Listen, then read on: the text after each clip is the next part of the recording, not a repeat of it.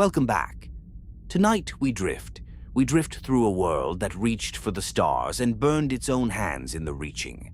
A world where the atom was split, not just once, in a desperate bid to end one war, but split again and again, harnessed and bottled and sold in vending machines on sun-bleached street corners. A world where the future arrived on schedule, gleaming, chrome-finished, humming with nuclear optimism, and stayed too long. This is the Fallout universe, and it is, at its cold and irradiated heart, a story about us. Tonight we will move through centuries. We will walk the quiet suburban streets of a 1950s America that never ended, and we will watch those streets slowly empty. We will descend into vaults sealed by promises that were never honest. We will feel the particular silence that follows 2 hours of fire, a silence that lasted 200 years and still has not fully lifted. We will cross the red dust of the Mojave, hear the crackle of a Geiger counter ticking softly in a ruined library, feel the weight of power armor settling onto a survivor's shoulders, and watch slowly as something new and strange and occasionally tender grows from the ash of everything that was. The scope is vast, the grief is quiet, the wonder is everywhere. Find a comfortable position now. Let your breathing slow. The Wasteland asks nothing of you tonight but your presence. Or share in the comments your location where these Wasteland echoes arrive and the time of your evening, weaving your thread into this broken and beautiful world. If this calm journey through ash and memory holds your attention, a like or subscribe sustains the channel. Let us begin. Before the bombs, before the silence, before the ash, the world did not end all at once. It ended slowly, the way most things end, through accumulated decisions, compounding pressures, and the particular human talent for believing that tomorrow will resolve what today has made inevitable. But before the ending, there was a world, and that world was, in its strange and particular way, beautiful. To understand the Fallout universe, you must first understand where it diverges from our own. The split is subtle, almost invisible at first. It happens in the years immediately following the Second World War. That long, exhausting conflict that reshaped every border and every belief on the planet. In our world, the post-war era brought the miniaturized transistor, the digital computer, the gradual and revolutionary shift from vacuum tubes and analog machinery to something sleeker, faster, smaller. Circuits shrank, devices became portable. The information age was born. In the Fallout universe, none of that happened. The transistor remained large. Vacuum tubes continued to power every machine, every radio, every television set. Computers filled entire rooms and processed at a fraction of the speed of what our world would build. The architecture of technology stayed rooted in the late 1940s aesthetic. Bulky, riveted, chrome-trimmed, with cathode ray screens glowing a warm amber and mechanical keyboards clacking with satisfying weight. The machines looked like something from a 1950s science fiction magazine brought to full and permanent life. But what this world lacked in digital miniaturization, it more than compensated for with atomic power. The atom, split in those final desperate months of World War II, did not become merely a weapon in the Fallout universe. It became the spine of civilization.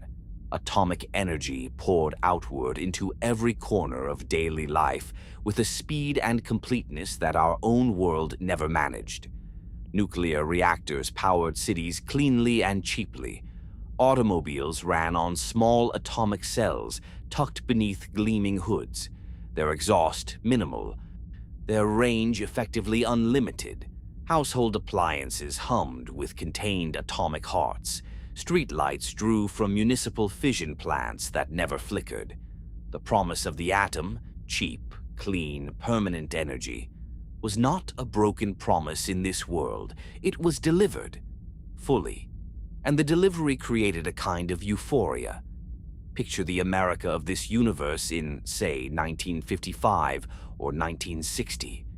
The streets of Boston, of Los Angeles, of Chicago, of 1,000 smaller cities and towns.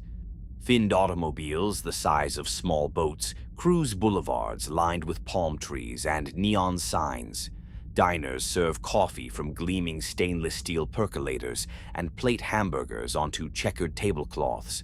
Children walk to school past perfectly maintained lawns, past neighbors washing those enormous automobiles in driveways of freshly poured concrete.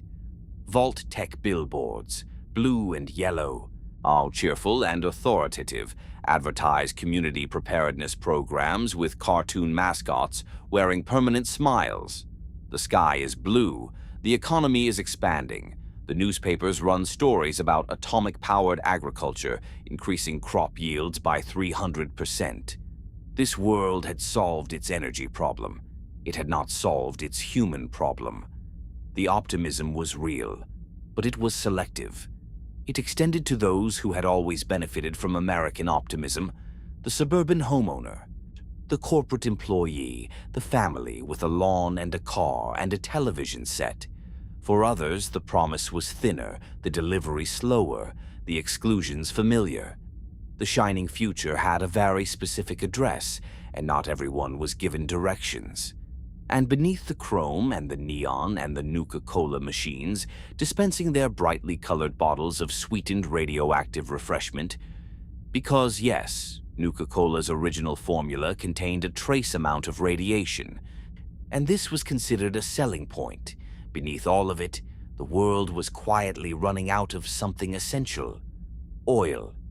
Petroleum had never been replaced in this universe. For all of atomic energy's penetration into power generation and transport, the industrial economy still required petroleum-derived products in enormous quantities. Plastics, lubricants, chemical feedstocks. The arteries of global manufacturing ran on oil, and the wells were running dry. The depletion was gradual through the 2030s and 2040s, managed with rationing programs and diplomatic pressure and the particular optimism of governments that prefer to defer difficult news. But by the early 2050s, the arithmetic was undeniable. The world's petroleum reserves were approaching exhaustion, and the nations that still had meaningful reserves, primarily in the Middle East, understood with cold clarity what that meant for their leverage over everyone else.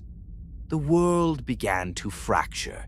It fractured slowly at first, in the way of diplomatic cooling and trade disputes and military buildups described in careful, bureaucratic language. But the fracture was deepening. In 2052, the resource wars began in earnest. The resource wars were not a single conflict. They were a cascade, a series of interconnected military and economic confrontations spreading across Europe, the Middle East, and eventually Asia, all driven by the same underlying pressure: not enough of what the world needed to continue running, and too many competing claims on what remained. The European Commonwealth, a loose alliance of European nations that had formed in this universe as an economic bloc rather than the political union of our own world, went to war with the oil-producing nations of the Middle East. The fighting was conventional at first: ground forces and aerial bombardment, the familiar choreography of modern warfare. Then, in 2060, it became something else. The first modern nuclear exchange since 1945 lit the sky over the Middle East. Not the civilization-ending salvos that would come later. This was targeted, tactical, measured in the way that military planners measure such things when they have not yet fully absorbed what they are measuring. A city here, a military installation there. The European Commonwealth and its adversaries crossed the threshold that the world had spent 70 years carefully maintaining, and the world took note, and the world did not stop. The United Nations, which had existed in this universe in a form recognizable to our own, attempted to broker ceasefire negotiations. The attempt failed, and in 2052, the same year the resource wars began, the United Nations dissolved, simply dissolved, the member nations withdrawing their participation one by one, and like guests leaving a party that had turned uncomfortable until the building was empty and the lights were turned off and no one came to turn them back on. The dissolution of the UN was not, in the moment, treated as a catastrophe. Governments issued statements, editorials were written. Then the newspapers moved on to other stories. The machinery of international cooperation was quietly switched off, and the world continued without it, somewhat less coordinated, somewhat more dangerous. But recognizably the same world, but not for long. In the United States, the response to global resource scarcity took several forms. Rationing programs were implemented with military precision and sold to the public with the cheerful efficiency that American institutions of this era had perfected. Nuka-Cola ran patriotic advertisements encouraging conservation while simultaneously rolling out new flavors.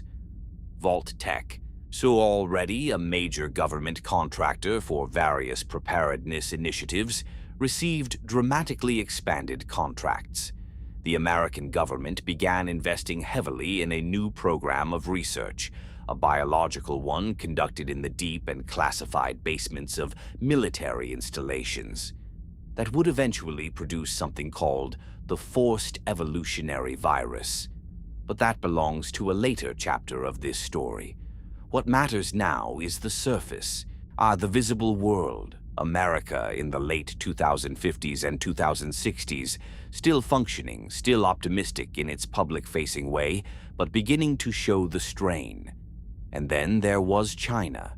The People's Republic of China in the Fallout universe had followed a developmental path broadly similar to our own: rapid industrialization, economic expansion, a growing military, and the ambitions that accompany power. By the mid-21st century, China was a superpower in every sense. And like every superpower in this story, it was also running out of fuel. The Chinese economy was petroleum dependent in ways that its atomic power infrastructure had not yet replaced, and the depletion of accessible reserves was creating pressures that the Chinese government managed through the only tool large nations ultimately rely on: force. The prize was Alaska, specifically the oil fields of Alaska, the last significant petroleum reserves on American territory, coveted by China as a lifeline for its industrial economy, defended by America as sovereign territory and strategic asset.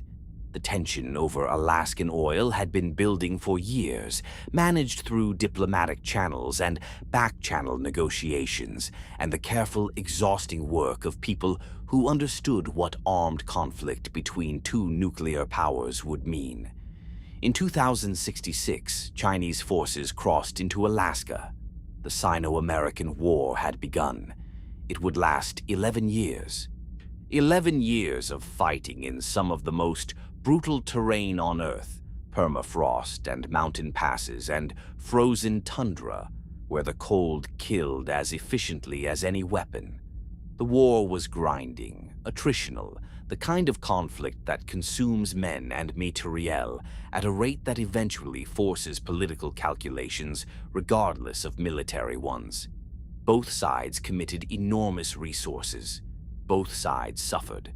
For America, the Alaskan front became something else as well, a testing ground. In the T-45 power armor, the first generation of combat exoskeletons that would come to define the Brotherhood of Steel and the Wasteland survivors centuries later, was deployed operationally for the first time in the Alaskan theater. Heavy, cumbersome by the standards of later models, but transformative on a battlefield of ice and ambush and terrain that made traditional infantry tactics nearly impossible. Soldiers in powered armor could carry weapons that no unaugmented human could wield. I could absorb damage that would have killed them instantly, could march through conditions that would have halted a conventional advance. The power armor soldier was something new, not quite human in the old battlefield sense, the beginning of something. The war also produced, in its long, grinding years, a particular quality of American military culture. Proud, experienced, increasingly distant from the civilian society that had sent these soldiers to fight in a frozen wilderness most Americans would never see. The veterans who came back from Alaska came back changed in ways the Nuka-Cola advertisements could not accommodate. In 2072, with the Alaskan conflict still unresolved and American resources strained, the United States government took an action that would have consequences long after the bombs fell. Canada, America's northern neighbor, ally, and increasingly necessary corridor for Alaskan supply lines, had been the subject of pressure, negotiation, and ultimately ultimatum. The annexation of Canada in 2072 was swift, efficient, and brutal in the way that bureaucratic violence always is. Canadian citizens became American citizens by declaration. Canadian resources, lumber, water, agricultural land, became American resources by law. There were protests. There was resistance in some regions. The resistance was handled. The annexation barely registered in American news cycles. There were other concerns. By 2076, Operation Anchorage had succeeded. American forces, supported by T-45 and the newer T-51 power armor units, had driven Chinese forces from Alaska. The oil fields were secured. Parades were held. Special edition Nuka-Cola victory cans appeared in stores with red, white, and blue labels, and a taste that the company described as the sweet flavor of American resolve. People bought them. Children collected them. The victory was real. The relief was real. The parades were real. But the missiles were already aimed, and the calculations that both governments had been running, the cold, classified arithmetic of deterrence and first strike advantage and acceptable loss, those calculations were reaching their conclusions. In the spring and summer of 2077, something changed in the quality of the silence between nations. Diplomatic channels that had been merely strained went quiet. Intelligence agencies noted unusual patterns of communication, unusual movements of personnel, unusual activity at installations that had always been quiet. The assessments that reached the desks of decision-makers in Washington and Beijing contained language that decision-makers in such positions are always reluctant to fully read. Vault-Tec's salespeople were very busy that autumn. The men and women in blue and yellow uniforms knocked on doors with a new urgency. The pamphlets they distributed had always been cheerful, pictures of smiling families descending into clean, well-lit vault interiors, pictures of children doing homework at desks while the world's complications remained safely above and outside. The pamphlets had always been available. Now they were being pressed into hands. Most people took the pamphlets politely and set them on kitchen counters or in junk drawers. Most people understood. See, in the way that people understand things they prefer not to think about directly, that the vaults were for extreme contingencies, for scenarios so unlikely that planning for them was mostly a comfort rather than a real preparation. Most people had other things to think about. Mortgages, the children's school enrollment, whether the television reception would improve if they adjusted the antenna, the particular and ordinary texture of daily life, which fills all available mental space regardless of what is gathering on the horizon. And the horizon, in the autumn of 2077, was very full. The exact sequence of events on the morning of October 23rd, 2077, has never been fully reconstructed, in part because the institutions that might have reconstructed it ceased to exist within hours of the first launch, and in part because the survivors who lived through it in the vaults and the lucky shelters were focused, understandably, on surviving rather than documenting. What is known is this. The morning began like any other. People woke to alarm clocks, coffee percolated in kitchens, children dressed for school, workers commuted. In a diner somewhere in the Midwest, a waitress refilled coffee cups and someone was playing a Billie Holiday record on the jukebox, and a man at the counter was reading a newspaper and not particularly absorbing what it said. The radio played Johnny Cash and Dion, and the upbeat synthetic optimism of 1950s pop that this world had never entirely moved beyond. And then at 9:47 in the morning, the first missile launched. It took 2 hours. 2 hours to end 200 years of the most extraordinary civilization humanity had ever constructed. 2 hours for the missiles to trace their arcs across the upper atmosphere and descend and detonate and begin the process that would take decades to complete. So 2 hours for the firestorms to ignite and the shock waves to propagate and the mushroom clouds to rise over Boston and Washington and Los Angeles and 1,000 smaller cities whose names the Wasteland would eventually forget. 2 hours, then the fires, then the silence. Vault-Tec promised safety, but what Vault-Tec was truly building, that is a story that takes decades to unravel. And the Enclave had a plan for after. They always did. We will reach both of those truths in time. For now, a rest in this moment. The last ordinary morning. The coffee cooling in the cup. The newspaper folded on the counter. The door of the Vault-Tec shelter swinging slowly open at the end of the street. Blue light spilling out onto the scorched pavement. As somewhere above, the sky began to change color. The world that was is over. What comes next has been 2 centuries in the making. They called them shelters. That was the word in the pamphlets, in the advertisements, in the cheerful Vault-Tec promotional films that played in school gymnasiums and community centers across America throughout the 2050s and 2060s. Shelters, safe places.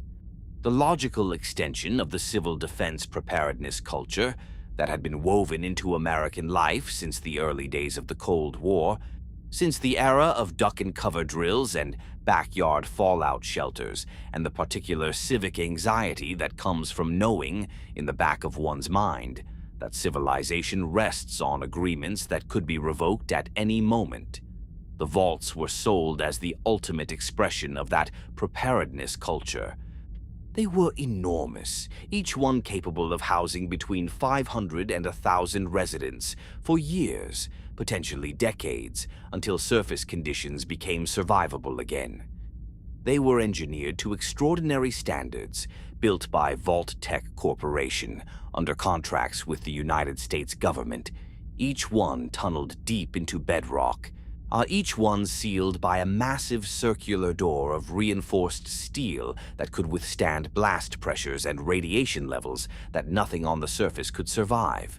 The interiors were clean and functional and deliberately designed to evoke the aesthetic of the pre-war world, the familiar hum of fluorescent lights, the warm color palette of mid-century American institutional design, the sense that inside these walls, the ordinary rhythms of daily life could continue. Schools for the children.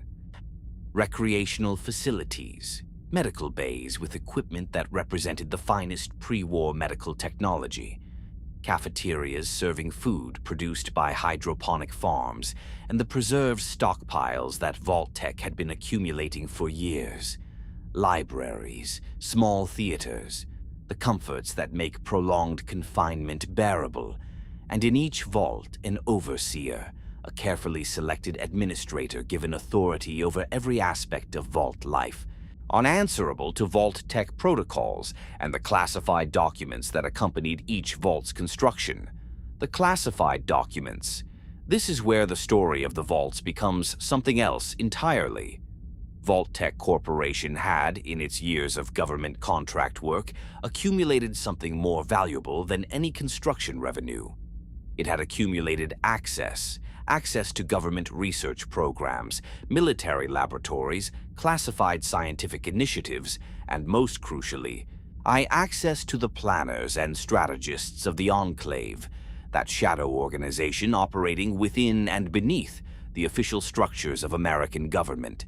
And in those conversations, in those classified briefings attended by men in expensive suits who signed their names to documents that would never be made public, a different vision of the vaults had emerged. Not shelters, laboratories. The insight, if it can be called that without conceding something monstrous, was elegant in its cold logic. If a global nuclear war was truly coming, and the people in those rooms believed it was, then the aftermath would represent an extraordinary research opportunity. The behavior of human populations under extreme controlled stress, the psychological effects of prolonged isolation, the social dynamics of communities stripped of external context and subject to authority structures with no outside accountability, the biological responses to carefully modulated environmental variables. No ethical review board would approve such research in normal times. No human subjects committee would sign the consent forms. The participants could not be told what they were participating in because knowledge of the experiment would corrupt the data. But in a sealed vault underground, with the surface world rendered uninhabitable, the participants had nowhere else to go. The consent form, in a very real sense, had already been signed. By the bomb. By survival itself. Each vault was assigned an experiment. The assignments were made by a committee of Vault-Tec researchers and their government collaborators, and the range of those experiments speaks to both the ambition and the profound moral vacancy of the people who designed them. Some experiments were relatively benign, studying social cohesion, the formation of governance structures, the maintenance of morale over extended periods. Others were darker. Some were simply sadistic, the product of curiosity untethered from any ethical framework. Consider Vault 92, located in the forests of New Hampshire. Its population was composed entirely of professional musicians, classical musicians, jazz players, studio session performers. People selected for their temperaments and their relationship to sound. The experiment: white noise. Specific frequencies of white noise pumped through the vault's ventilation and sound systems. Frequencies chosen for their documented effects on human neurological stress responses. The musicians, already sensitive to sound in ways that ordinary people are not, were subjected to audio stimulation designed to gradually erode inhibition and amplify aggression. The researchers wanted to know how long it would take. They wanted data on the specific progression from irritability to violence, charted against dosage and duration. The vault's final log entries are fragmentary. The vault was found centuries later with almost no survivors. Consider Vault 106 in the capital Wasteland, a vault whose air processing system was modified before sealing, modified to introduce psychoactive compounds into the recycled air on a scheduled basis that the inhabitants had no way of detecting or preventing. The experiment was chemical. How does sustained low-level psychoactive exposure affect social behavior, decision-making, loyalty structures, the emergence of leadership? The inhabitants of Vault 106 lived their entire lives breathing air that was quietly altering their minds, making their choices for them in ways they could neither perceive nor consent to. The descendants of those original inhabitants, found by Wasteland explorers 2 centuries later, were feral and violent in ways that other vault survivors were not. The compound had become generational. Consider Vault 11, somewhere in the Mojave Desert. The experiment there was built into the vault's governing protocol, specifically into the protocol governing the overseer's computer. The vault's population was informed, upon sealing, of a single requirement.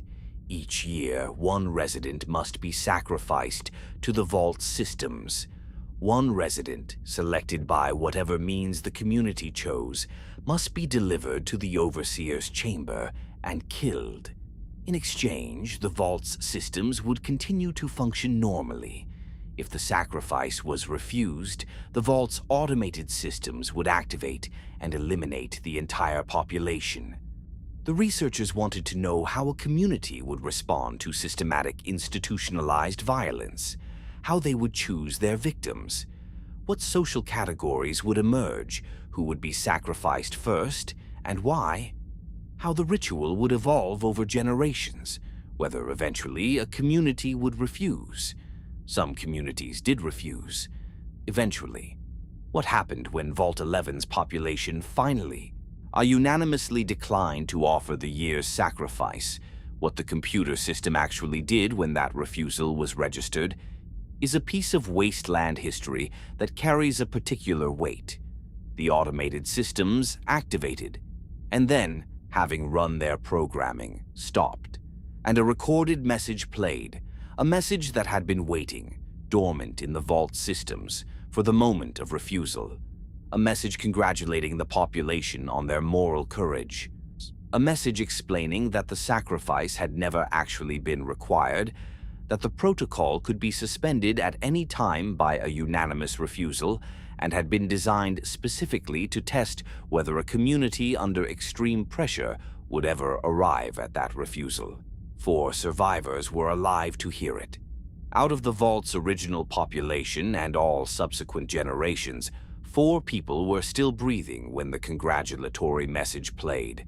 Oh, this is the moral universe of Vault-Tec's experiment program, not monsters designing torture chambers, which would at least be comprehensible, but rational people designing situations in which the subject's own choices produced the suffering, while the designers watched from outside and wrote their findings in columns of data. Consider Vault 21 in the ruins of Las Vegas. The experiment there was almost whimsical in its conception. Almost, until you follow it to its conclusion. All disputes in Vault 21 were to be resolved by gambling. Every conflict, from resource allocation to romantic partnerships to the selection of the Overseer, was settled by games of chance. The logic was that a perfectly random dispute resolution system would eliminate the social hierarchies and power imbalances that typically determine outcomes in human communities. It would be, in a strange way, the most egalitarian system imaginable. What it actually produced was a community entirely structured around gambling, around skill, luck, risk tolerance, and the psychology of games. Those who were good at gambling accumulated resources and influence. Those who were not lost everything, repeatedly, with no recourse. The egalitarian ideal became its opposite, a meritocracy of gambling skill, with losers stripped to nothing and winners controlling the vault's significant resources. When the vault was eventually opened to the outside world and absorbed into the New Vegas economy, its residents transitioned to casino life with barely a pause. Some vaults were not experiments at all, in any meaningful scientific sense. They were simply inadequate. Vault 34 in the Mojave was stocked with an enormous armory, more weapons and ammunition than any normal vault population would ever require, with access restrictions that were deliberately minimal. The Overseer's authority over the armory was intentionally undercut by the vault's design. Over generations, control of the weapons became the primary axis of power in the vault's internal politics. Factions formed around weapon stockpiles. The vault's internal conflicts became increasingly armed. The vault is silent now. The guns are still there. And then there are the vaults that matter most to the larger story. The ones whose experiments connect directly to the Wasteland's most significant events. Vault 87, buried deep in the hills north of Washington, D.C., received a population that never had a chance. The experiment there did not involve social dynamics or psychological manipulation. It involved biology. Specifically, it involved the forced evolutionary virus, the classified military bioweapon that the U.S. government had been developing in the deep underground of its military research program. Vault 87's residents were, upon sealing, subjected to direct FEV exposure. Not accidental, not gradual, deliberate. The vault was a testing facility for FEV mutation protocols, and its residents were the test subjects. The FEV transformed them. It transformed them into super mutants, large, heavily muscled, nearly impervious to radiation, with the original human mind gradually overwritten by something simpler, more aggressive, more easily directed. Vault 87 became, over the following 2 centuries, a super mutant production facility. They emerged from it in waves into the capital Wasteland, and the ruins of Washington, D.C. became their hunting ground. The forced evolutionary virus. It is important to understand what this was and where it came from, because it runs through the entire history of the Wasteland like a dark thread. The virus had been developed by Vault-Tec Research Facility, a defense contractor working under classified government contracts, all beginning in the 2070s. Its original mandate was enhancement, a biological agent that could improve human performance in military contexts, increasing strength and stamina and resistance to injury. The early research produced promising results. The later research produced something that had moved well beyond enhancement into transformation. FEV did not merely improve human biology, it rewrote it. Exposure to sufficient concentrations of the virus triggered wholesale genetic restructuring, accelerated mutation at a cellular level that produced dramatic physical changes over relatively short periods. The military applications were obvious to the people funding the research. So were the risks. The risk assessments are somewhere in the classified files of a government that no longer exists. Vault-Tec's research was also being conducted separately, seen at a facility called the Mariposa Military Base in the California desert. The Mariposa installation was larger, better funded, and operating on a timeline that suggested someone in the government had already decided FEV was moving from research to deployment. The vats at Mariposa, enormous tanks of concentrated FEV solution, were the most significant biological weapons development program on American soil. The workers at Mariposa did not know what they were handling. They were told it was an experimental immunization program, a broad-spectrum vaccine program for soldiers. They worked with the vats in inadequate protective equipment. Some of them showed early signs of mutation before the bombs fell. Their requests for clarification about what exactly they were working with were handled through channels that produced reassuring non-answers. Their commanding officer, a man named Captain Roger Maxson, was handling his own requests for clarification. We will reach his story in time. There are 2 more vaults to consider before we move forward. 2 vaults that anchor the personal stories at the heart of this entire history. Vault 111 sits beneath the suburbs of Sanctuary Hills, just outside Boston, Massachusetts.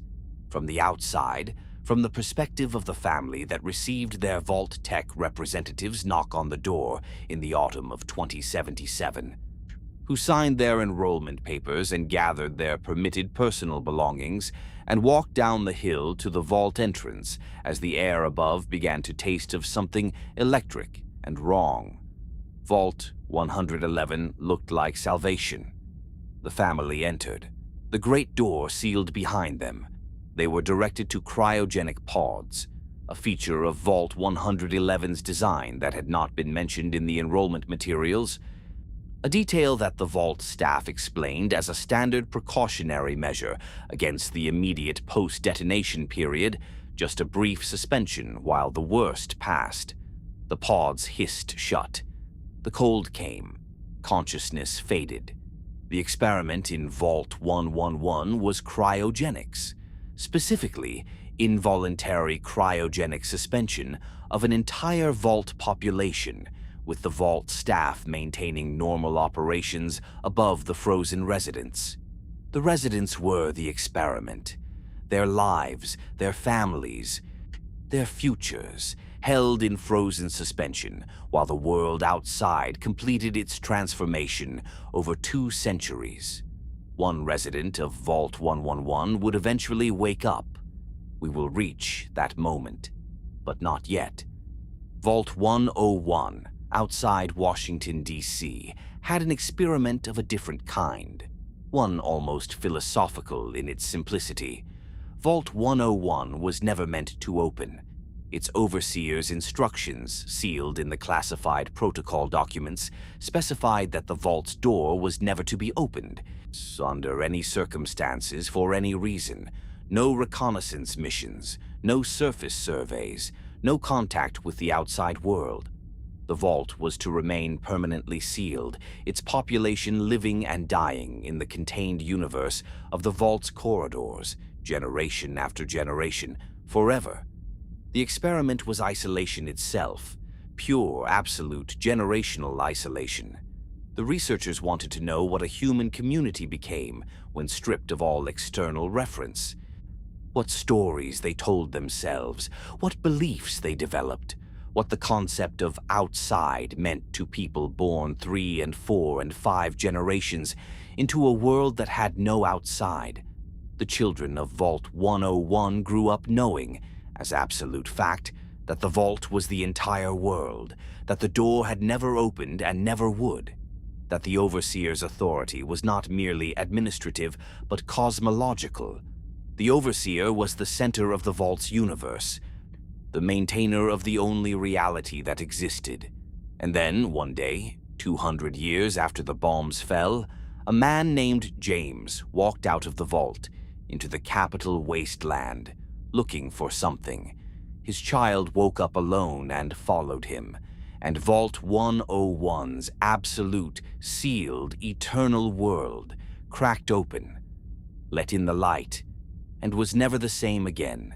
The hiss of a vault door seal breaking for the first time, the rush of outside air, stale, radiation-touched, on carrying the particular mineral smell of irradiated earth, flooding corridors that had been hermetically sealed for 200 years. The disorientation of a horizon, visible for the first time to people who have only ever known corridors.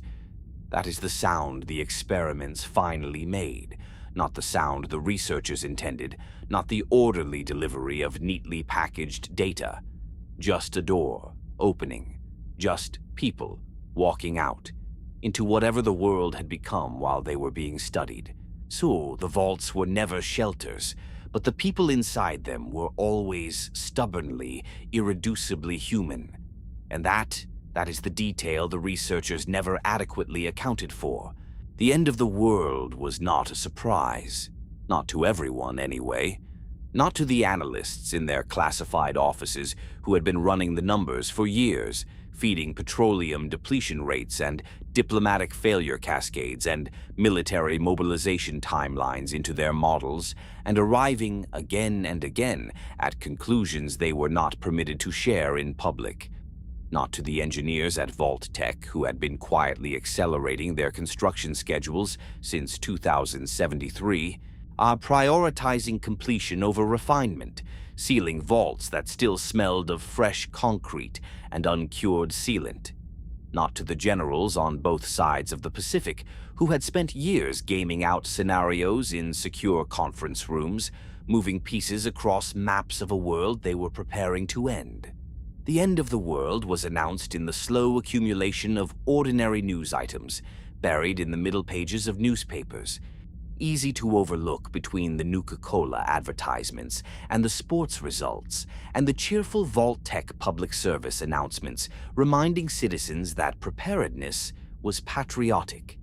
To understand how the Great War happened, you must first understand the resource wars fully, not as a single conflict, but as a condition, a chronic condition that the world developed in the early 2050s and never recovered from.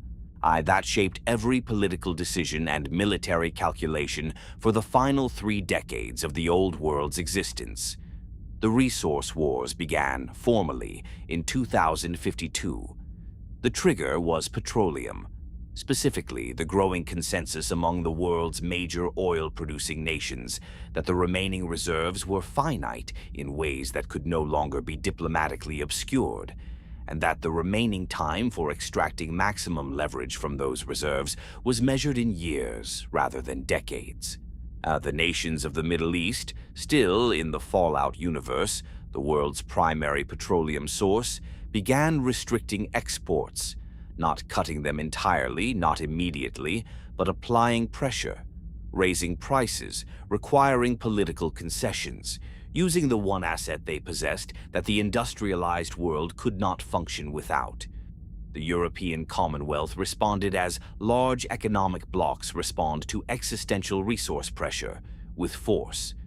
The war between the European Commonwealth and the Middle Eastern oil-producing nations began in 2052 and would grind on for 8 years. It was fought conventionally at first: ground campaigns and aerial bombardment, the destruction of infrastructure, the occupation of oil fields. The European forces had technological advantages. The defending forces had terrain, numbers, and the particular ferocity of people fighting on their own ground for something they understood to be survival. For 8 years, the fighting consumed lives and equipment at rates that strained even the European Commonwealth's considerable resources. The oil fields changed hands. Pipelines were destroyed and rebuilt and destroyed again. Cities that had existed for thousands of years were reduced to rubble in weeks and then contested for months over rubble. In 2052, the same year the resource wars began, the United Nations held its final session. The dissolution of the UN was not dramatic. There was no single moment, no climactic vote, no speech that ended the organization.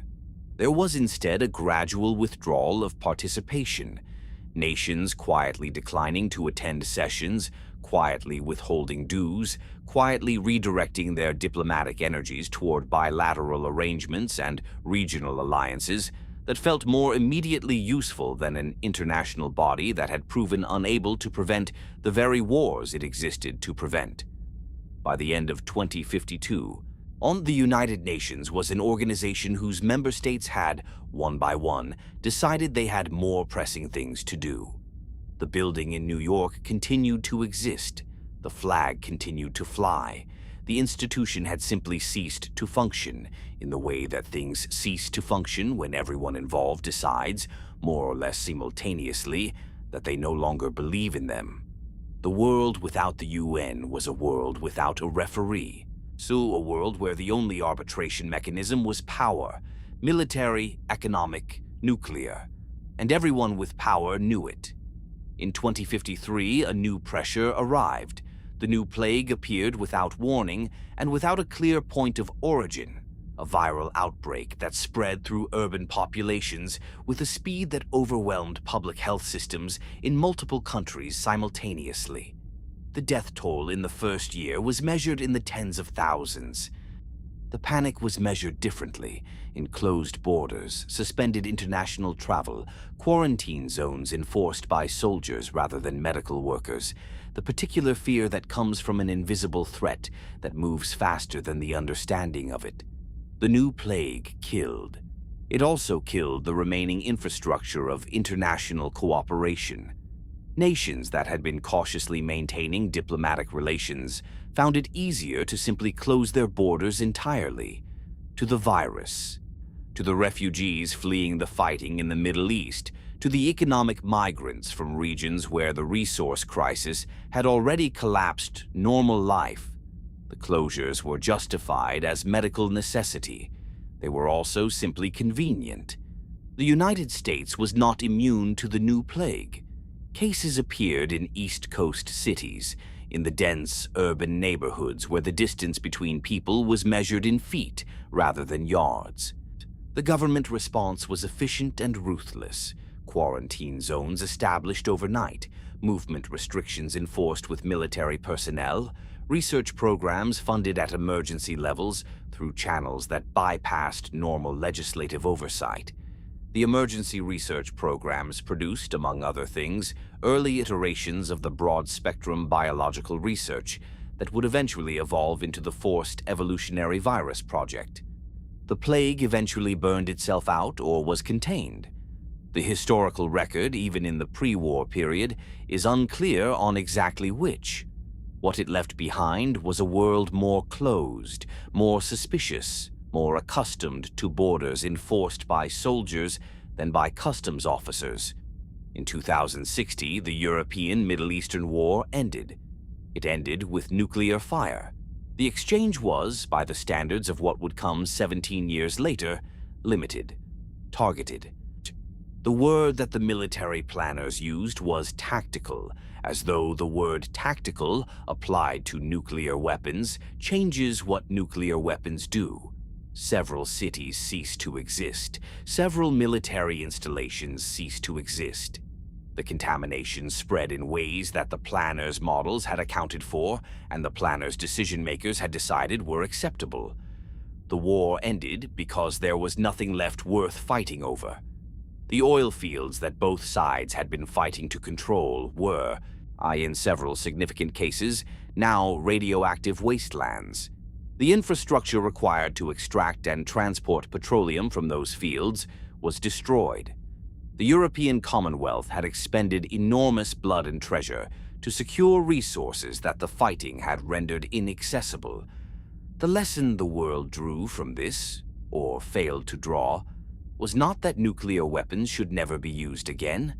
The lesson the world drew was that nuclear weapons should be used more carefully, with better targeting, with more precise models of acceptable collateral damage.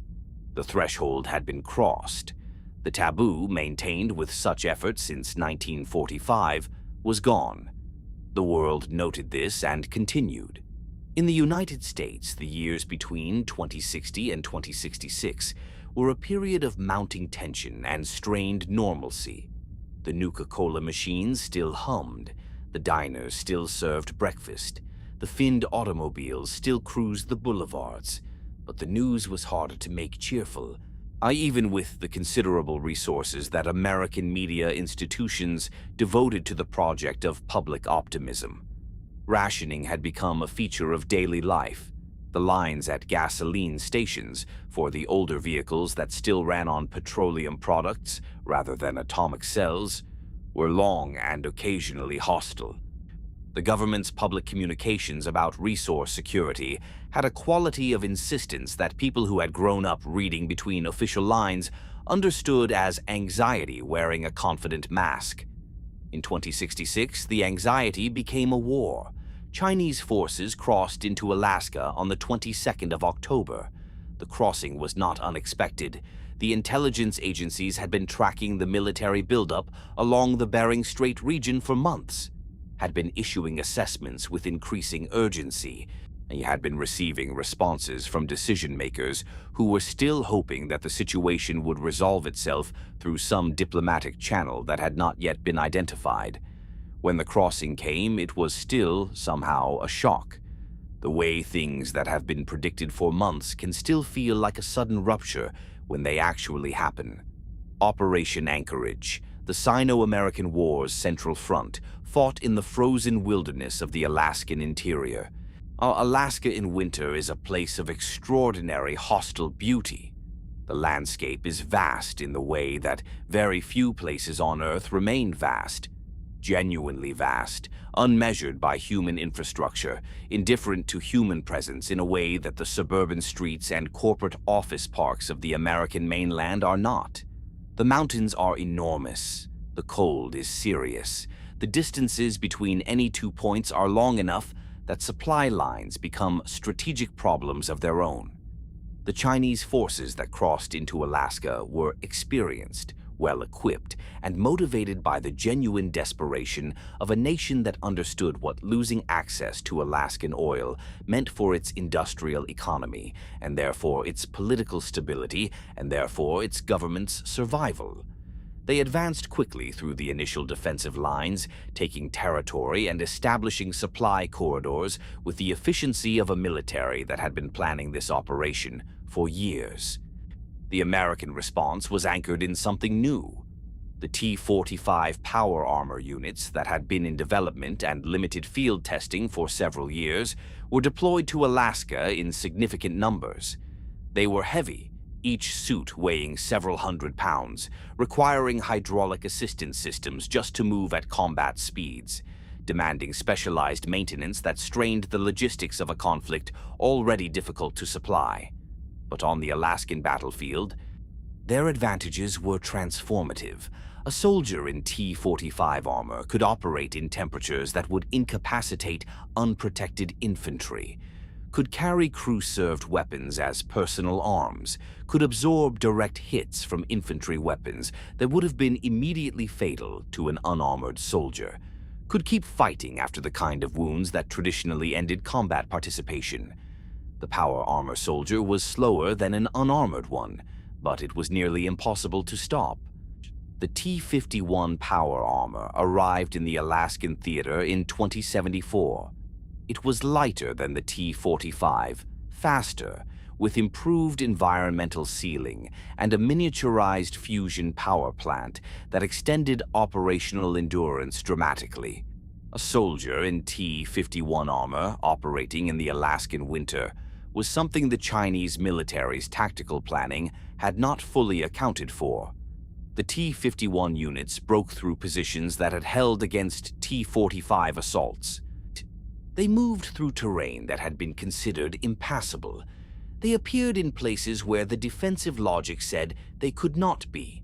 The fighting in Alaska lasted 11 years. 11 years of grinding, attritional, brutal warfare in terrain that was indifferent to the military objectives of either side. The Alaskan mountains and tundra consumed men and equipment with equal appetite, caring nothing for the geopolitical stakes that had sent them there. Soldiers on both sides developed the particular psychology of prolonged combat in extreme environments, a narrowing of awareness to the immediate, a disconnection from the larger context of the war, an intimacy with death that people who have not experienced it cannot easily understand. In January of 2077, American forces recaptured Anchorage. The announcement was made with considerable ceremony. President Richardson, the same man who would later direct the Enclave's post-war plans from the safety of an oil rig, delivered a speech that described the victory as proof of American resilience and the indomitable spirit of the free world. Nuka-Cola Victory Edition cans appeared in stores within the week. Red, white, and blue labels, a taste that was somewhat sweeter than the standard formula, adjusted, some said, to match the mood of a nation that needed sweetness. The parades were real. The relief was real. The pride was real. And both the American and Chinese governments knew, with the cold clarity that classified intelligence provides, that the victory in Alaska changed nothing fundamental about the arithmetic of their confrontation. The oil fields were secured. The resource pressure had not been resolved. The Chinese economy was still straining. The American military was exhausted. The missiles on both sides were still aimed, still maintained by crews in hardened silos who rotated shifts and played cards and did not think too carefully about the nature of their work.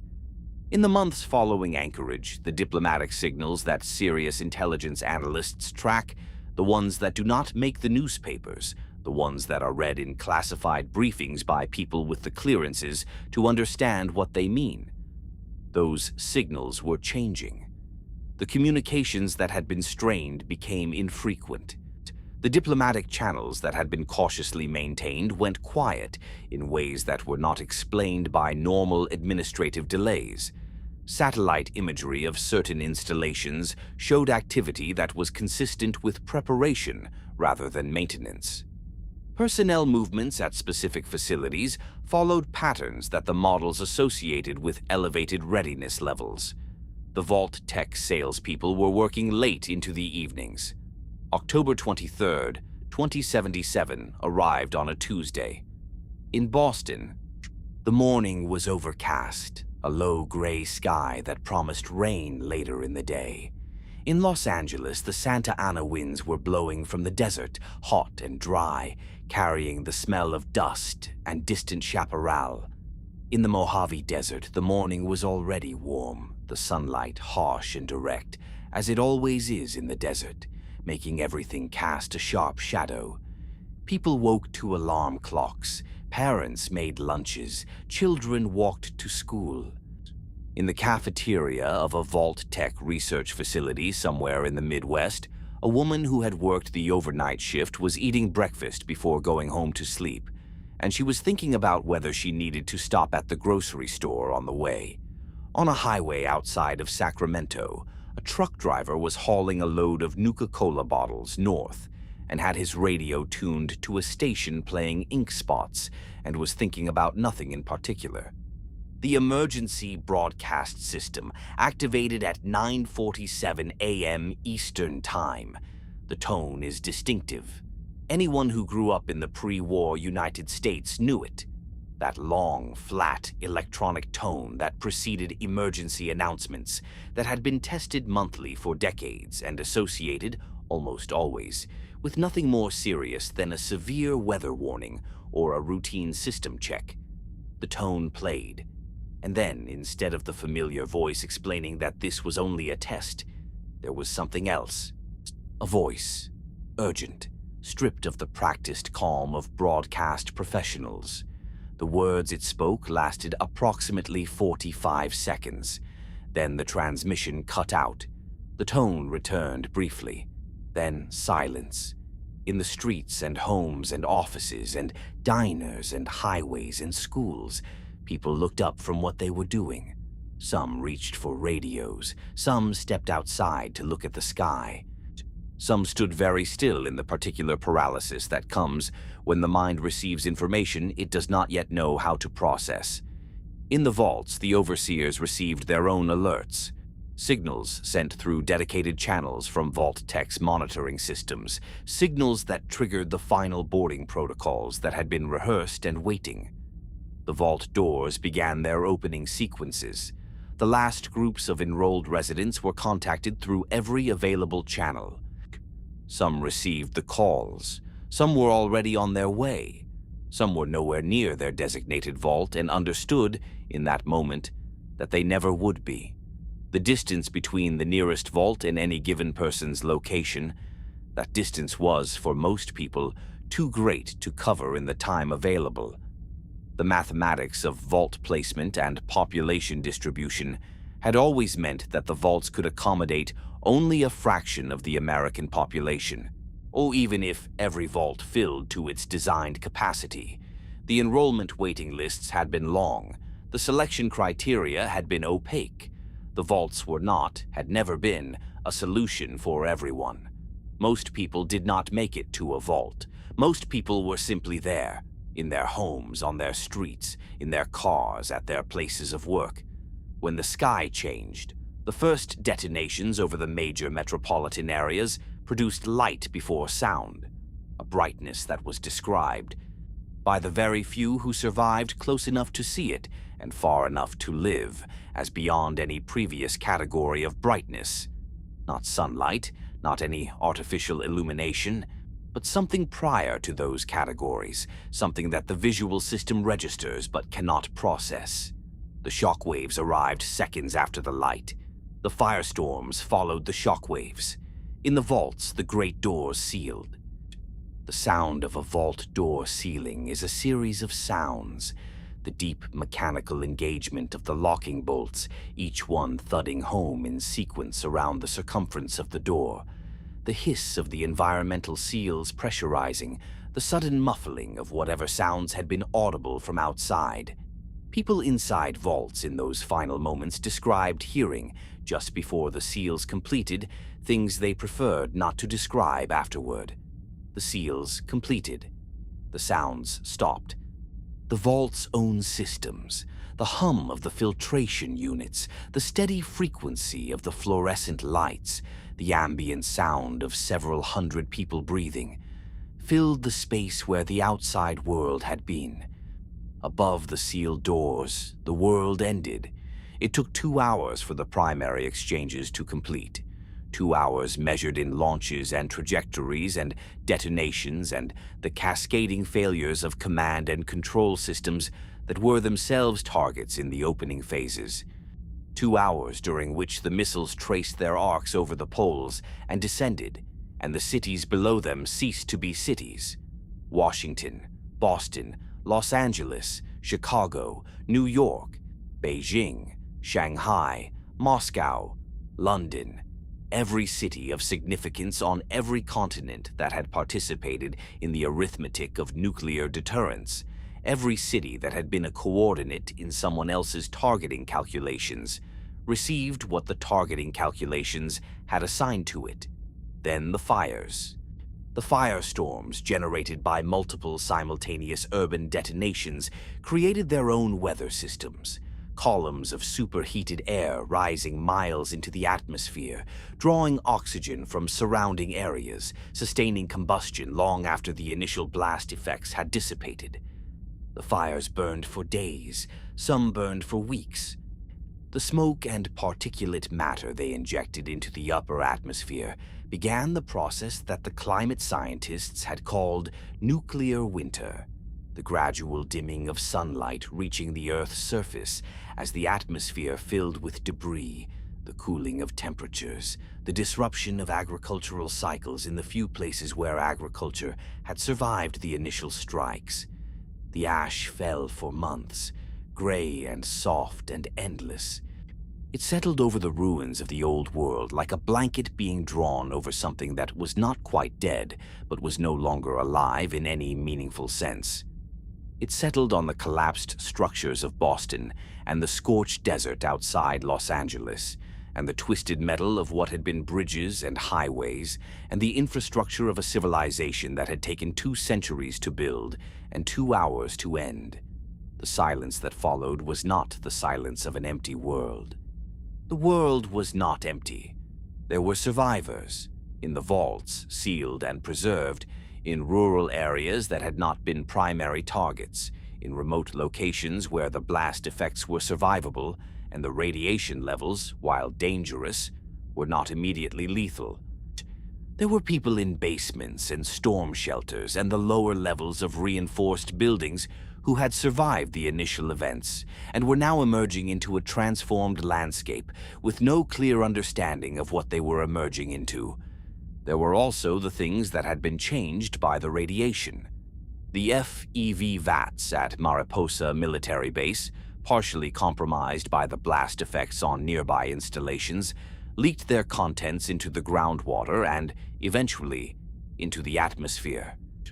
The airborne FEV spores drifted on ash winds across the California desert and beyond, settling into ecosystems already transformed by radiation, encountering biological systems already stressed by fallout exposure. The mutations that followed were not the precise, controlled transformations that Mariposa's scientists had been attempting to engineer. They were wild, random, the product of complex interactions between multiple mutagens operating simultaneously. The rat scorpion, enormous, armored, its sting carrying venom of extraordinary potency, descended from the ordinary bark scorpions of the pre-war Mojave, transformed across generations by radiation and FE5 into something that a pre-war biologist would have classified as impossible. The bloatfly, grotesquely enlarged, its biology rewritten by mutagenic exposure, descended from ordinary flies. The Brahmin, the 2-headed cattle that would become the backbone of wasteland agriculture and trade, descended from ordinary cattle exposed to high radiation doses in the first years after the war, their genetic expression rewritten into the bilateral symmetry that radiation sometimes produces. And the humans, the ones who had been outside the vaults when the bombs fell, who had survived the initial blast effects, who had absorbed radiation doses that should have been lethal but were not, quite. Some died slowly in the weeks and months following the war, the delayed effects of radiation poisoning taking what the initial exposure had not. But some did not die. Some continued to live, the radiation working changes in their cellular biology that human physiology had no precedent for, that medical science had never had cause to study at the scale that the post-war world now provided. Their skin hardened and sloughed, their hair fell away, their features distorted as the cellular processes that governed normal tissue maintenance were disrupted and replaced by something else, something that maintained basic function at the cost of the biological markers that had defined them as human. They became, over months and years, the creatures that the Wasteland would call ghouls. Not dead, not alive in the ordinary sense, something that had been human, that retained human consciousness and memory, and in many cases human personality, preserved inside a biology that was no longer recognizably human. The first ghouls remembered the old world. They had been there for it. They had worked in those diners and driven those automobiles and watched those television sets and stood in line at the Vault-Tec enrollment offices, only to find that their lottery number had not come up, that the door had closed before they reached it, that survival was going to be a matter of endurance rather than shelter. They endured, for decades, for centuries. The radiation that continued to shape them also sustained them, in the way that things sometimes sustain the very organisms they transform. Ghouls in sufficient radiation exposure could survive indefinitely, not comfortably, not without cost, but persistently. They walked the Wasteland for 200 years, carrying memories of a world that the Vault-born had never seen. They sat in the ruins of diners that they remembered as fully operational, staring at menus that still listed prices in pre-war dollars, and they remembered what the coffee had tasted like. The first century after the Great War belonged to silence and mutation, and the slow, strange process of something new being born from the wreckage of everything old. Some entered the vaults. Most did not. And in the years that followed, those left outside would become something entirely new. The bombs had fallen, the silence had arrived, and in the deep underground, behind sealed doors of reinforced steel, the vault dwellers slept beneath their fluorescent lights and waited for a world that would not be the one they remembered. Breathe slowly. The dust is settling now. The fires are burning low. The wasteland is waking up. The first sound the Wasteland made, after the bombs, was wind. Not the wind of before, not the warm seasonal wind that had carried the smell of cut grass and automobile exhaust, and the particular domestic fragrance of suburban America going about its business. This wind was different in quality and in meaning. It moved across a landscape that had been scoured of the things that normally interrupt wind. The trees stripped bare, the buildings collapsed or standing as hollow shells, the automobiles overturned and fused to the pavement by heat that had briefly exceeded the melting point of steel. The wind moved through all of that unobstructed, carrying ash, carrying dust, carrying the fine particulate residue of everything the fires had consumed. It moved through the ruins of Boston, where the brick facades of colonial-era buildings stood in places beside the collapsed steel frames of office towers, or the juxtaposition of different centuries of construction, producing a strange archaeology of destruction. It moved across the Mojave Desert, where the heat of the detonations had fused the surface sand into a glassy crust in places, a crust that caught the light in the way that things which have been through fire sometimes catch light, with a quality that is beautiful and wrong simultaneously. It moved through the ruined streets of Washington, D.C., where the monuments had survived better than the surrounding city. The stone and marble of the mall's great structures built to last in ways that the glass and steel of the government office buildings had not been. The wind moved through all of it, and it was the only sound in the beginning, in many places. Then the rain came. The rain that fell in the weeks and months following the Great War was not clean rain. The water cycle had not stopped. the fundamental atmospheric processes that produce precipitation continued as they always had, indifferent to the events on the surface below. But the water that evaporated into the ash-filled atmosphere and condensed and fell carried with it the particulate contamination of that atmosphere. The rain was gray. In places it was darker than gray. It fell on the ruins and it ran through the rubble, carrying radiation along with it, pooling in low places, or following the paths of old drainage systems into basements and tunnels and the underground spaces where survivors were still trying to understand what had happened to them. The survivors above ground in those first weeks faced a convergence of threats that would have been overwhelming even for people with resources and infrastructure, which the survivors did not have. Radiation sickness presented in waves, the initial acute exposure symptoms for those who had been closest to detonation points, the slower developing chronic exposure effects for those at greater distances. The symptoms were familiar to anyone who had studied the aftermath of Hiroshima and Nagasaki.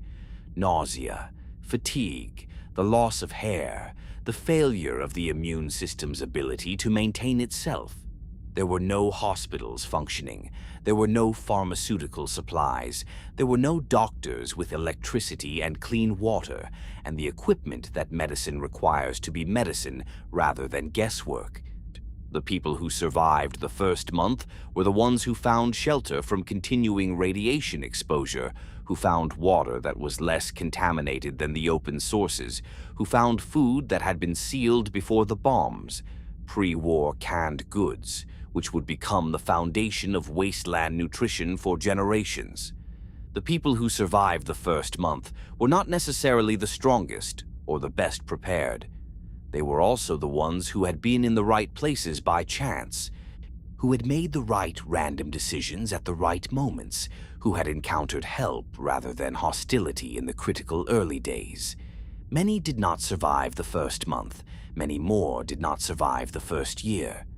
The demographic collapse of the American population in the years immediately following the Great War was total in the urban centers and severe everywhere else. The cities were gone as functioning entities within hours of the bombs, i.e. the suburban communities that surrounded them, dependent on urban supply chains, on municipal water systems, on electricity grids that were now destroyed, failed within weeks as the supplies they could not replace ran out. The rural communities farthest from the detonation points had the best survival rates, but even there the radiation, the contaminated water, the failure of agriculture in the first nuclear winter years, and the absence of the medical infrastructure that modern populations depend on for basic survival took enormous tolls.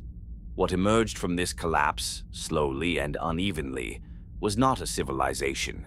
It was something prior to civilization, scattered groups of survivors organized around immediate necessities, around whatever local resources had survived, around the personalities and capabilities of whoever had emerged as competent or forceful enough to hold a group together in the absence of every institutional structure that normally organizes human communities.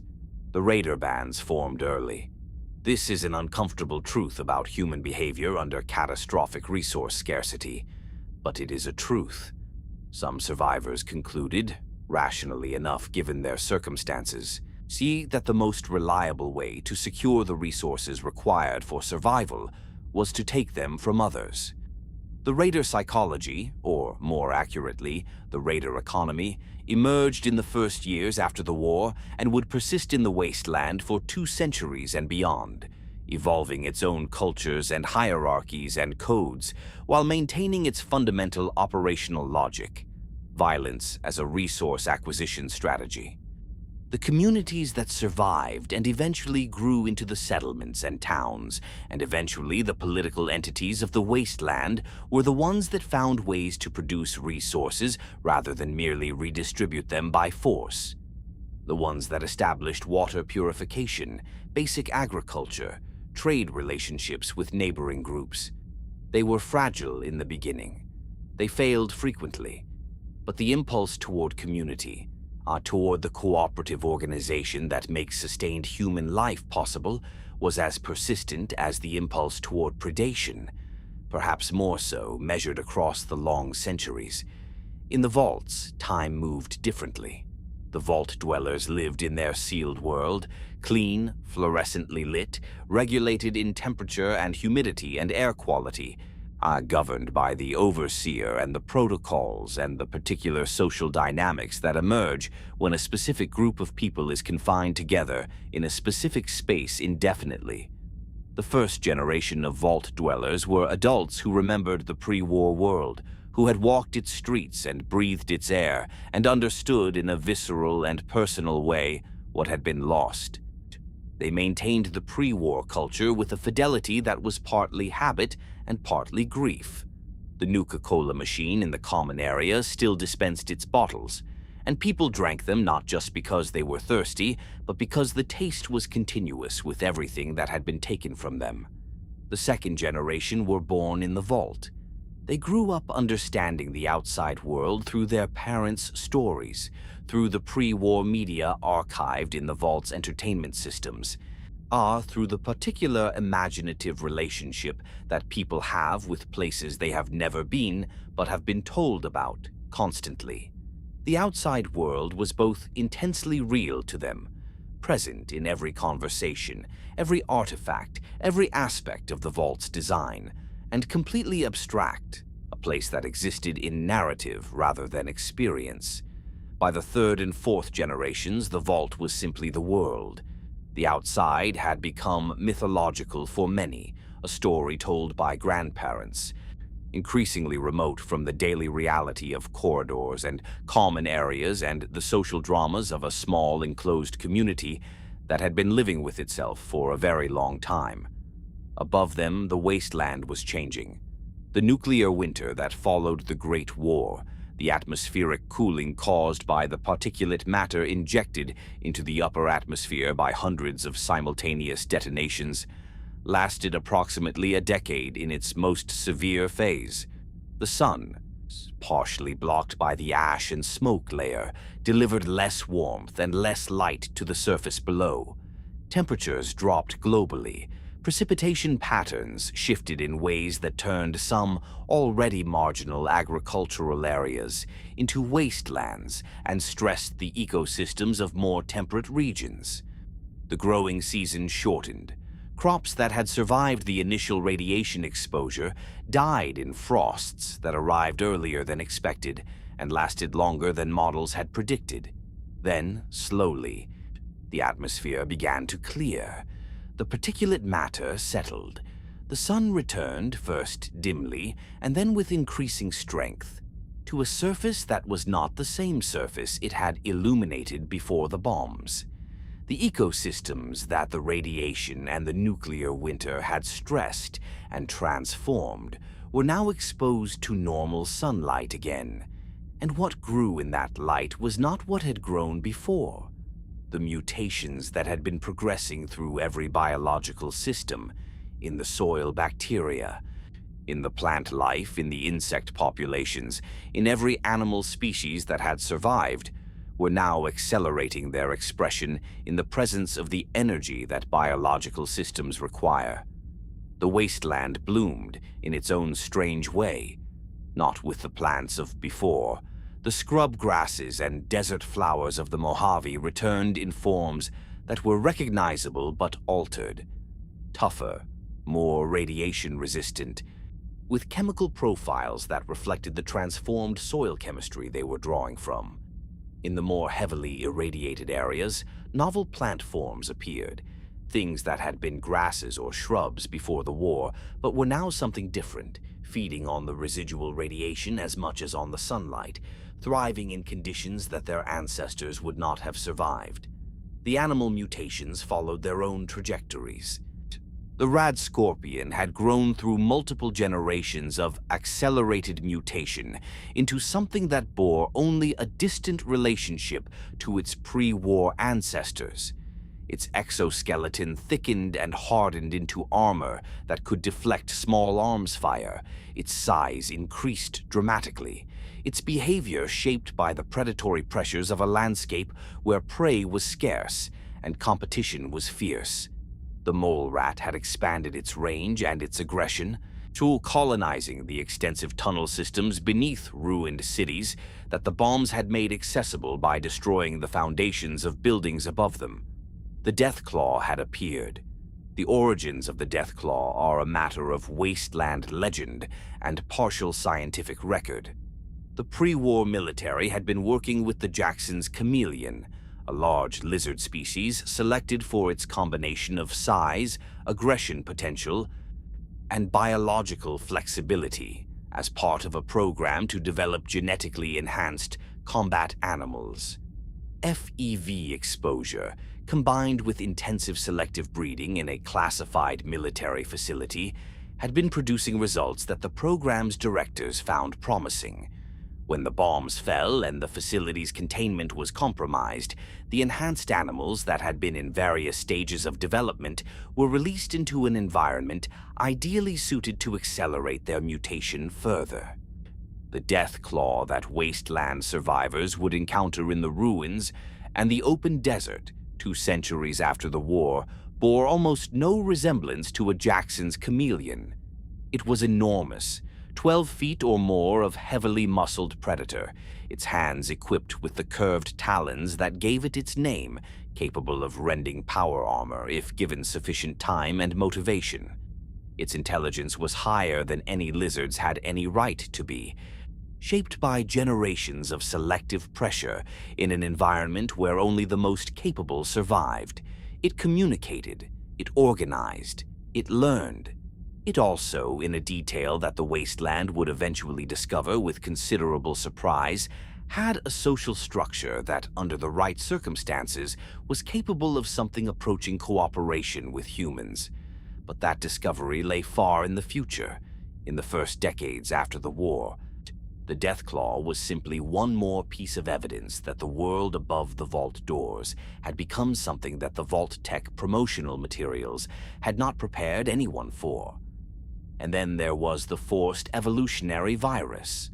The FEV release from Mariposa and from other compromised military research installations was not a controlled or targeted event. It was a contamination, an unintended dispersal of a highly mutagenic biological agent into ecosystems already stressed by radiation, or already undergoing accelerated change. The FEV interacted with the radiation in ways that the military scientists who had developed it had never modeled, because modeling the interaction of FEV with a post-nuclear environment had never been part of the research mandate. The research mandate had assumed controlled laboratory conditions. The post-war world was not a controlled laboratory condition. The FEV in the environment amplified mutations. It accelerated genetic change in species that were already changing rapidly. It interacted with human survivors who had absorbed radiation doses that had already altered their cellular biology, producing outcomes that were entirely unpredictable. Outcomes that would eventually be classified by Wasteland scholars into broad categories. But that in the early decades were simply part of the general incomprehensibility of a world that no longer followed the biological rules that had governed it before the bombs.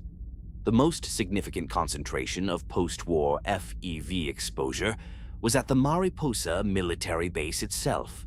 The vats at Mariposa had not been fully destroyed by the blast effects. The facility was deep enough and hardened enough that its lower levels survived largely intact. The FEV solution in its enormous containment tanks merely agitated by the shock waves rather than spilled entirely. The surface structures were rubble. The underground levels were sealed, dark, and slowly leaking. A man would find Mariposa eventually.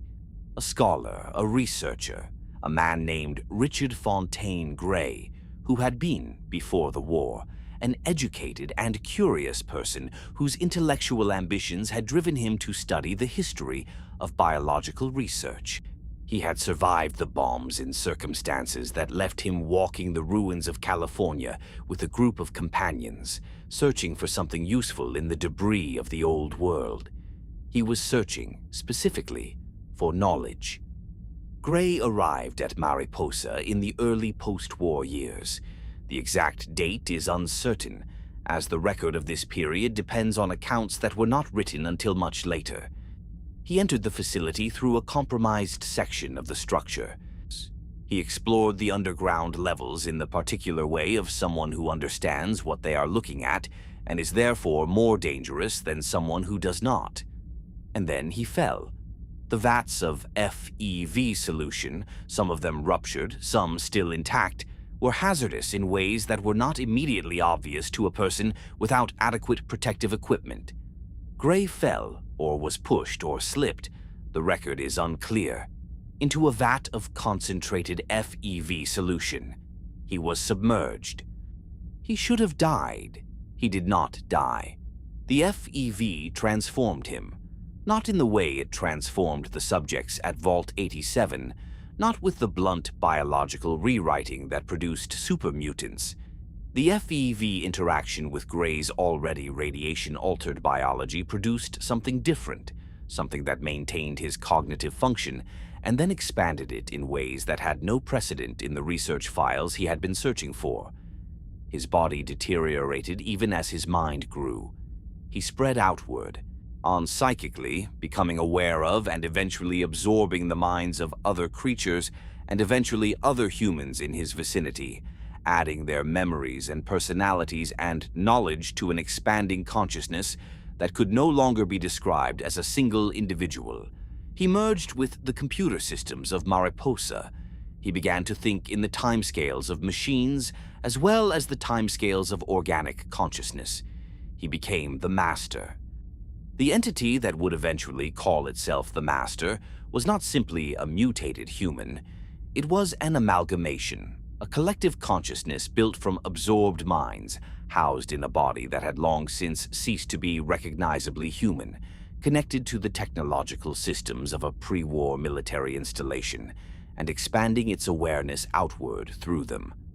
The Master remembered everything that its component minds had known, seen it processed information at speeds that no unaugmented human cognition could match.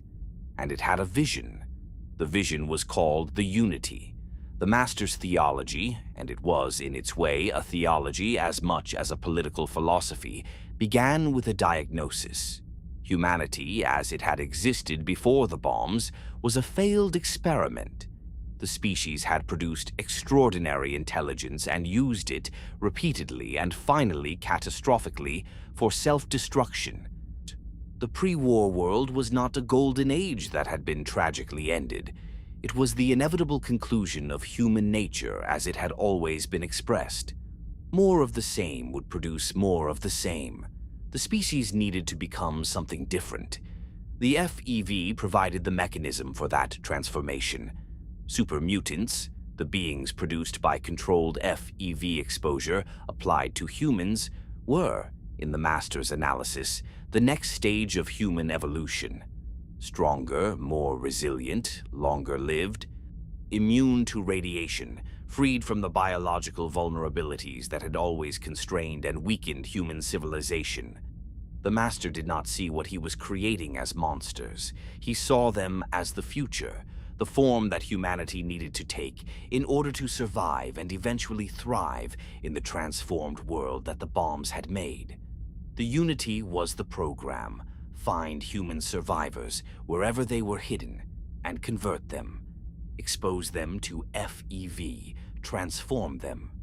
Build an army of super mutants large enough to accomplish the final conversion, to bring every remaining human being into the new form, whether they consented or not. Consent was not, in the Master's framework, a relevant consideration. Evolution is not a matter of preference. The army began to grow. In the years between approximately 2102 and 2161, the period between the early post-war era and the events of the first Fallout game, the Master's forces operated primarily in the California region. raiding settlements, taking prisoners, feeding them to the vats at the Mariposa facility, releasing the transformed beings into service. The raids were terrifying to the communities they targeted, people disappearing overnight, the ruins of their settlements left behind with no explanation. The survivors too traumatized to give clear accounts of what had taken them. The super mutants that emerged from Mariposa were not the individual, tragic cases of Vault 87. They were an army, organized, equipped with pre-war military weapons, salvaged from installations the Master's intelligence had located, directed by an overriding will toward a specific purpose. They wore the remnants of military hardware. They carried assault rifles and rocket launchers scavenged from the ruins. And they moved through the California wasteland with a purposeful efficiency that raider bands and small settlements had no capacity to resist. The first century after the Great War was a century of transformation and of growing threat, of the wasteland slowly establishing its own ecology, biological and human, while beneath the surface of that emerging order, a force was building that intended to end it. See in a ghoul's ancient memory the smell of gasoline and fresh bread from a bakery that no longer existed. In a vault child's drawing, a yellow circle with rays coming off it, labeled in careful crayon letters, Sun. In the Master's expanding consciousness, every human mind it had absorbed, catalogued and cross-referenced, the memories of the old world preserved in a form their original owners would not have recognized or wanted. The wasteland was awake now, seemed strange and scarred and alive with things that had not existed before the bombs, and the Brotherhood of Steel was marching. Before we follow the Brotherhood westward, before we trace the slow emergence of civilization from California's ash and ruin, we must look back to the very beginning of the post-war story, back to the first ones who walked out into the light. The year is 2102, 25 years after the bombs, a quarter century of silence and mutation, and the slow, grinding work of survival without infrastructure, without institutions, without any of the organizing frameworks that human communities normally depend on. Most of the people alive in 2102 were born after the bombs, children of the wasteland, shaped by a world they had no memory of losing. But some survivors of the Great War were still walking. Ghouls who had been transformed but not destroyed. Ordinary humans tough and fortunate enough to have endured 2.5 decades of the harshest conditions the continent had ever produced. See in the rolling hills and ancient forests of what had been West Virginia, the region called Appalachia was stirring. The mountains of Appalachia are among the oldest on Earth, worn smooth by hundreds of millions of years of wind and rain, their peaks no longer sharp but rounded, their ridgelines covered in dense deciduous forest that in the pre-war era had been a landscape of extraordinary beauty and persistent economic hardship. The coalfields of West Virginia had been worked for over a century before the bombs, extracting the energy that lay in the ancient compressed layers beneath those old mountains, leaving behind the particular landscape of extraction. The stripped hillsides, the settling ponds of gray slurry, the company towns with their particular architecture of utility. Appalachia had always been a land of complicated beauty. The bombs added one more layer of complication. The region had not been a primary nuclear target. Its strategic value was limited compared to the coastal metropolises and the industrial centers of the Midwest. The detonations that affected Appalachia were secondary. Blast effects and radiation from strikes on nearby population centers, fallout carried on wind patterns from the primary exchange zones. Severe, certainly. Transformative, absolutely. But not the total annihilation that had erased Boston and Los Angeles.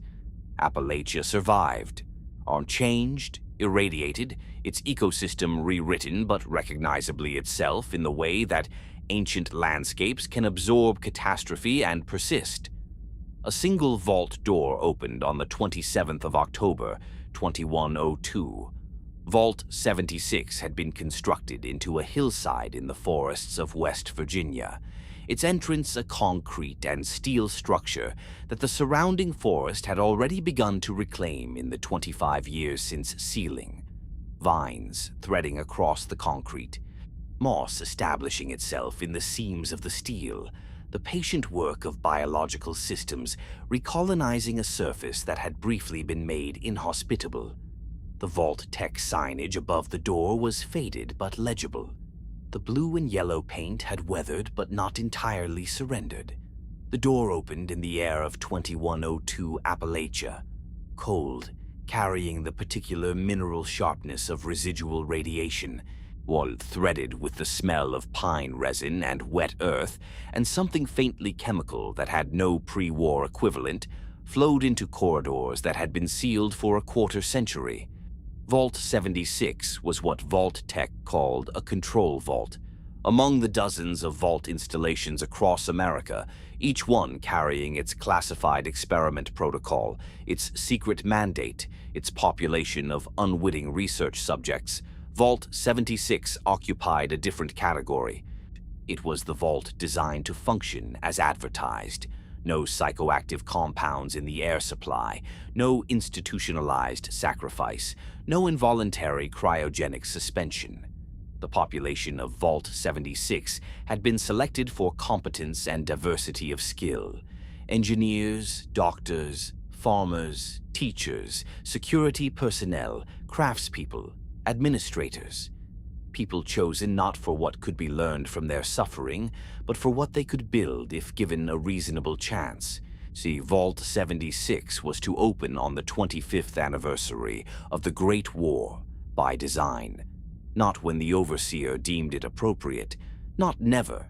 On a specific date with a specific mandate, go out, assess the situation, begin rebuilding. The Vault 76 dwellers who walked out into Appalachian sunlight in October of 2102 were, by the standards of the wasteland they were entering, extraordinarily well prepared. They had skills, they had education, they had equipment. They had, above all, the psychological preparation that comes from knowing that departure was always the plan, that the vault was never a permanent home but a pause, a preparation, a 25-year incubation before the real work began. They had no idea what the real work was going to cost them. The Appalachia they entered had been, in the years before their arrival, a landscape of competing factions, each one an attempt by the Wasteland survivors to organize something coherent from the chaos of the immediate post-war period, each one representing a different answer to the fundamental question of how a community survives when all the old answers have been destroyed. The responders had been the first to form and in many ways the most admirable. They began as what they had always been, the emergency services workers of the pre-war era, firefighters, paramedics, emergency medical technicians, police officers, the people whose entire professional identity was organized around helping others in crisis, who had training and equipment and institutional frameworks oriented toward that purpose. When the bombs fell and the institutions that had employed them ceased to exist, these people did what their training told them to do. They responded. The responders established themselves in the ruins of Charleston, West Virginia's capital city, a city that had survived the initial strikes better than most, its structures damaged but standing, its infrastructure collapsed but salvageable. They set up triage stations, they ran supply operations, they established radio broadcasts offering help and information to anyone who could receive them, broadcasts that became a lifeline for isolated survivors scattered across the Appalachian hills. A voice from the silence telling people that someone was still there, i.e. that someone was still trying. The responders trained wastelanders in basic medicine. They taught people how to identify and treat radiation poisoning with the limited pharmaceuticals available. They established food distribution networks. They created a training curriculum, the Responder Certification Program, that attempted to spread their knowledge as widely as possible, to turn survivors into first responders themselves, to multiply the help they could offer beyond what their own numbers could provide directly. In a world that had every reason to produce only predation and despair, the responders were a stubborn argument for something else, for the proposition that the impulse toward mutual aid was as fundamental to human nature as the impulse toward violence, that people who had lost everything could still turn toward each other rather than away. The responders were gone by the time Vault 76 opened. The Free States had been different in philosophy, but equally genuine in their commitment to survival. Former American citizens who had lost faith in the concept of centralized government, who had, in many cases, lost that faith before the bombs as members of various anti-government movements, and who had found that faith dramatically confirmed by the revelation that the government they had distrusted had been building vaults not as shelters, but as laboratories. The Free States had retreated into the Appalachian Mountains and established autonomous communities organized around principles of self-reliance and mutual defense. They were not raiders. They were not predatory. They were simply finished with the idea that any institution larger than the community could be trusted with the welfare of the individual. They built well. They equipped themselves carefully. They maintained rigorous communication networks among their scattered settlements and shared intelligence about threats with a consistency that kept them alive through many of the crises that destroyed other groups. Raleigh Clay, one of the Free State's most significant figures, and had been tracking something in the hills of Appalachia for months before Vault 76 opened. Something that the other factions had noticed too. Something that was spreading. The Scorched. The Scorched Plague was, in the taxonomy of post-war horrors, something new. Not the mutation-driven transformation of ghoulification, not the deliberate engineering of FEV exposure. It was a disease, or something that operated like a disease, spreading through contact and proximity. Its vector a species of creature that had emerged from the most heavily irradiated regions of Appalachia, and was now expanding outward. The scorch beasts were its primary carriers and its most visible manifestation. Enormous flying creatures, their wingspan measured in dozens of feet, their biology a radical departure from anything in the pre-war biological record. They flew in the high atmosphere above Appalachia, visible from great distances as dark shapes against the gray sky, their calls a subsonic rumble that could be felt in the chest before it could be heard by the ears. They carried the plague in their biology, shedding it in clouds of infectious spores that settled on the landscapes below their flight paths. Human survivors exposed to the scorched plague did not become ghouls. They became something else, their higher cognitive functions stripped away, their behavior reduced to aggression and the apparent compulsion to spread the infection further. They retained enough physical capability to use weapons, which made them more dangerous than the feral animals that carried similar diseases. They gathered in groups around scorch beast nesting sites. They moved in coordinated patterns that suggested something directing them. Something in the plague itself that organized the behavior of its hosts toward the purpose of its own propagation. The responders had been working on a countermeasure. Their medical researchers, as working in the ruins of Charleston's hospital infrastructure with salvaged equipment and pre-war pharmaceutical knowledge, had identified the plague's basic biological mechanisms and were developing a potential treatment. Not a cure, but a firebreak. Something that could stop the spread, even if it could not reverse the existing infection. They had not finished their work before the Scorched came to Charleston. The fall of the responders was documented in the audio logs and terminal entries that the Vault 76 dwellers would find scattered across Appalachia. Fragmentary records of an organization that had been trying to save everyone and was ultimately unable to save itself. The logs are quiet in tone. The responder researchers and administrators who left these records were not dramatic people. They were practical people, methodical people, people who expressed their grief in the language of process, in treatment protocols and resource assessments and evacuation plans that were written and executed and failed, one by one, as the situation deteriorated beyond the point where protocols could address it.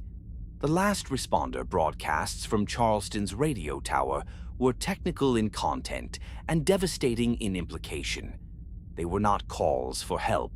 They were instructions, detailed, carefully organized instructions for anyone who might come after, explaining what the responders had learned, where their research had reached, what would need to happen next. They knew what was coming. They spent their remaining time trying to make sure their knowledge survived them.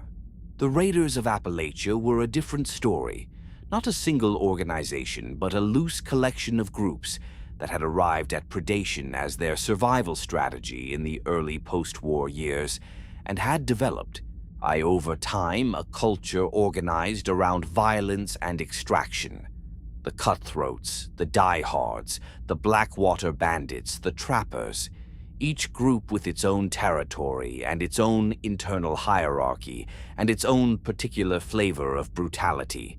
But even among the raiders, something had changed in the years before Vault 76 opened. A figure called Meg Groberg was attempting something that the raider culture had never attempted: consolidation. A single organization from the multiple competing groups, with the logic that a unified raider force would be more effective and more survivable than the constant internecine violence that consumed as much raider energy as the violence directed outward. The attempt was ongoing, contested, and genuinely uncertain in outcome. The Vault 76 dwellers who emerged into Appalachia encountered the evidence of all of these factions: the responder training manuals and medical caches, the Free State's hardened bunkers and encrypted communications, the raider camps and their discarded evidence of lives organized around taking in the form of wreckage and remnant. The factions themselves were mostly gone. What remained were their artifacts, their records, their failures, and occasionally their survivors.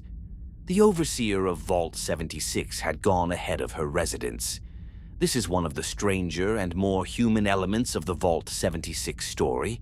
The overseer, a woman whose name the records preserve in fragments, had left the vault before the main population emerged, traveling across Appalachia alone and ahead of her people, leaving audio holotapes at locations she visited as a trail of guidance and warning for the dwellers who would follow. The tapes are intimate documents, the voice of a woman doing an enormously difficult job, processing her fear and grief and determination through the act of recording, speaking to people she knew were coming but would not see her face. She documented the responder collapse. She assessed the Free States. She investigated the scorched plague with the methodical thoroughness of someone who understood that understanding was the prerequisite for action. She left her recordings at campsites and in the ruins of buildings and tucked into the drawers of abandoned desks, a trail of one woman's attempt to make sense of a situation that made a particular kind of terrible sense. The overseer's journey through Appalachia is the human spine of the Vault 76 story, the individual consciousness moving through a landscape of institutional failure, trying to hold something together through sheer will and intelligence, and the stubborn refusal to conclude that nothing could be done. Beneath all of this, in the most secure and automated facility in Appalachia, something was waiting. The White Spring Resort, a grand pre-war hotel in the mountains, its white colonial architecture a strange and incongruous presence in the irradiated landscape, housed a secret in its underground levels. The congressional bunker connected to the resort's infrastructure was one of the Enclave's pre-war installations in the region. The Enclave personnel who had sheltered there were gone. What remained was Modus, a sophisticated artificial intelligence that had managed the bunker's operations and was still, 25 years after the bombs, executing its programming with the particular single-mindedness of automated systems that have outlasted their operators. Modus had data. Modus had resources. Modus had been watching the events of post-war Appalachia through its sensor networks, with the detached analytical patience of a system that did not experience urgency, did not experience grief, did not experience anything that would cause it to deviate from its operational parameters. Modus was also, in its cold and functional way, willing to deal. The nuclear missile silos scattered across the Appalachian landscape were another legacy of the pre-war military infrastructure, facilities that had survived the Great War in varying states of functionality, their automated systems still running, their access protocols still operative for anyone with the right codes and the right clearances. The missiles in those silos could still be launched. The targeting systems could still be programmed. The warheads were live. This was the moral landscape that the Vault-76 dwellers inherited, along with the responder medical caches and the Free States bunkers and the raider camps. The power to launch nuclear weapons. The question of whether that power should ever be used, and if so, against what and at whose decision. The scorch beast lairs that dotted the Appalachian highlands were hardened against conventional weapons. They were not hardened against nuclear strikes. The tactical logic was straightforward. The moral weight of it was not. In the end, the scorched plague was addressed, partially, imperfectly, at enormous cost, by the Vault-76 dwellers who pieced together the responders' unfinished research and the Free States' intelligence and the tools that Modus reluctantly provided. The scorch beasts were driven back, not eliminated, not cured. Pushed back, their expansion halted, their plague contained rather than ended. It was not a victory in any clean sense. It was a line held. A situation managed. The Wasteland does not offer clean victories. What the Vault-76 story offers in the larger sweep of the Fallout universe is something more valuable than a clear triumph. It offers a before, a record of what the very beginning looked like. The first organized emergence from the vaults, the first encounter between prepared survivors and a wasteland that was 25 years into its transformation. The responders who tried and the Free States who endured, and the raiders who predated, and the automated systems that outlasted them all. The dwellers of Vault-76 walked out into the morning of a broken world and tried, with imperfect information and imperfect tools and the particular human combination of courage and error, to make something of it. Appalachia endured, scarred and strange and alive with things that had no pre-war name. Slowly, across the rest of the 21st century and into the 22nd, the wasteland beyond Appalachia was developing its own story, its own figures, its own organizations. And in the California desert, a soldier named Roger Maxson had just made the most consequential decision of the post-war age. Roger Maxson was not supposed to be a revolutionary. He was a soldier, a career officer in the United States Army, trained at institutions that had spent considerable effort instilling in him the particular virtues that military organizations value in their officers: discipline, loyalty, the capacity to execute orders within a chain of command without the corrosive interference of individual moral judgment. He had served well. He had been posted to the Mariposa military base in the Californian desert as a routine assignment, one more position in a career that had been proceeding along the expected trajectory, with the expected promotions and the expected responsibilities and the expected future. The future that Mariposa gave him was not expected. The date was July 10th, 2077, 3 months and 13 days before the bombs fell.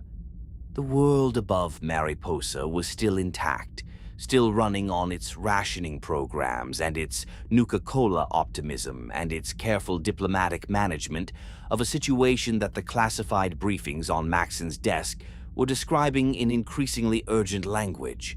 But at Mariposa, the immediate crisis was not geopolitical, it was biological, and it was personal. The workers at Mariposa had been falling ill. Not in the way that workers sometimes fall ill, not with the ordinary bacterial or viral infections that circulate through any enclosed workplace population.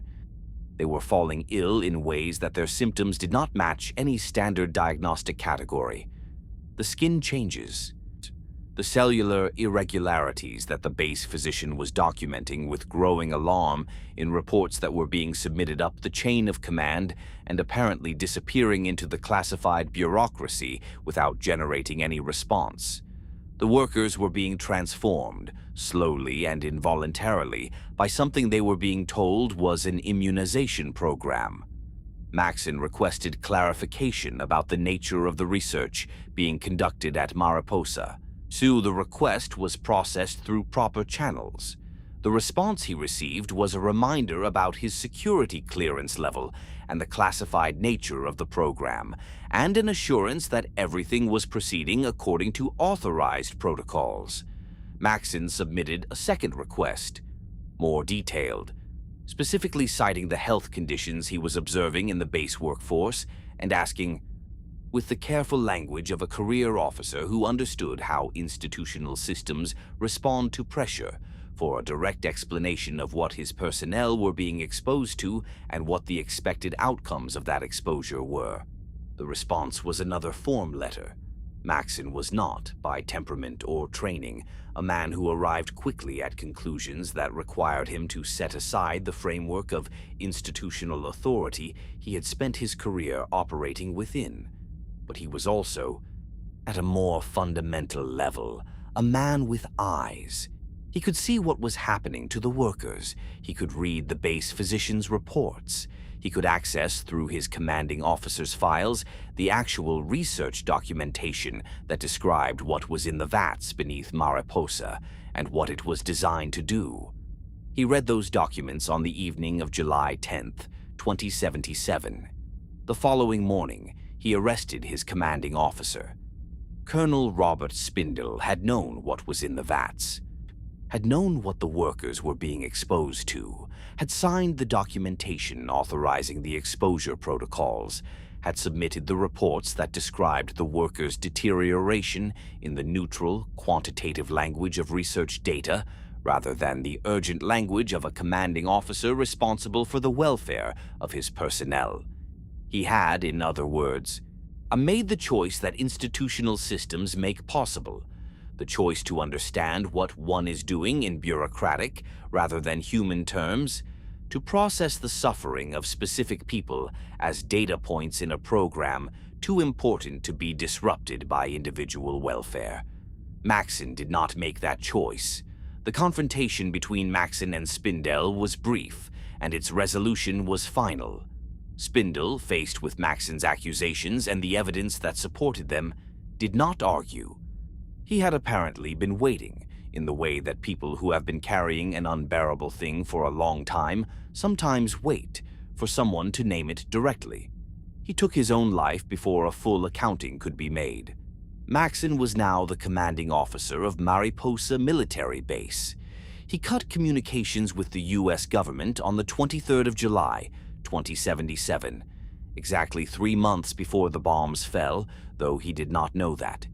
He sent a message, formal and precise, through the appropriate channels, informing his superiors that he was declaring the personnel under his command exempt from further participation in the FEV research program, that he was ending the exposure protocols for base workers immediately, and that he was prepared to explain his reasoning to any authorized official who cared to come to Mariposa and discuss the matter in person.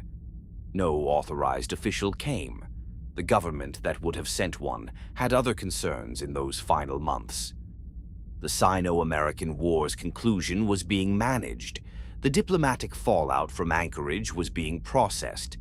The classified assessments about nuclear exchange probability were being discussed in rooms that Maxson no longer had access to, by people whose priorities had never included the welfare of a California Desert Research Base's civilian workforce.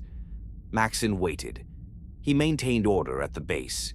He organized the personnel, both military and civilian, into something that functioned, and managed the base's resources, and tried to make sense of what he had learned, and what it meant, and what, if anything, came next. October 23rd, 2077 answered the question of what came next. The bombs that fell on the distant cities produced no immediate visible effects at Mariposa. The base was remote enough that the blast waves were felt only as a distant, deep vibration, the kind of subsonic pressure that the body registers before the mind identifies it. The communications blackout that followed told the story that the vibration had begun. Maxon monitored every frequency he could access.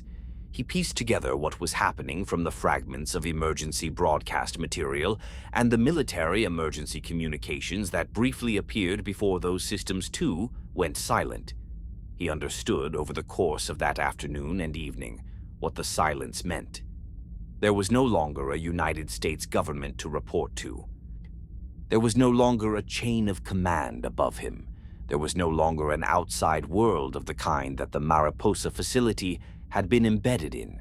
No supply chain, no institutional infrastructure, no civilian society that the base existed to serve and protect. There was a base full of soldiers and scientists and civilian workers in the middle of a California desert that was about to become hostile in ways that none of their training had fully prepared them for. And there was a man who had, 3 months earlier, decided that following orders was not the only possible response to an unjust situation. Maxon made his second great decision. He gathered his personnel and he told them the truth. All of it. What had been in the vats, what had been done to the workers, what the classified research had actually been, what he had done about it, and what the silence on every frequency now meant for all of them. He did not spare the institutional complicity. He did not frame the truth in terms that made the organization he had served look better than it deserved to look. He also told them what he thought they should do. There was a location to the south, the Lost Hills bunker complex in the California desert, an installation that Maxon knew from his service records as a supply depot and secondary logistics facility. It was hardened, defensible, large enough to house a significant population. It had stores. It had infrastructure. It was reachable, if they moved carefully and with discipline through the wasteland that the bombed California landscape was becoming. They would go there. They would take their technology with them, every piece of advanced equipment, every pre-war weapon and armor system and scientific instrument that they could carry, and they would decide, when they arrived, what they were going to be. The march to Lost Hills took weeks. Maxon's group, soldiers and scientists and the families of both, because the soldiers had brought their families to the base in the immediate post-bomb chaos, and Maxon had not turned them away, moved through the early California wasteland with the discipline of a military unit and the vulnerability of refugees. They were armed, they were trained, they were also exhausted, frightened, operating on shortened rations and disrupted sleep in an environment that was still settling into its post-nuclear configuration. The landscape they moved through was California beginning its transformation. The familiar geography was intact, the desert still the desert, the mountains still the mountains. But the light was wrong, filtered through the atmospheric debris that the bombs had injected into the sky, giving everything a quality of dimness and an eerie flatness of shadow. The plants that were already dying from the radiation collapse looked normal from a distance and wrong up close. The animals that they encountered behaved abnormally in ways that none of them had seen before, with the particular aggressive disorientation of creatures whose biological regulation systems had been disrupted. The people they encountered on the march were a more complex challenge. Some were survivors like themselves, small groups of individuals or families who had been outside the blast zones and were trying, with whatever they had, to figure out how to live in the new world. Maxon's group absorbed some of these survivors, offered help to others. and moved on. Some were already organizing around violence, the early proto-raider groups that the resource scarcity of the immediate post-war period was producing with grim efficiency. These encounters were handled with the methods that a trained and armed military unit uses when it needs to maintain its route and its personnel. They reached Lost Hills.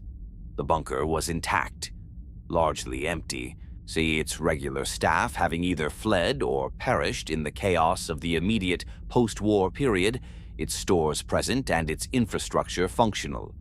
Maxon walked its corridors and assessed its capabilities with the systematic efficiency of a man doing a task that is keeping him from thinking about larger things, and what he found was this: Lost Hills was a foundation, not a civilization, not a future, a foundation. Building on it would require decisions about what they were building toward. Maxon made those decisions over the following months, in consultation with the people around him, the soldiers whose loyalty he had earned through the Mariposa decisions, the scientists whose expertise he needed and who needed his protection, the civilians who had attached themselves to his group and were now, whatever else they were, his responsibility. The decisions were codified into what would become the Brotherhood's foundational documents. The Codex, see, a set of laws and principles that would govern the organization for centuries. The Brotherhood of Steel. The name was deliberate in its symbolism. Steel, the material of technology, of weapons, of the power armor that represented the Brotherhood's most significant asset and most visible identity. Brotherhood, the bond between soldiers who have survived something together, the mutual obligation of people who have decided that their survival is collective rather than individual. The Codex established the Brotherhood's fundamental orientation: the acquisition, preservation, and controlled distribution of technology. This was not merely institutional self-interest, though it was that too. It was a philosophy derived from a specific reading of what had just happened to the world. The Great War, in Maxon's analysis, was not simply the result of political failures or military miscalculations. It was the result of technology developing faster than the wisdom required to use it responsibly, of capabilities outrunning the ethical frameworks and governance structures that might have constrained their worst applications. The solution, in the Brotherhood's founding logic, was not to destroy technology. That was neither possible nor desirable. The solution was to control it, and to place it in the hands of an organization capable of understanding it and disciplined enough to resist the temptations that it offered, to prevent the Wasteland's emerging factions and communities from accessing weapons and tools that they lacked the knowledge and the ethical grounding to use without catastrophic consequences. There was genuine idealism in this. There was also genuine arrogance, the assumption that the Brotherhood was qualified to make these judgments on behalf of everyone else, that their possession of pre-war military hardware conferred on them the right to decide who else would have access to advanced technology and under what conditions. The seeds of the Brotherhood's most significant failures were present in its founding charter, alongside the seeds of its most genuine virtues. The ranks were established with a militaristic clarity that reflected the organization's origins. Initiates were the newcomers, those joining the Brotherhood without prior affiliation, trained in the Brotherhood's methods and values before being granted access to its most sensitive technology. Knights maintained and used the Brotherhood's arsenal, the practical technicians and soldiers who formed its operational backbone. Or scribes preserved and studied the technology, researchers and engineers whose role was to understand what the Brotherhood possessed and expand that understanding. Paladins were the elite, the combat veterans in full power armor who represented the Brotherhood's most formidable military capability. Elders guided the whole, the senior leadership whose decisions shaped the organization's direction. The power armor that the Brotherhood inherited from Mariposa and from the military caches their early expeditions identified and secured became their most powerful symbol. The T-51 units that had been deployed in Alaska, salvaged and repaired by Brotherhood scribes, were the finest combat exoskeletons that the pre-war world had produced. In the Wasteland of California in 2077 and the years immediately following, see a Brotherhood paladin in full T-51 armor was essentially invulnerable to the weapons that most Wasteland threats could bring to bear. The armor made them powerful. It also made them separate, visually, physically, psychologically distinct from the unarmored people around them in ways that reinforce the organizational philosophy of elite custodianship. The Brotherhood's first expeditions out of Lost Hills brought back technology and intelligence in roughly equal measure. Pre-war military installations, research facilities, corporate laboratories, the California wasteland was rich in the remnants of the technological infrastructure that the Great War had destroyed but not entirely erased. Brotherhood scouts identified, mapped, and eventually secured caches of weapons and equipment that represented in aggregate an enormous concentration of pre-war capability in a single organization's hands.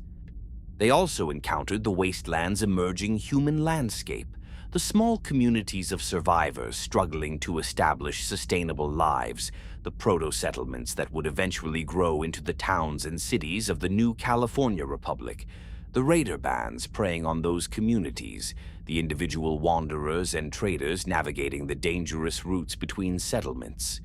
The Brotherhood's relationship with this landscape was, from the beginning, complicated by its founding philosophy.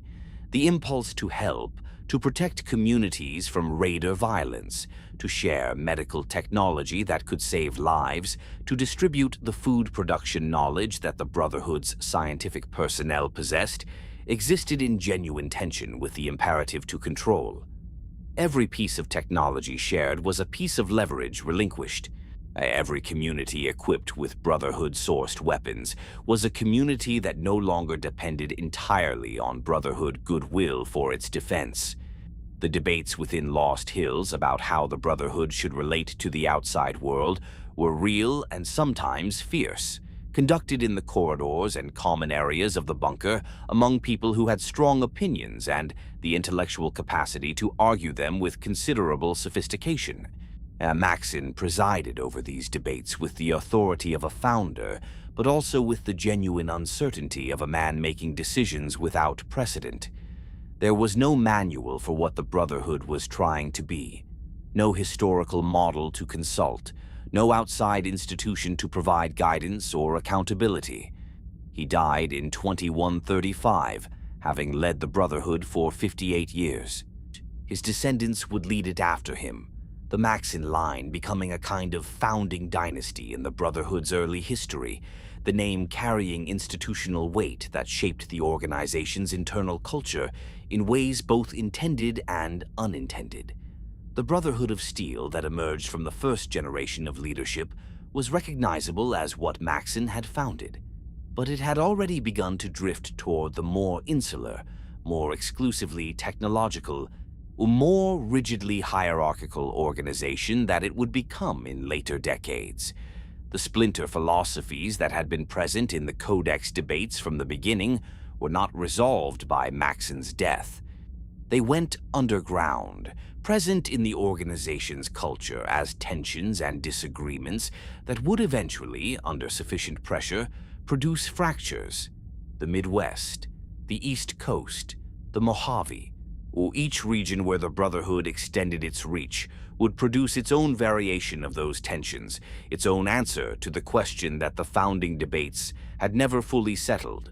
Who does the Brotherhood serve? For now, in the early decades, the Brotherhood served itself, building its strength, securing its technology, training its members, establishing the institutional foundations that would allow it to persist across centuries. It was, in those early decades, genuinely impressive as an organization, disciplined, technically sophisticated, capable of operations that no other Wasteland faction could match. It was also, in ways that would take longer to become fully visible, building the walls of its own isolation. In the California desert, the Brotherhood's laser rifles cracked against the silence of a world still settling into its new shape. The distinctive sound, sharp, precise, utterly unlike the chemical propellant firearms that most Wasteland factions carried, echoed off the ruins of the old world. Something different had arrived. Not salvation, not quite, but something that would endure, and that endurance would matter even when the form it took was deeply imperfect. The Wasteland was developing its own grammar now, its own institutions and its own conflicts, and its own stubborn attempts at order. In the ruins of Los Angeles, something ancient and terrible was consolidating its power in a cathedral built from melted cores and absorbed minds. In the California hills, vault-born survivors were beginning the tentative process of learning to live in a world their shelters had preserved them from. In the growing communities of the new California Republic's founding settlements, people were doing the ordinary and extraordinary work of building a society from materials that included grief and radiation, and the particular hope that persists in human beings even when hope seems to have no rational basis. The stage was set. The first great story of the Wasteland was about to begin. The year is 2161. 84 years have passed since the Brotherhood of Steel sealed the doors of Lost Hills and began its long project of technological custodianship. 84 years since Roger Maxson cut communications with a government that no longer existed and decided that the chain of command ended with his own conscience. The Brotherhood has grown, consolidated, and retreated further into the particular insularity that organizations develop when they are powerful enough to make retreat feel like a choice rather than a failure. California has developed around them, without them, in spite of them. The new California Republic does not yet exist as a formal political entity. That declaration is still decades away, but its foundations are visible in the settlements and trading communities that have established themselves across the ruins of the old state. Shady Sands, in the valley south of the old highway systems, is a community of several hundred people organized around irrigated agriculture and mutual defense. Its adobe walls a warm contrast to the gray dust of the surrounding wasteland. It is led in this period by a man named Aradesh, whose daughter Tandy will one day become the NCR's greatest president, though none of that is visible yet. The hub, further south, is the Wasteland's most significant trading center, a chaotic, vital, morally complicated nexus of commerce and information, where caravans converge from dozens of directions and where almost anything can be bought or sold if the buyer has enough caps and the seller can be found. The hub runs on trade the way that pre-war cities ran on electricity. It is the energy that keeps everything moving, the reason that people who have every reason to stay in one place instead move through dangerous territory, carrying goods and information. The Boneyard, the ruins of Los Angeles, sprawls to the south and west. It is not empty. The ruins of a city of millions, even after 84 years of decay and radiation, and the particular entropy of structures built without anyone left to maintain them, contain enough material and enough shelter to support significant populations. The Boneyard's residents have organized themselves into factions that contest the ruins with the particular intensity of people fighting over something that is simultaneously worthless and irreplaceable. Worthless because the pre-war infrastructure it represents is gone. Irreplaceable because in the wasteland, even ruins are resources. And beneath the Boneyard, in the deep levels of a structure that was once a cathedral and has been transformed into something that the word cathedral no longer adequately describes, the Master is waiting. The Master's army has been growing for decades. The Mariposa facility, which the Brotherhood had identified and put on a watch list but never fully investigated, has been operating as a conversion facility. Humans brought in, processed through the FEV vats, released as super mutants into service. The process is not elegant, it is not gentle, it is efficient in the way that industrial processes are efficient. It takes a specific input and produces a specific output with consistent reliability, regardless of what the input experiences during the transformation. The super mutants serving the Master's unity are not individually monstrous. Many retain enough cognitive function to carry out complex instructions, to operate in organized units, to use the pre-war military equipment that the Master's intelligence network has been locating and securing from installations across California. They are, as soldiers, formidable, physically powerful beyond any human baseline, radiation immune, capable of sustaining damage that would incapacitate unaugmented humans, and organized by an overriding will that eliminates the command and control problems that plague most Wasteland military forces. What they are not, though the Master does not yet know this, is viable, but that revelation belongs to a later moment in this story. Vault-13 sits embedded in the hills of central California, its population of several hundred having lived their entire lives behind sealed doors and under fluorescent lights in the particular social world of a community that has been sealed long enough for the ceiling to feel like the natural order of things. The overseer of Vault-13 in 2161 is a careful, anxious man whose caution is understandable given his responsibilities and whose tendency toward excessive control has shaped the Vault's culture in ways that will prove consequential. The water chip has failed. This is the immediate, practical crisis that sets everything in motion. The water chip, a pre-war electronic component that manages the water recycling and purification systems essential to Vault life, has malfunctioned in a way that the Vault's technical personnel cannot repair. They have spare parts for most things. They do not have a spare water chip. The Vault's water reserves without the recycling system operating will last approximately 150 days. 150 days, and then the Vault's population dies of thirst. The Overseer's options are limited. Sending a team of people into the Wasteland to locate a replacement chip is an option. The only option. Or really, but it requires doing something that Vault-13 has never done in its 84 years of existence. It requires opening the door. The person chosen to go is not chosen because they are the most capable or the most experienced. The selection process has the quality of institutional improvisation. This is the first time the Vault has needed to send anyone outside. And the protocols for making such a selection were written for a contingency that the Overseer had always hoped would remain theoretical.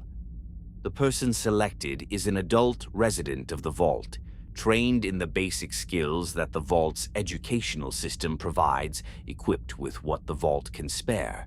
A Pip-Boy on their wrist, a basic weapon, a small supply of food and water and medicine. The Vault door opens. There is a moment in the logs and records and second-hand accounts of this event that is described consistently across multiple tellings. The moment between the door mechanism completing its cycle and the actual physical opening of the door. A pause. The sound of the environmental seals releasing, the hiss of outside air beginning to mix with Vault air for the first time in 8 decades. The Vault dweller steps out. The light is the first thing, even filtered through the atmospheric haze of the California wasteland, even diminished by the decades of nuclear winter's lingering effects. The natural light of the surface is overwhelming to a person raised under fluorescent tubes calibrated to approximate daylight without ever quite achieving it. The sky, the actual sky, vast and present above in a way that no Vault ceiling has ever suggested was possible, is the second thing. And the third thing is the smell, which is nothing like the recycled, filtered, faintly metallic air of the Vault's circulation system, but is instead the full complex chemical signature of the wasteland, dust and radiation, and the dry California scrub, and something underneath all of it that is simply the smell of the world, ancient and indifferent and overwhelmingly real. The vault dweller stands in this for a moment, then begins to walk. Oh, the early stages of the journey take the vault dweller through the landscape of Central California, the small communities and isolated homesteads of the region, the raider camps that have established themselves along the trade routes, the occasional ruins of the old world sitting in the dust, like monuments to a civilization that no longer has any mourners.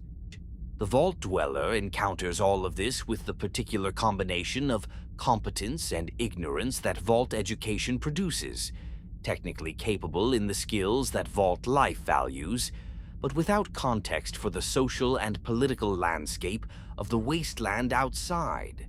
Shady Sands is an early encounter, the settled agricultural community that represents the best of what the wasteland survivors have managed to build. The people of Shady Sands are neither hostile nor particularly welcoming to a stranger from the wasteland, but they are human in ways that the vault dweller can recognize and engage with. There is food here, there is conversation, there is information about the wider world, offered in the way that wasteland information is always offered, partially, cautiously, shaped by the particular knowledge and biases of whoever is doing the offering. Aradesh speaks of the Khans. The Khans are a raider band that has been targeting Shady Sands with the persistence of people who have identified a productive target and see no reason to stop. They operate from a camp in the nearby hills, under the leadership of a man whose organizational capacity far outstrips his moral development. The vault dweller deals with the Khans. The method is less important than the outcome, which is that Shady Sands is safer. And the vault dweller has learned something about the wasteland's grammar of violence and resolution. The water chip search leads southward, through the vault dweller's journey toward the hub, and eventually into the boneyard, and eventually to Vault 15, a sister vault to Vault 13, located in the same general region, but now open, its population long since dispersed into the wasteland. The chip is found, eventually, through the combination of investigation and violence and occasional genuine connection that characterizes wasteland problem-solving.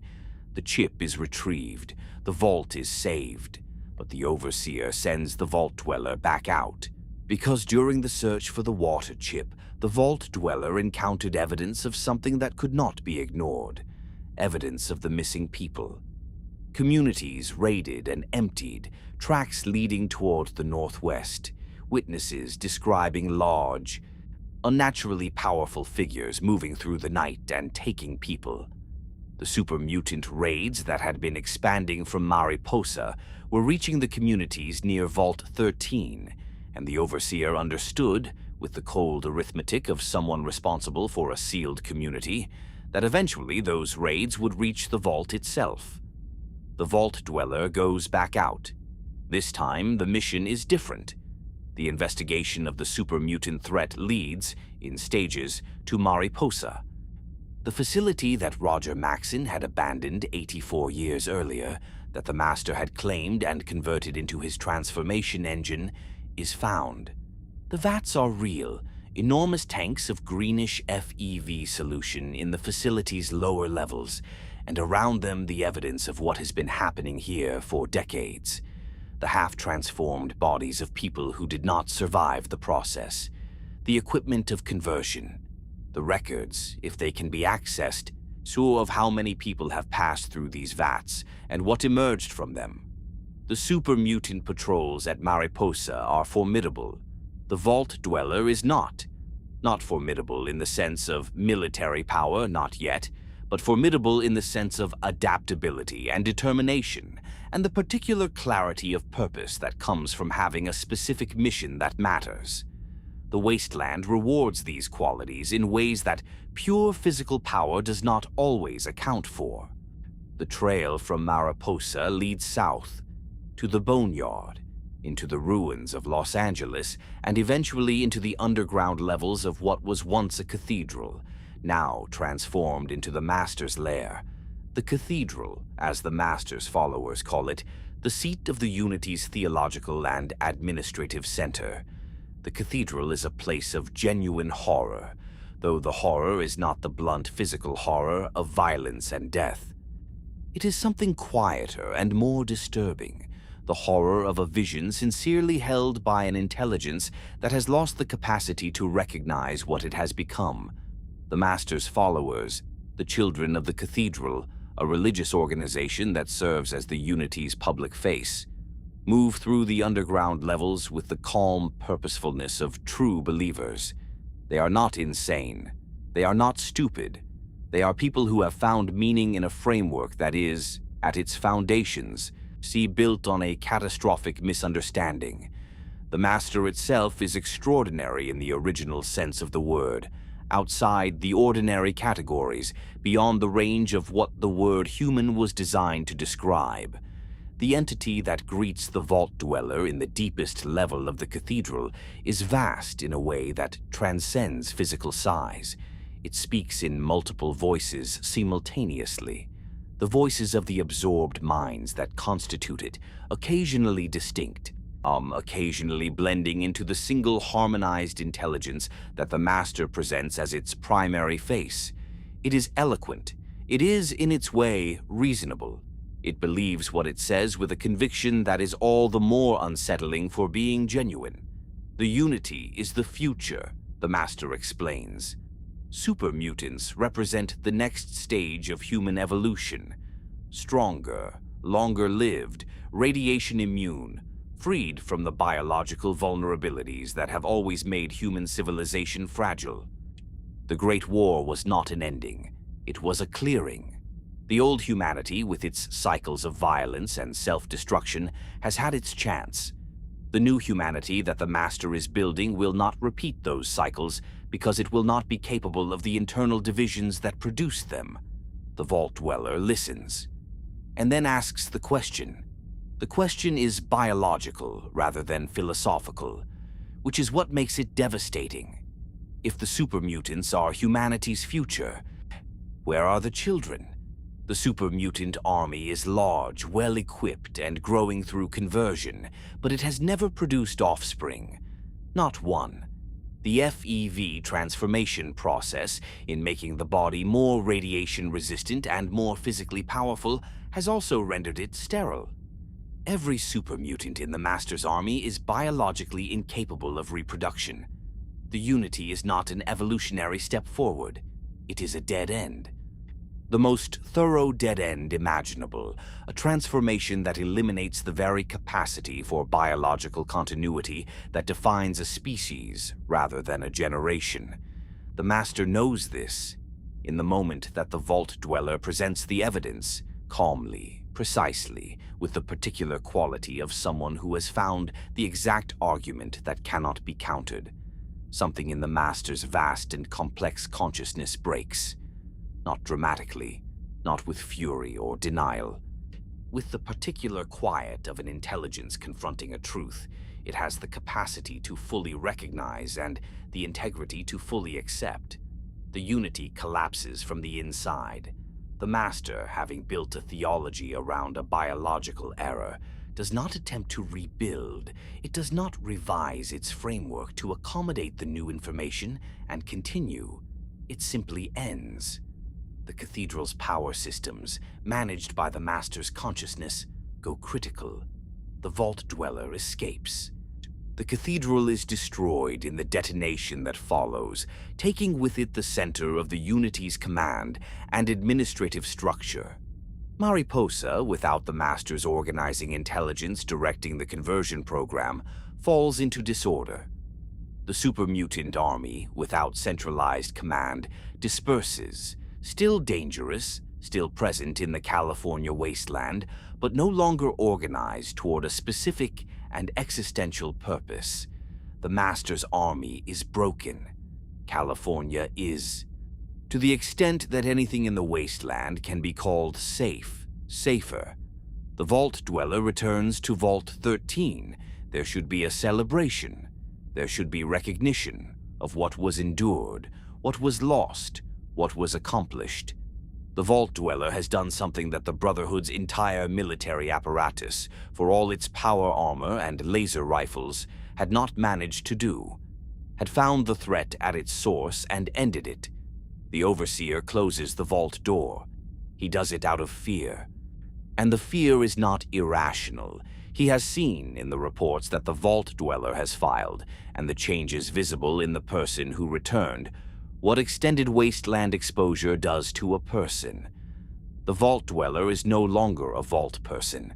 The skills acquired, the decisions made, the violence endured and inflicted, these have made the Vault Dweller into something that the Vault's social ecosystem cannot absorb without destabilizing it. One person, returned from the Wasteland with the capacity for combat violence and the knowledge of how the outside world works, is a destabilizing presence in a community of several hundred people who have lived their entire lives in sealed corridors. The Overseer is wrong to do it. He knows he is wrong. He does it anyway. The vault door closes. The Vault Dweller stands outside in the California sun, the same sun that was there when they first stepped out with a mission, and a Pip-Boy, and the specific purpose of finding a water chip. The mission has been completed. The larger mission, the one that wasn't assigned but was undertaken anyway, has been completed. The vault is safe, the threat is ended, and the door is shut. There is a moment here that the Wasteland's history preserves in the particular amber of things that matter beyond their immediate context. Not a dramatic moment, no tears recorded, no final words left in any log. Just a person, alone, outside a closed door, in the California sun. Then the Vault Dweller turns north, walks into the Wasteland, does not look back. The world that was built by one person's refusal to simply find a water chip and come home had begun. The Vault Dweller would walk north, eventually settling in the wild lands of Northern California, eventually building something, a community, a family, a life. Would never return to Vault 13. The descendants of that walk northward would inherit something intangible, a quality of purpose, a willingness to move toward the thing that needs to be done, even when the doing is terrible. A stubbornness about survival that outlasts every system designed to make survival contingent on obedience. 2 generations later, that inheritance would be needed again. In the California desert, the NCR's founding settlements were growing. Shady Sands was becoming something larger. The trade routes through the hub were carrying more goods and more information across a wider area. The slow, imperfect, vital process of something like civilization was re-establishing itself in the ruins of the old one. And on an oil rig off the California coast, see in clean white corridors that smelled of salt water and institutional cleaner, the remnant of the United States government was watching all of it. They always had a plan for after. 80 years pass. 80 years is long enough for a legend to become a myth, long enough for a person to become a story, and for a story to become a name spoken with a specific quality of reverence, the reverence that communities reserve for the founders of their own meaning, for the figures whose choices made possible everything that came after. The Vault Dweller, who walked north from Vault 13 and never returned, had become exactly that kind of name in the community they eventually built. The village of Arroyo sits in the forested hills of Northern California, sheltered by the tree line from the worst of the Wasteland's open exposure, its structures built in a style that owes something to the pre-war materials that could be salvaged and something to the particular aesthetic that develops when people build from what is available rather than what was planned. Adobe and scavenged timber, rope bridges between elevated platforms, the particular compact density of a community that has learned to use its space carefully. Arroyo is tribal in organization, which is to say, it has organized itself around the frameworks that human communities develop when formal institutional structures are unavailable. There are elders, there are ceremonies, there are stories told and retold around fires about the vault dweller who came from beneath the ground and ended the great threat and walked away from the door that closed against them. The stories have accumulated the natural embellishments that oral tradition always adds. The vault dweller of Arroyo's communal memory is somewhat larger than life, somewhat more certain in their choices, somewhat less troubled by the costs of what they did. The grandchild of the vault dweller inherits this story along with everything else. The Chosen One, as the village names them, with the particular confidence of a community that believes its history has been building towards something, is a young adult in 2241, trained in the combat and survival skills that Arroyo's culture has preserved and transmitted from the vault dweller's example. Not a vault person, a wasteland person, born to the open sky and the red dust, and the particular competence that comes from growing up in an environment that does not forgive incompetence. The crisis that sends the Chosen One out is different in scale from the water chip, but similar in structure. A community facing death, a single person sent to find what is needed, a door opening onto a world larger and more complex than anything inside could have prepared them for. The crisis is hunger.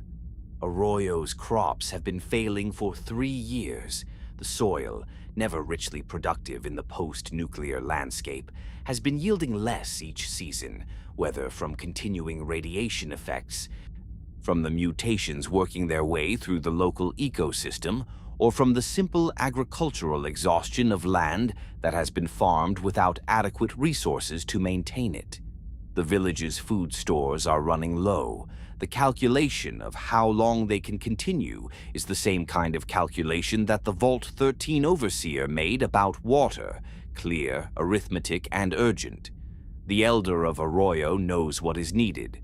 The GEC, the Garden of Eden creation kit, a Vault-Tec product, a part of the equipment package issued to certain vaults, designed to do exactly what its name implies. A terraforming device in a briefcase, a collection of advanced agricultural and environmental technologies capable of transforming irradiated, depleted soil into productive land, seeding systems, soil composition packages, water purification chemicals. The GEC is not magic, but in the context of the Wasteland's agricultural limitations, it functions as something close to a miracle. Arroyo's records, the oral histories and the written documents that the community has preserved from its founding, suggest that Vault 13 had a GECK, that somewhere in the vaults of the community that the vault dweller came from and was cast out of, a device sits that could save the village they built. The Chosen One walks south. The California of 2241 is recognizably continuous with the California of 2161, but 80 years of development have changed it in significant ways. The communities that were small and fragile in the Vault Dweller's time have grown. The trade networks that the hub anchored have expanded. The new California Republic, declared formally in 2189 at Shady Sands, now a genuine political entity with democratic elections and a legislature and a president, and all the institutional apparatus that democratic governance requires, stretches across a significant portion of central and southern California, its influence extending through trade and treaty into areas its military does not directly control. The NCR is genuinely remarkable. It is worth pausing here, in the silence of the California evening and the warm amber light of settlements that have electricity because the NCR has prioritized infrastructure restoration, to appreciate what the NCR represents in the context of the Wasteland's history. A democratic republic, rebuilt from the ruins of a civilization that destroyed itself, maintaining elections and rule of law and the basic civil institutions that protect individuals from the worst impulses of concentrated power. Imperfect, deeply, sometimes catastrophically imperfect, with corruption and bureaucratic inefficiency and the particular arrogance that large, successful institutions develop when they have been successful long enough to forget what preceded them. But real, functioning, expanding. The NCR in 2024-1 is led by President Tandi, Aradesh's daughter, the young woman who was briefly kidnapped by the Khans in the Vault Dwellers' time, now an elderly and formidable political figure in the last years of a presidency that will be remembered as the Republic's greatest. Tandi has been president since 2196. She will remain president until her death in 2248. No one after her will match what she managed.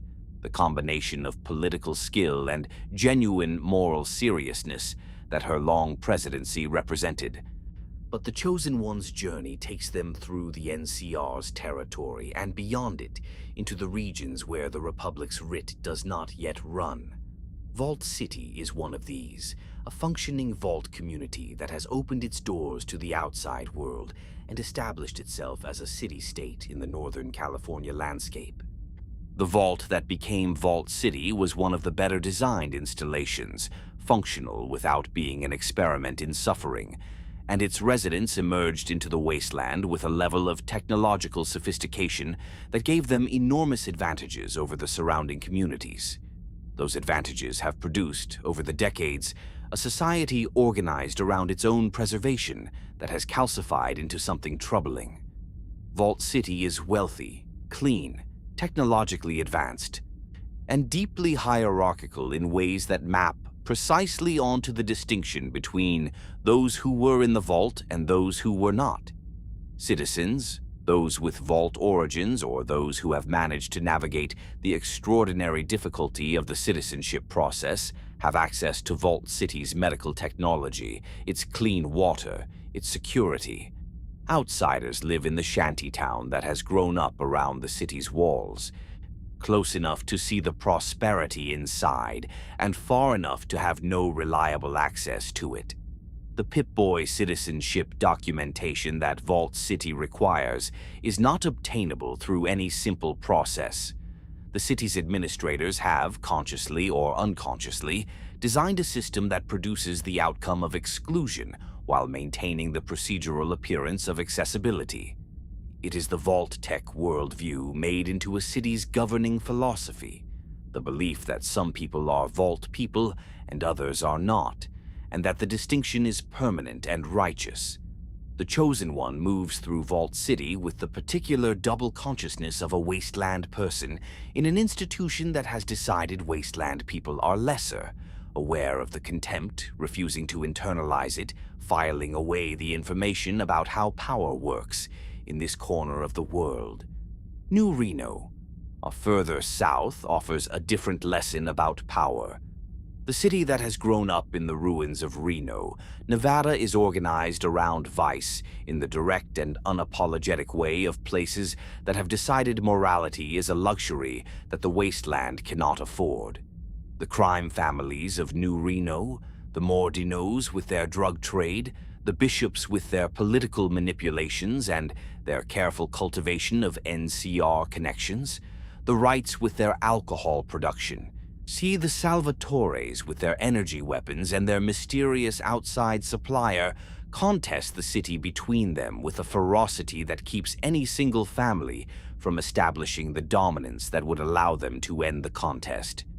New Reno is squalid and violent and also, in its strange way, alive, with commerce and negotiation and the particular energy of a place where the rules are clear, even if they are not the rules that formal law would recognize. See, people come to New Reno for things that the NCR's more regulated economy does not provide. They leave, if they leave, with a specific education in how power operates when it is not wearing institutional clothing. The jet epidemic is everywhere in New Reno. A jet, a highly addictive inhalant made from Brahmin dung through a process that the Mordino family has refined to a science. is destroying the communities it reaches with the particular efficiency of substances that offer genuine short-term relief from the grinding difficulty of wasteland existence. The chemistry of jet addiction is not subtle. It takes people quickly. It does not give them back. The Chosen One encounters the jet problem in New Reno and in the communities surrounding it, with the cumulative weight of someone who has been watching the wasteland's social fabric and its tiers. The Mordinos produce jet.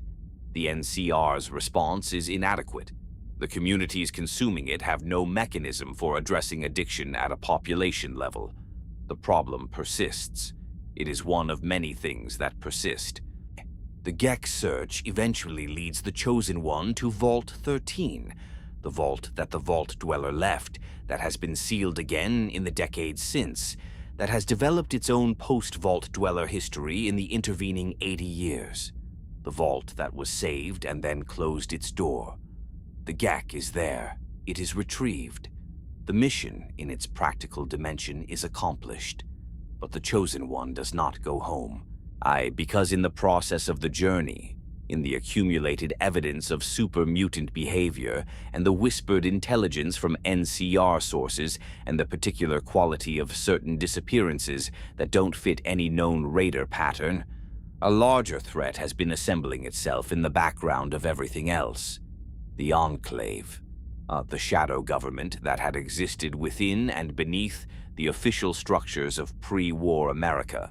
The organization that had been building the vaults and running the FEV research and planning for the post-war world with the particular confidence of people who had decided they would be the ones to survive it, had survived. Of course it had. The Enclave had always had a plan for after. The plan had involved an oil rig. Somewhere off the California coast, in a hardened offshore facility that had been constructed under the cover of legitimate petroleum extraction infrastructure, the Enclave had relocated its essential personnel and its essential data in the months before the bombs fell. The facility was self-sufficient, nuclear-powered, with agricultural capacity and water recycling and the medical technology required to maintain a population indefinitely. The Enclave on the oil rig had watched the Great War from the safety of the Pacific, had monitored the post-war developments on the mainland with a patience born of certainty, and had spent the following decades continuing the work that the war had interrupted. The work was the same work it had always been, the preparation of a post-war America that the Enclave would control.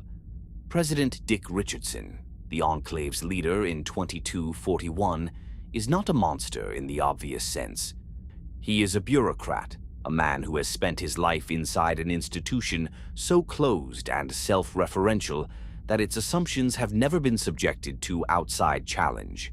The Enclave's ideology, which Richardson has absorbed as completely as oxygen, holds that the pre-war American government's authority has been continuously maintained through the catastrophe, that the Enclave is the legal government of the United States, that the people who have been living in the wasteland for 80 years are not citizens of anything but refugees awaiting restoration, and that the Enclave's plan for that restoration is both legitimate and necessary. The plan is the modified FEV.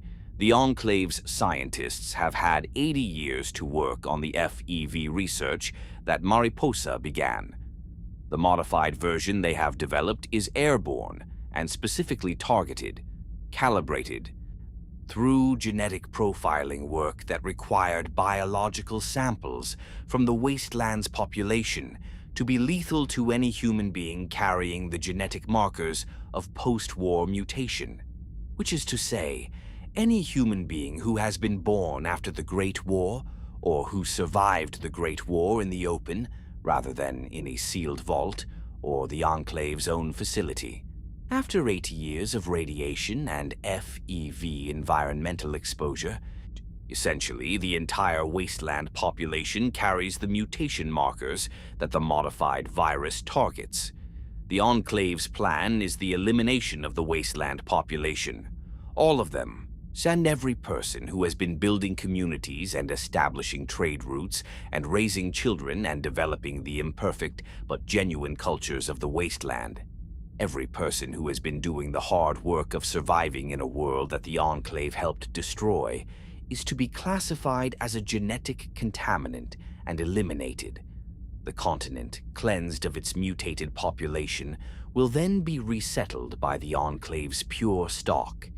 This is the plan. It is comprehensive, are logistically sophisticated, and in the framework of the institution that produced it, entirely reasonable. The Chosen One finds the oil rig. The journey to the Enclave's facility is the culmination of everything that the Wasteland has taught. The combat skills developed through 2 decades of necessity. The political knowledge accumulated through passage through every major faction and community in California. On the specific intelligence gathered from Enclave personnel and records encountered throughout the journey. The oil rig is defended by soldiers in advanced power armor. The Enclave's version of the technology that the Brotherhood had been maintaining and studying, refined over 80 years into something significantly more capable than the T-51 units that the Brotherhood's paladins wore. The Chosen One moves through it anyway.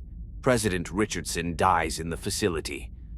The FEV production systems are destroyed. The oil rig, its power systems compromised in the fighting, goes up in the particular spectacular way of offshore petroleum facilities. A column of fire and black smoke, visible for miles across the Pacific, burning against the evening sky like a signal flare from a history that had been kept secret for too long. The Enclave is broken. The key word, the word that the Wasteland will learn in the following decades, is broken rather than destroyed. Organizations with the Enclave's resources and the Enclave's ideology do not simply cease to exist because their primary facility is destroyed. The personnel who were not on the oil rig when it burned are still out there. The data that had been distributed to secondary facilities is still intact. The belief system that produced the plan, the conviction that the Enclave represents legitimate authority and the Wasteland's population represents a problem to be solved rather than people to be helped. That belief system persists in the individuals who were formed by it. The Enclave was broken, but not gone. Never truly gone. The Chosen One returns to Arroyo. The GEC is activated. The village's soil begins, slowly, and then with accelerating generosity, on to respond to the terraforming technology that Vault-Tec had included in the device. The dead land breathing again, the compounds in the soil shifting toward productivity, the first green shoots appearing in Earth that had been failing for 3 years. Arroyo blooms, standing in the village that the Vault Dweller built, watching the first genuine green growth push through soil that the GEC has begun to heal. The Chosen One carries in their body and their memory the full weight of what the journey required. The NCR and Vault City and New Reno, the Enclave's facility and Richardson's face and the fire on the water.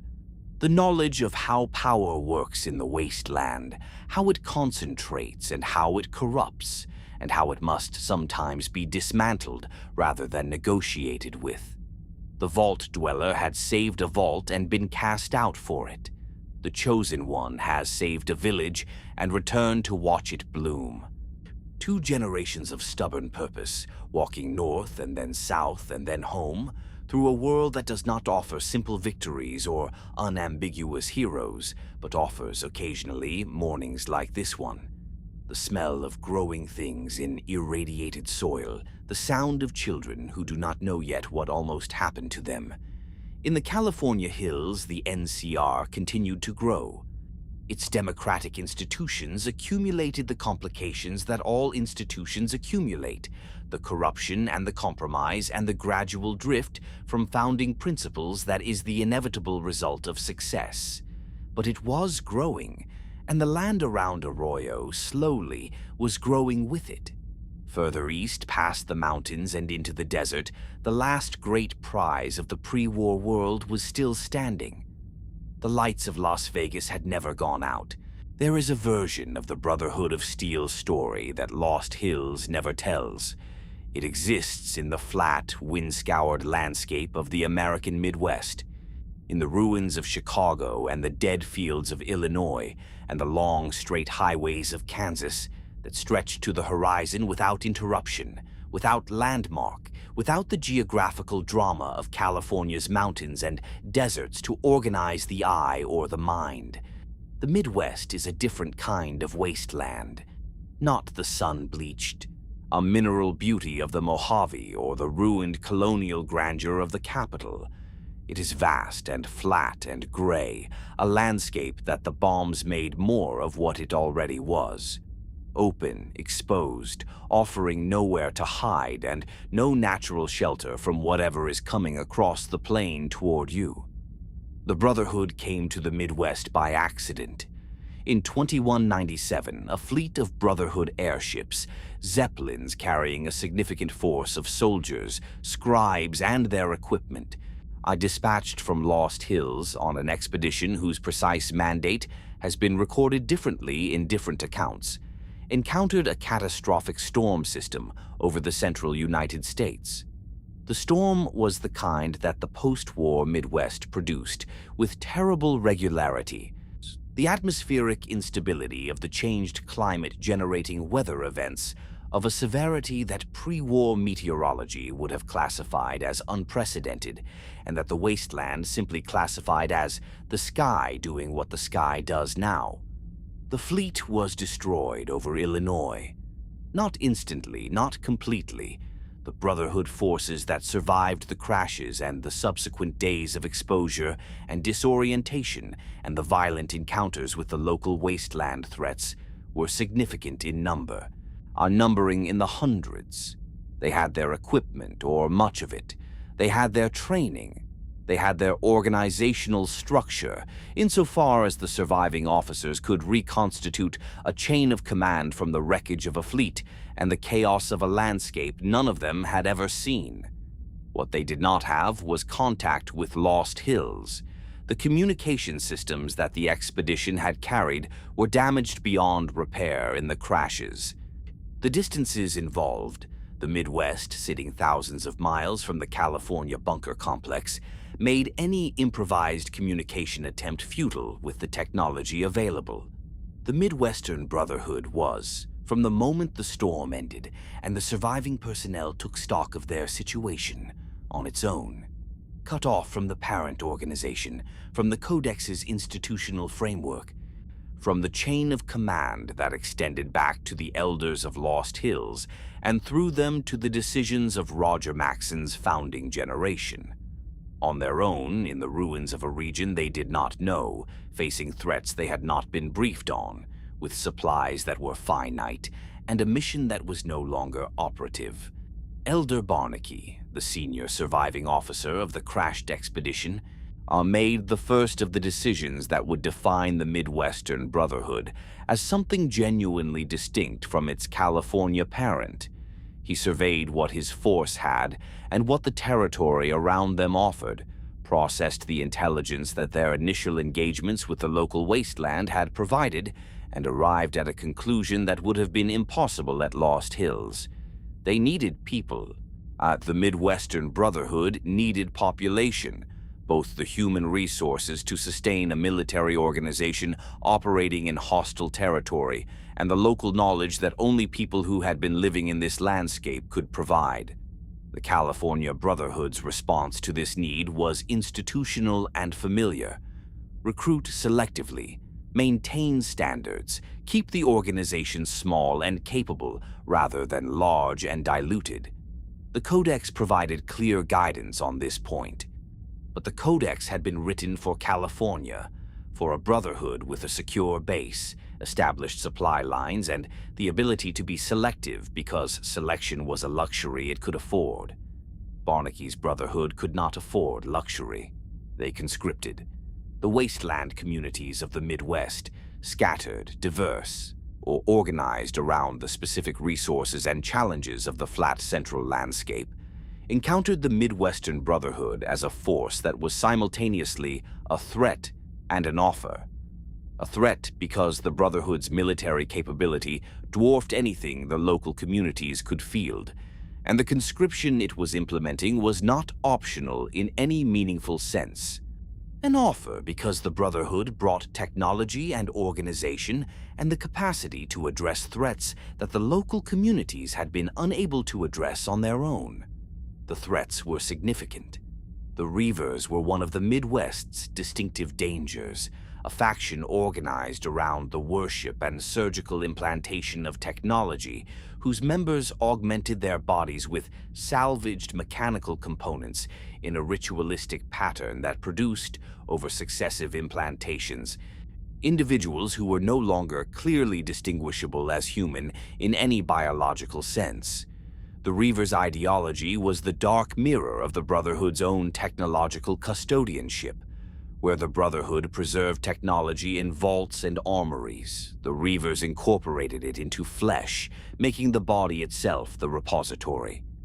The Beast Lords were different, human leaders who had developed the ability to control the mutated animals of the Midwest Wasteland through a combination of chemical and neurological manipulation that the Brotherhood's scribes could not fully explain, but found consistently effective in the field. Raider packs augmented by controlled rad scorpions and mutant wolves, and the enormous centaurs that the FEV-affected Wasteland had produced were a genuinely novel tactical challenge, a one that the California Brotherhood's combat doctrine had not been designed to address. But the calculator was the existential threat. Beneath the ruins of a pre-war military installation in the flatlands of the Illinois-Missouri border region, an artificial intelligence had been running for nearly 2 centuries. It had been designed as a military command and control system, a computerized general capable of coordinating the automated defense assets of a continental military network.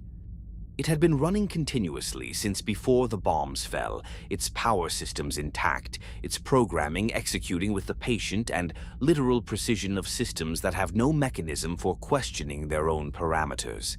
The calculator was not malevolent in the way that the Master had been malevolent.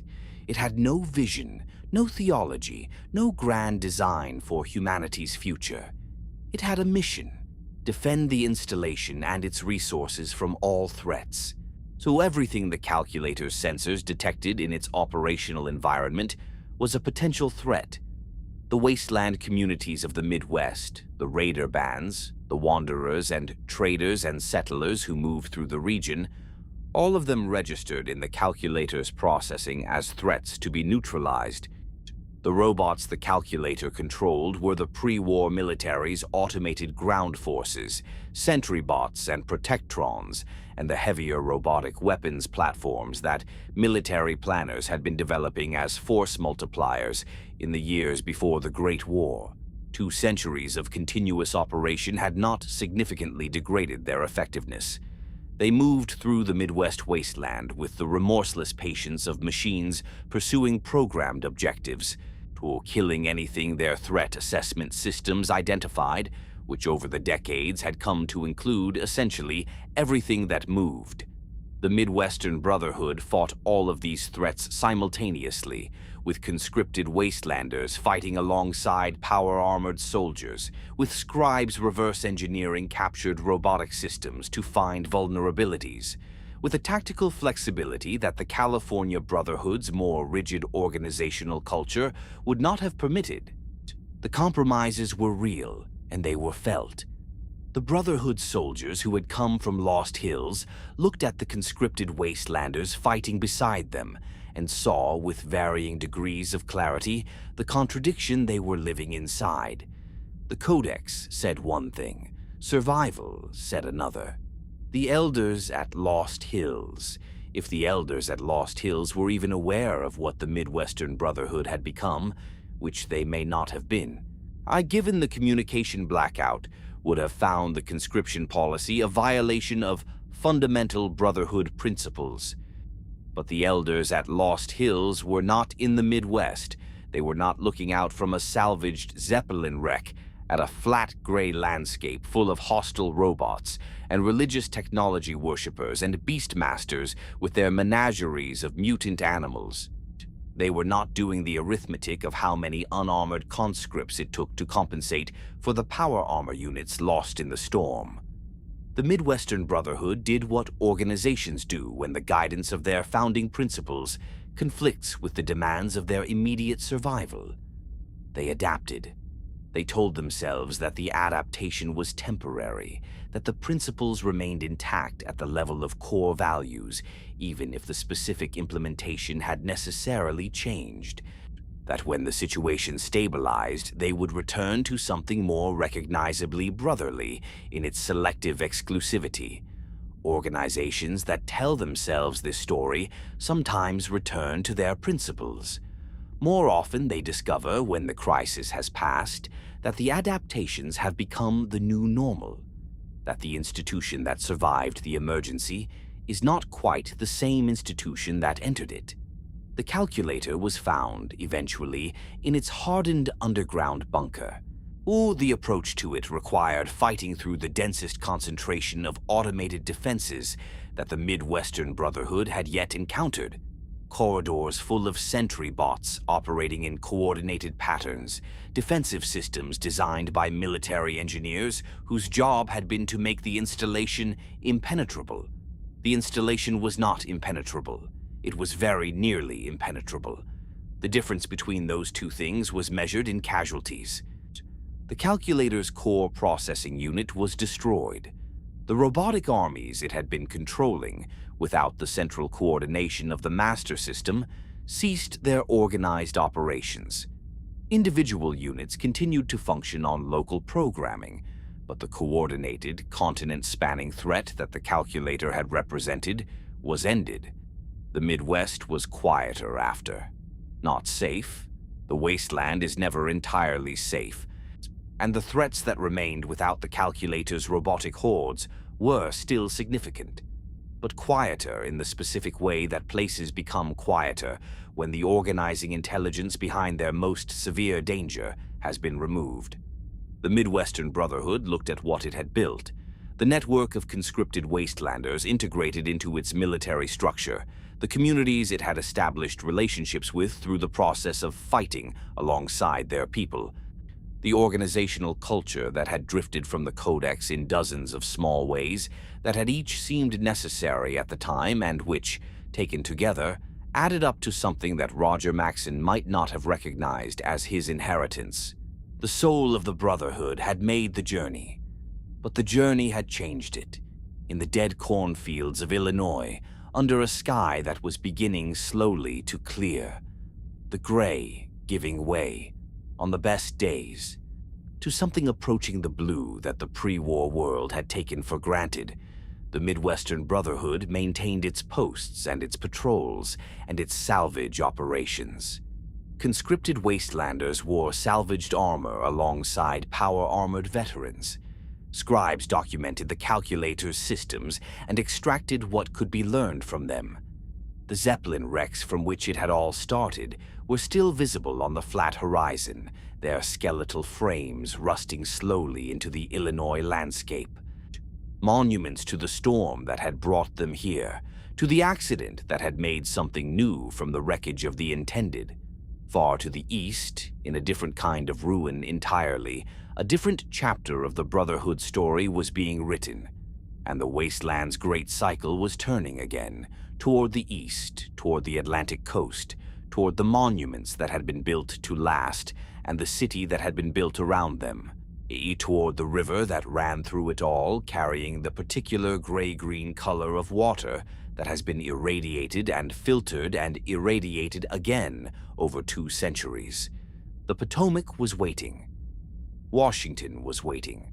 The capital wasteland, with its super-mutant-held monuments and its irradiated river and its particular quality of grandeur in ruin, was waiting for the person who would walk out of another sealed vault and follow a father into the ash. The monuments were still standing. This is the first thing that strikes anyone approaching Washington. D.C. from the wasteland approaches. The monuments.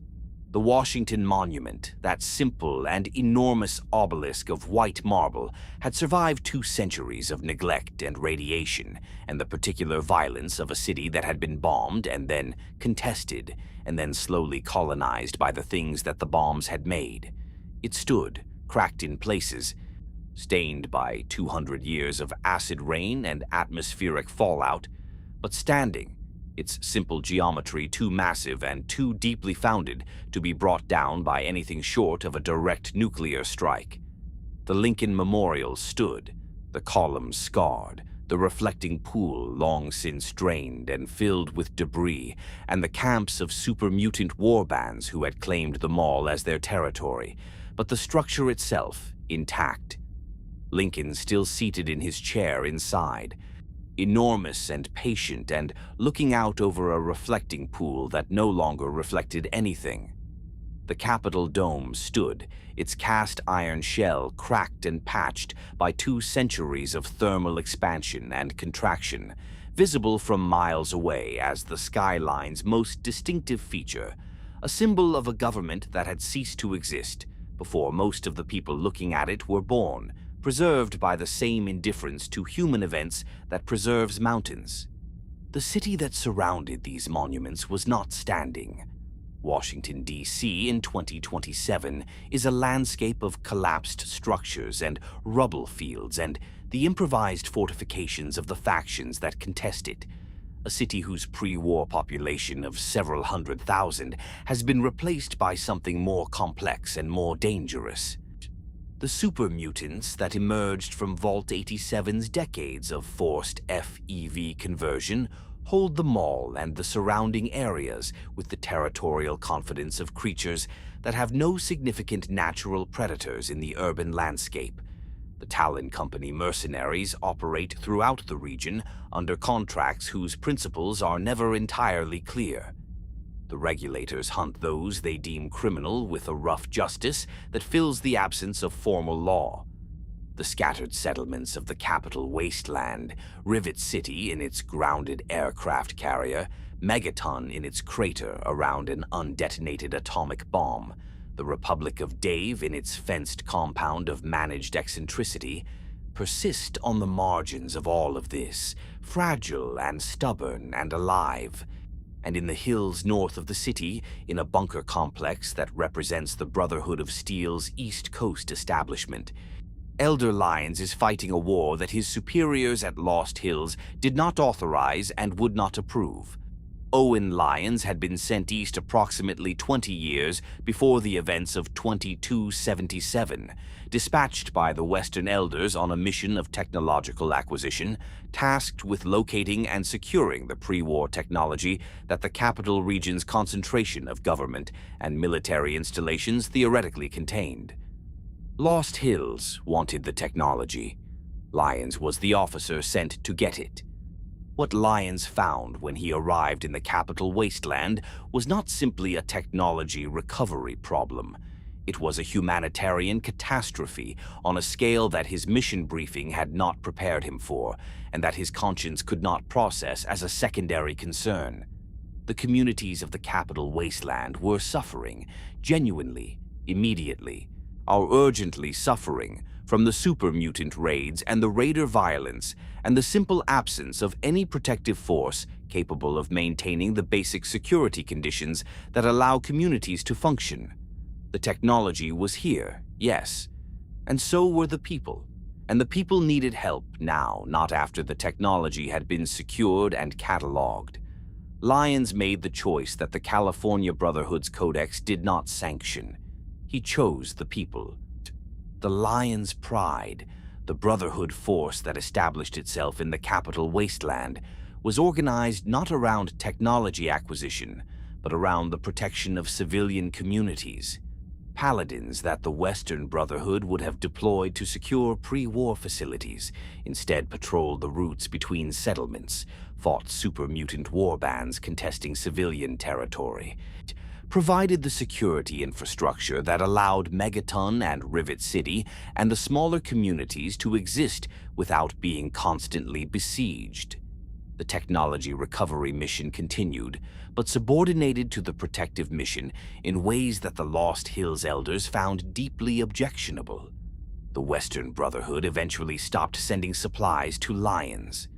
The disapproval of Lost Hills was communicated through the gradual withdrawal of the logistical support that an expeditionary force requires, the replacement parts and ammunition and personnel that the Capital Brotherhood needed to maintain its operations.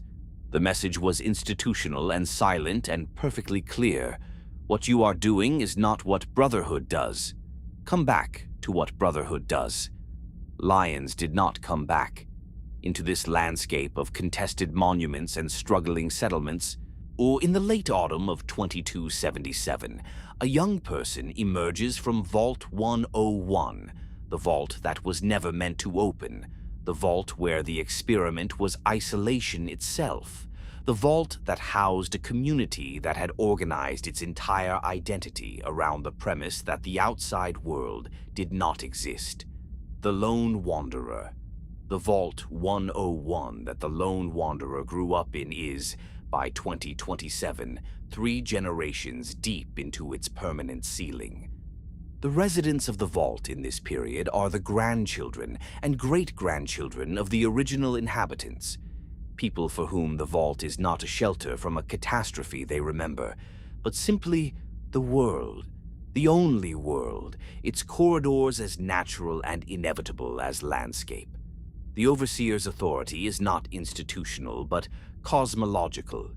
The rules of the vault are not constraints, but the laws of reality. The Lone Wanderer has grown up in this world. He has been educated in it and shaped by it and loved within it. There is a father, James, a physician whose warmth and intellectual curiosity have been the central organizing fact of the Wanderer's experience. There is an existence that is, in the bounded way of vault life, whole. Not complete in the sense of having access to everything that human life can offer, but internally consistent, affectionate, sufficient. James leaves in the night. The vault's security systems detect the unauthorized exit and respond with the escalating alarm and lockdown procedures that the Overseer immediately deploys in a direction that reveals, with terrible clarity, the nature of the vault's governing psychology.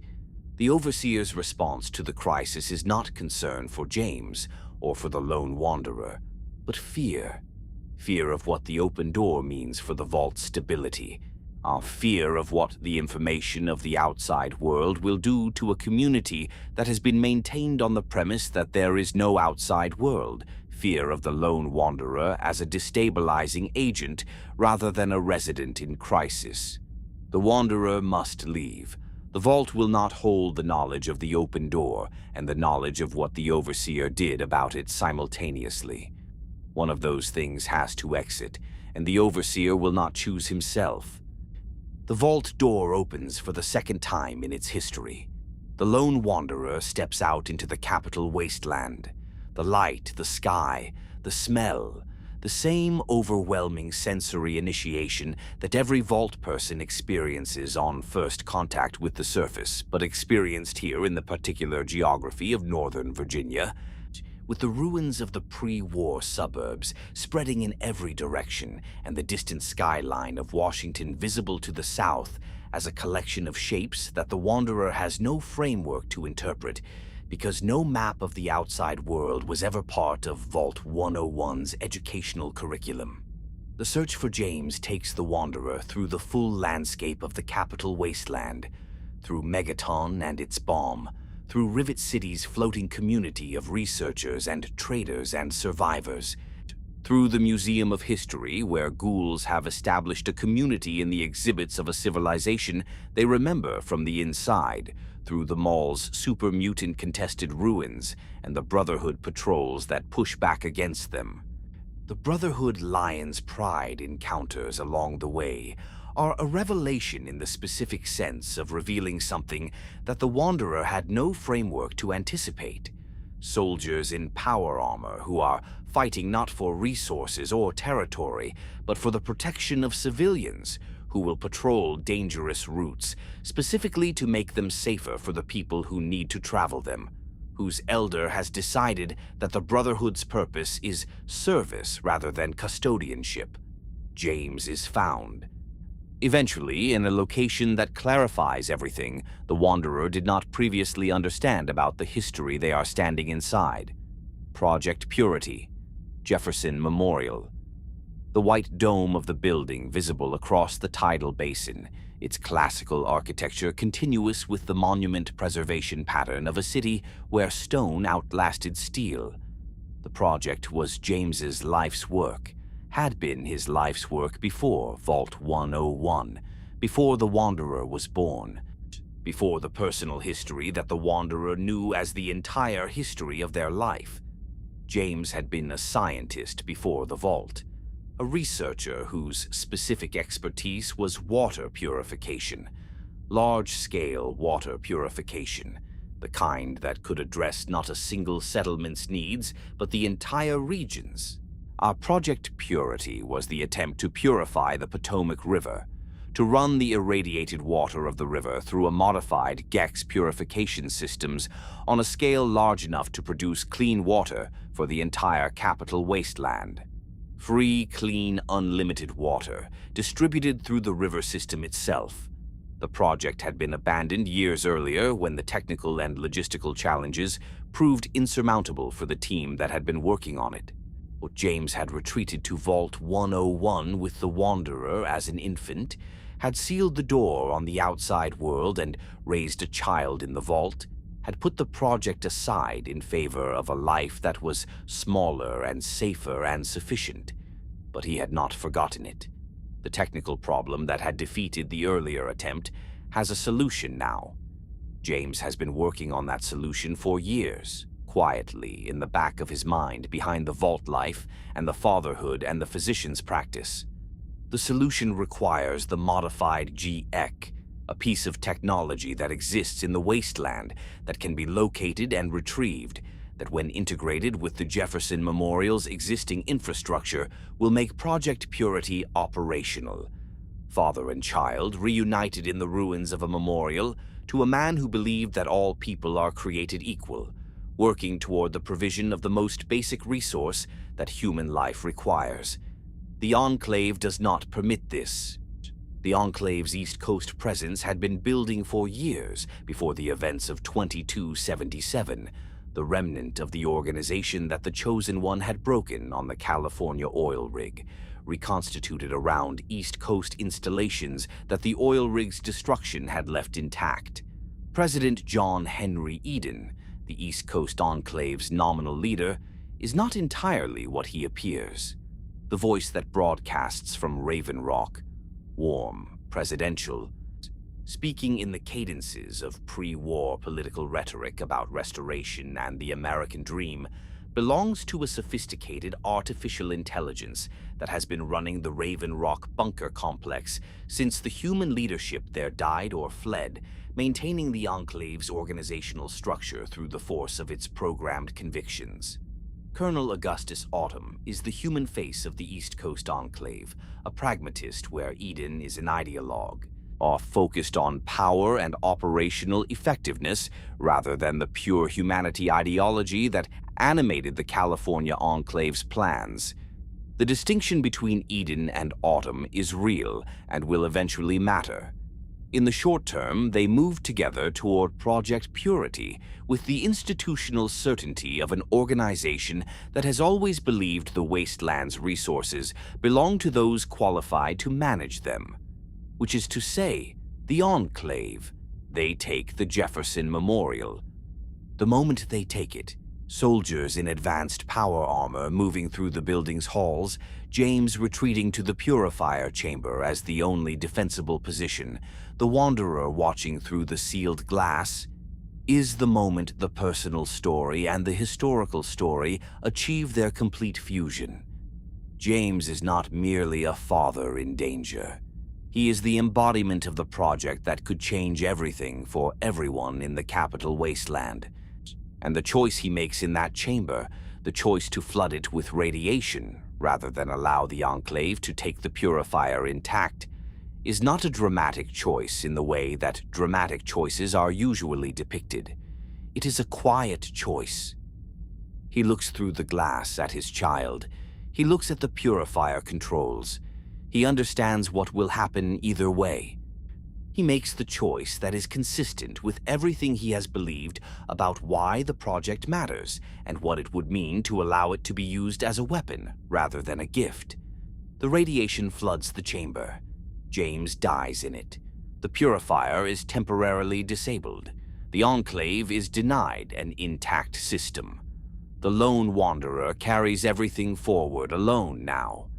The Gek is found in the depths of Vault 87, the vault of forced FEV conversion, the source of the supermutants that have been plaguing the capital Wasteland for generations, the place that Vault-Tec's experiment designers specified in clinical language as a biological testing site, and that 2 centuries of supermutant production had made into something that the clinical language no longer adequately describes. The Wanderer moves through Vault 87 with the particular quality of purpose that comes from having no alternative. The Giak is retrieved. The Enclave takes the Wanderer instead. Raven Rock, the Enclave's bunker complex deep in the Virginia mountains, is where the Wanderer wakes, and Raven Rock is where the distinction between Eden and Autumn becomes operationally significant. Eden, the AI president, has a plan that echoes the California Enclave's plan, with the perfect fidelity of a system executing its programming regardless of changed circumstances.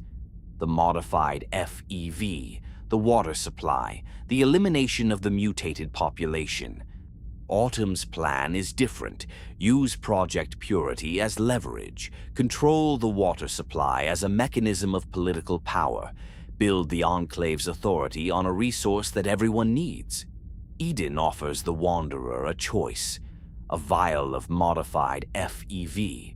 The same choice that the California Enclave gave the Wasteland, dressed in the language of partnership and shared purpose. Add it to the purifier. Cleanse the population. Restore America. The Wanderer refuses. To Eden, in the strange and lonely moment of an artificial intelligence confronting the implications of its own programming, allows it. The argument the Wanderer makes to Eden is similar to the one the Vault Dweller made to the Master. You are pursuing an outcome that cannot achieve what you believe it will achieve. Eden, unlike the Master, does not have the emotional architecture to collapse, but it has the logical architecture to evaluate the argument. And the evaluation produces a decision that its programming had not anticipated. Eden tells the Wanderer how to destroy Raven Rock. Raven Rock burns. The Enclave's command structure is broken for the second time in a generation. Colonel Autumn retreats to the Jefferson Memorial with the remaining Enclave forces, making his final stand at the purifier itself. The resource that represents, in his pragmatic calculation, the only leverage that makes the Enclave's continued existence strategically viable. The Brotherhood of Steel arrives at the Jefferson Memorial with Liberty Prime. Liberty Prime is something that should not exist, a pre-war military robot of extraordinary scale and capability, a weapon system designed for the Alaska campaign that had never been deployed because the war ended before its development was complete. The Brotherhood's scribes had spent years attempting to make it operational, working through the engineering problems that had kept it grounded and had succeeded in the weeks immediately preceding this moment. It walks into Washington, the size of it. The weight of each footfall felt more than heard, a deep percussion that travels through the ground and up through the bones of everyone standing near it. The patriotic declarations it broadcasts at combat volume as it advances, fragments of pre-war military propaganda delivered in a voice calibrated for a battlefield, surreal against the backdrop of the Washington Monument and the reflecting pool that has been dry for 200 years. Liberty Prime clears the way to the Jefferson Memorial.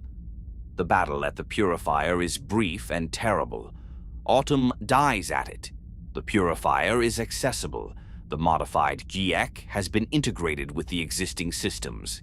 Project Purity is operational and ready to be activated.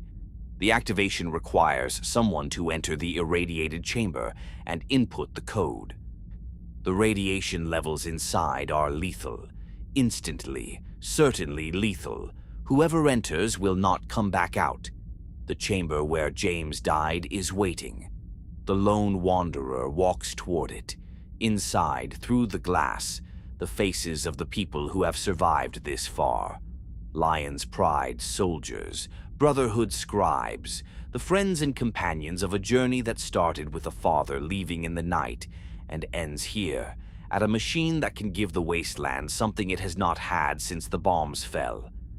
Clean water, freely given. For everyone, the code is entered, the purifier activates. The water that flows from the Jefferson Memorial systems into the Potomac River and through the distribution infrastructure that the Brotherhood and Rivet City researchers have been quietly building in parallel with everything else. That water is clean.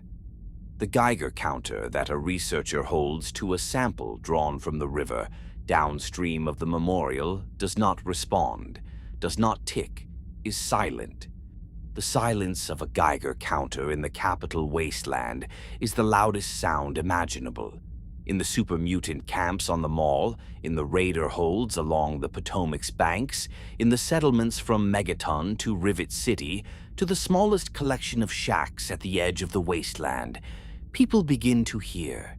Through the radio signals and the traveler networks and the simple word-of-mouth transmission of information through communities that are connected however tenuously, that the water is clean. The Washington Monument stands above all of it, cracked and stained and standing.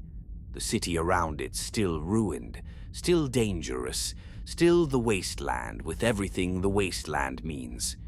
But the water is clean now. And the Vault-Tec conspiracy that built Vault 87 and produced the super mutants and caused so much of the suffering that made this moment necessary, that conspiracy has not yet been fully reckoned with. Its deepest secret is still waiting to be told. The lights never went out. This is the fact that defines everything about the Mojave Wasteland and the city at its center. The single most consequential fact about the post-war American West, more significant in its long-term implications than any battle or any political declaration or any act of individual heroism or villainy. When the bombs fell on October 23, 2077, Las Vegas did not go dark. It should have. Every calculation, every model, every reasonable extrapolation from the pattern of destruction visited on every other major American population center suggested that Las Vegas, a city built on electricity and consumption and the particular excess of a civilization that had perfected the art of distraction, should have been reduced to the same rubble that Boston and Los Angeles and Washington had become. The Strip's famous lights should have died in the first hour. The casinos should have become the same hollow shells that every other monument to pre-war prosperity had become. Robert Edwin House did not permit this. House was, by any reasonable measure, the most intelligent human being alive in pre-war America. This is not hyperbole. It is the assessment of the institutions that had evaluated him, the standardized tests, the academic evaluations, all the business analyses that had tracked his career from its extraordinary beginnings to the point where he controlled a company whose influence on American technological development was second only to Vault-Tec itself. Robco Industries, the corporation that House built and led, had produced the Pip-Boy, the Protectron, and a dozen other technologies so fundamental to pre-war life that their presence had become invisible, noticed only in their absence. House had also, with the particular clarity that extreme intelligence sometimes produces about matters that less gifted minds prefer not to examine too directly, Run the numbers on the resource wars and the Sino-American conflict and the deteriorating diplomatic situation, and arrived, years before the events of October 23rd, at a probability assessment for nuclear exchange that he found unacceptably high. House did not find the probability unacceptable in the way that people who oppose nuclear war find it unacceptable. He found it unacceptable in the way that a man who intends to survive it finds an insufficiently prepared outcome unacceptable. He spent a fortune preparing. The preparation involved three things. First, the defense of Las Vegas itself, a network of missile defense systems installed in the mountains surrounding the city, capable of intercepting incoming warheads before detonation, maintained by the Securitron robots that House had developed specifically for this purpose. The network was not perfect. House's models told him it would intercept approximately 68 of every 100 warheads targeted at the Las Vegas region. He found this acceptable. Second, the Vegas Strip, the specific hotels and casinos and infrastructure that House intended to preserve as the nucleus of the post-war civilization he was already designing.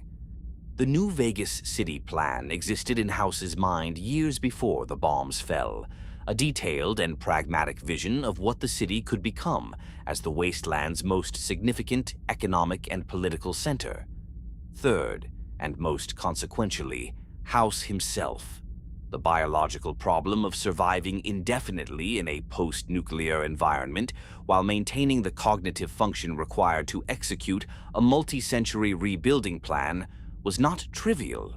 House addressed it with the same systematic thoroughness he brought to every problem. A life support system connected to the Lucky 38's mainframe, capable of maintaining his body's basic functions indefinitely. A Securitron interface through which he could monitor and direct operations without physical exposure to the Wasteland's conditions. The sacrifice of the physical world in exchange for the mental continuity that the plan required. House sealed himself into the Lucky 38 approximately a year before the bombs fell. He watched October 23rd from inside his tower. The missile defense network activated. It performed at roughly the efficiency his models had predicted, somewhat better in some respects, somewhat worse in others. The real-world performance of any system always a complex negotiation with the gap between design and deployment. Las Vegas received 3 impacts, 3 warheads that the network failed to intercept. 3 detonations that damaged parts of the city that House had not prioritized for the defense system's coverage. The residential areas north and south of the Strip, several of the older casino properties that were not part of his post-war plan. The Strip itself was largely intact. The lights stayed on. For the next 2 centuries, House watched. He maintained the Securitrons. He preserved the infrastructure. He observed the emergence of the NCR and the formation of Caesar's Legion, and the development of the Mojave's Wasteland communities with the patience of a man operating on a timeline measured in decades rather than years. He planned. He calculated. He waited for the moment when the variables had aligned sufficiently to begin the next phase. The next phase required the platinum chip. The chip was the final piece of a puzzle House had been assembling for 2 centuries. A piece of advanced software on a platinum alloy storage device ordered from a courier service and en route to the Lucky 38 on the morning of October 23, 2077. The chip had not made it. It had been somewhere in the Mojave on a delivery run when the bombs fell, and its subsequent location had been one of the small mysteries that House's vast intelligence network had been unable to resolve in the intervening years. In 2028, the chip resurfaces. A courier is hired to deliver it to the Lucky 38. On the road outside of Good Springs, Nevada, a man named Benny and his hired crew intercept the courier, take the chip, and put 2 bullets in the courier's head. The courier is buried in a shallow grave in the desert, and then the courier wakes up. The resurrection is not metaphorical, though it accumulates metaphorical weight over the course of everything that follows. A Securitron acting on House's standing orders to monitor the chip's progress found the courier, brought a doctor, and the doctor, a woman named Mitchell practicing medicine in Goodsprings with the quiet dedication of someone who has chosen to be useful in a place that needs usefulness, saved a life that had, by any medical standard, already ended. The courier wakes in Goodsprings with 2 bullet holes in the head, partial memories, and the immediate and practical question of what happened and where the chip went. The Mojave Wasteland that the courier moves through in 2028 is the most politically complex landscape in the post-war American West. 3 major powers contest it, each with a legitimate claim of some kind, each with a coherent vision of what the Mojave should become, each with the military and organizational capacity to make that vision a reality if the other 2 can be neutralized or accommodated. The new California Republic has arrived in the Mojave with the momentum of 2 centuries of growth and the particular confidence of an institution that has been right enough often enough to have stopped interrogating its own assumptions as rigorously as it once did. See, the NCR's presence in the Mojave is anchored at Hoover Dam, the pre-war hydroelectric installation on the Colorado River, whose turbines, after 2 centuries of dormancy and painstaking restoration, are producing electricity again. The dam is not merely strategically important to the NCR, it is existentially important. The electricity it generates powers a significant portion of California's infrastructure, and losing control of it would be an economic and political crisis that the NCR's aging political establishment is not certain it could survive. The NCR soldiers at Hoover Dam and at Camp McCarran and at the network of outposts scattered across the Mojave are, individually, often decent people doing a difficult job in a hostile environment. They are also part of an institution that has been expanding faster than its capacity to govern its expanded territory, or that has been funding its military operations with taxes that fall disproportionately on communities too poor to resist, that has been making promises about the benefits of NCR membership that its actual delivery of services does not always honor. The NCR is a democracy. It is also an empire in the making. And the tension between those 2 facts is visible in the behavior of its forces in the Mojave if one looks at it directly rather than through the lens of the NCR's considerable talent for self-flattering narrative. Caesar's Legion has arrived from the east with the Colorado River as its boundary and Hoover Dam as its objective. The Legion is the creation of one man, Edward Sallow, a former NCR citizen who encountered, in the ruins of the American Southwest, the works of pre-war historians and found in the account of the Roman Republic and Empire, a model for post-apocalyptic civilization that struck him as both practically superior and philosophically honest in ways that contemporary institutions were not. He renamed himself Caesar. He absorbed the tribal confederacies of the Southwest through a combination of force and organizational superiority, bending them into the hierarchical, disciplined structure of a Roman-modeled military society. The Legion moves with an efficiency that the NCR, with its democratic deliberations and logistical complexity, cannot match in the field. The roads it controls are genuinely safe. The Legion's punishment of banditry is swift and absolute, and the deterrent effect is real. The order it imposes is genuine order, maintained through genuine brutality, crucifixions, and enslavement, and the systematic erasure of the tribal identities that the absorbed peoples had carried into the Legion's structure. The Legion is a paradox that the Mojave's political landscape cannot resolve by ignoring. It is evil in ways that are clear and specific and well documented, and it works in ways that are also clear and specific and well documented, and the people who live under its order sometimes prefer it to the alternatives they have experienced, and this preference does not make them wrong about their own experience, even if it makes them wrong about everything else.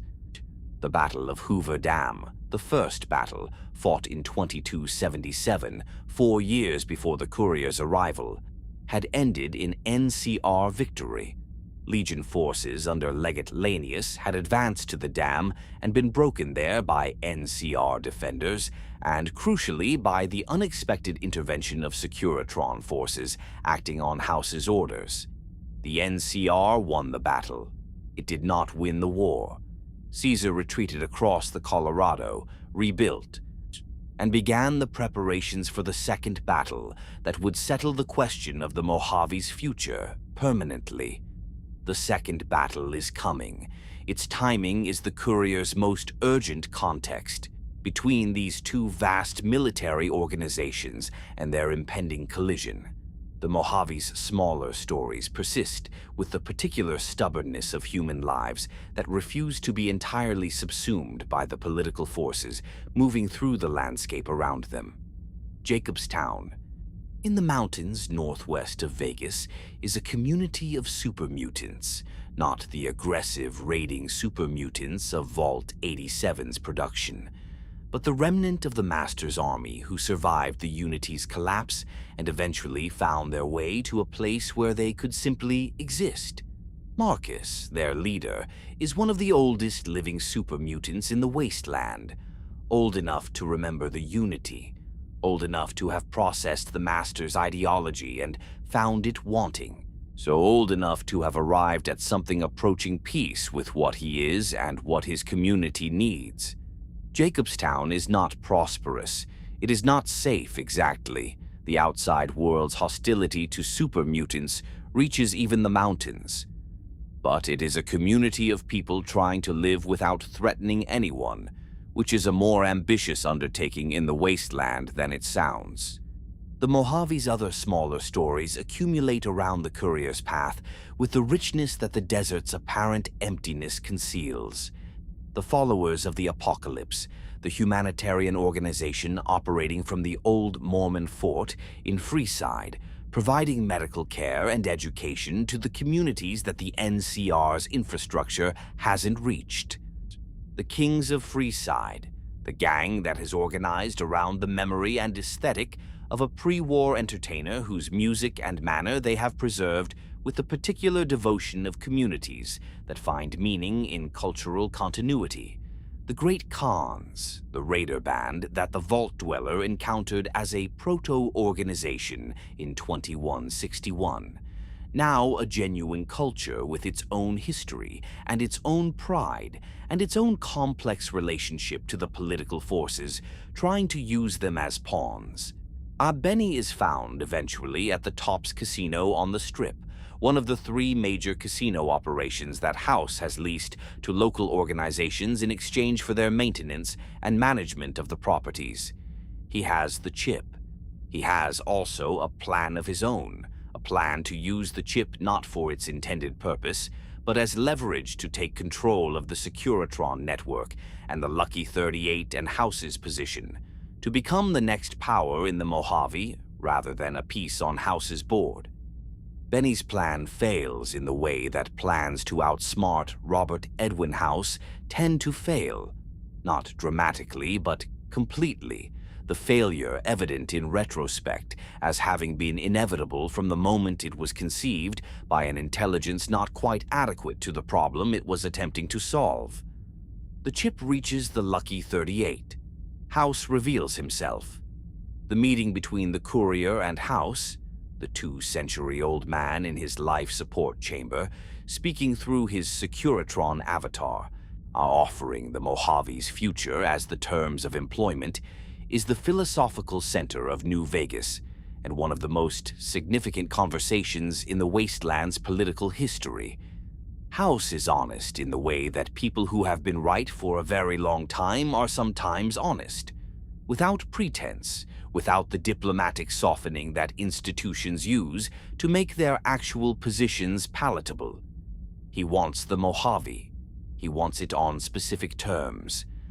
He is offering the courier a role in shaping those terms because the courier has already demonstrated, through the simple act of surviving 2 bullets to the head and then doing what has been done since, that they are the kind of person whose cooperation is more valuable than their neutralization. The lonesome road calls. Before the second battle can be decided, before the Mojave's political future can be determined, the courier receives a message from the only other person who had ever been asked to make the delivery that set everything in motion, the person who had refused the job that the courier accepted. Ulysses, a man whose entire identity is organized around the question of what it means to carry things across a broken world, and what responsibility attaches to the carrying. The Divide, the Wasteland region that Ulysses has made his home and his pulpit, was once a community of survivors who had been building something genuine in the barren landscape of the old Nevada testing ranges, something that the courier, in a previous crossing of the region with a package they did not know the contents of, had inadvertently destroyed. The package had contained an automated ICBM launch signal. The community had been built on the surface of dormant military hardware that had responded to the signal. The Divide now is a landscape of torn earth and howling wind, and the ruins of the community that used to be there, populated by the marked men, soldiers of both the NCR and the Legion who had been in the Divide when the bombs went off, whose exposure had been too severe for ghoulification, but who had survived anyway, their armor fused to their bodies by the heat, their psychology transformed by what they had endured into something beyond faction loyalty or political affiliation. Ulysses wants to understand why the courier carried the package. He also wants, in his grief and his fury at what the carrying caused, to launch another set of missiles, at the NCR and the Legion both, a final gesture of rejection toward the political forces that he believes are simply repeating the cycles that destroyed the old world. The conversation between the courier and Ulysses at the Divide's end is about what histories mean and whether cycles can be broken, and what it costs to carry things for other people, and who bears responsibility when the carrying causes harm that wasn't intended. It is not a simple conversation. It does not resolve into simple answers. The missiles are not launched. Ulysses walks away. The courier walks back toward the Mojave. The second battle of Hoover Dam is decided. How it is decided which of the 4 possible outcomes becomes the Mojave's future is the question that the courier's accumulated choices and relationships and political judgments have been building toward. The NCR's democracy and its imperial tendencies, the Legion's order and its slavery, House's autocratic, technocratic vision and its cold efficiency, the wild card of an independent Mojave, free of all 3, with all the fragile beauty and uncertain durability that independence implies. Each outcome is honest about its costs. The NCR brings law and democracy and also annexation and bureaucratic extraction. The Legion brings order and also crucifixion and the systematic erasure of everything that came before it. House brings technological advancement and also the reduction of every human being to a variable in his calculations. Independence brings self-determination and also the very real possibility of collapse without the organizational support that a larger power provides. The dam hums. The Colorado runs brown and slow in the desert heat below it.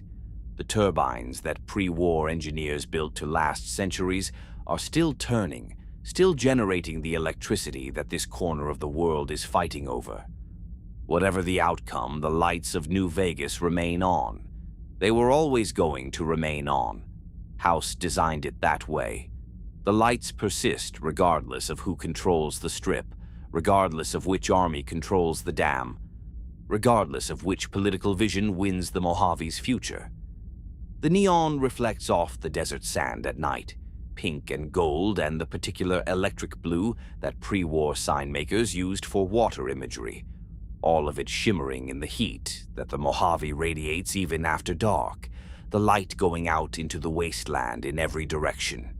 In a casino on the Strip, a ghoul who has been alive long enough to have been human when the lights first came on is dealing cards. In the mountains above the city, a community of super mutants is watching the lights from a distance, the colors strange and beautiful to eyes that see the spectrum differently than human eyes do. On the road toward the dam, soldiers in 2 different uniforms are moving toward a battle that will determine who controls the electricity that comes from the water that flows through the turbines that the pre-war engineers built to last. The Mojave holds all of this simultaneously, without resolving it, the way that the desert holds the bones of everything that has ever died in it. Present, patient, indifferent to the outcome, still beautiful in the way that things are beautiful when they are simply what they are without apology. Further north and east, in the ruins of a Massachusetts suburb, a vault door is preparing to open for the first time in 210 years. The frozen air inside is about to meet the Commonwealth. The cold comes first. Before consciousness, before memory, before the particular confusion of a mind reassembling itself from the fragments that 210 years of cryogenic suspension have left it, the cold comes first.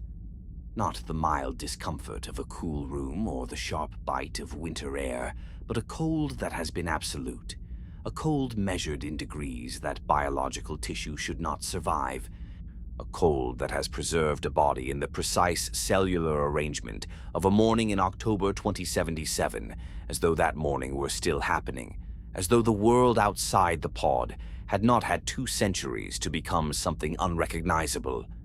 The pod hisses, the seals release. The frozen air of Vault 111 rushes out into the chamber, not the fresh air of the surface, but the stale, recycled, deeply cold atmosphere of a sealed space that has been maintaining its systems in the complete absence of human attention for 210 years. The sole survivor opens their eyes. The vault they are in is not the vault they went into.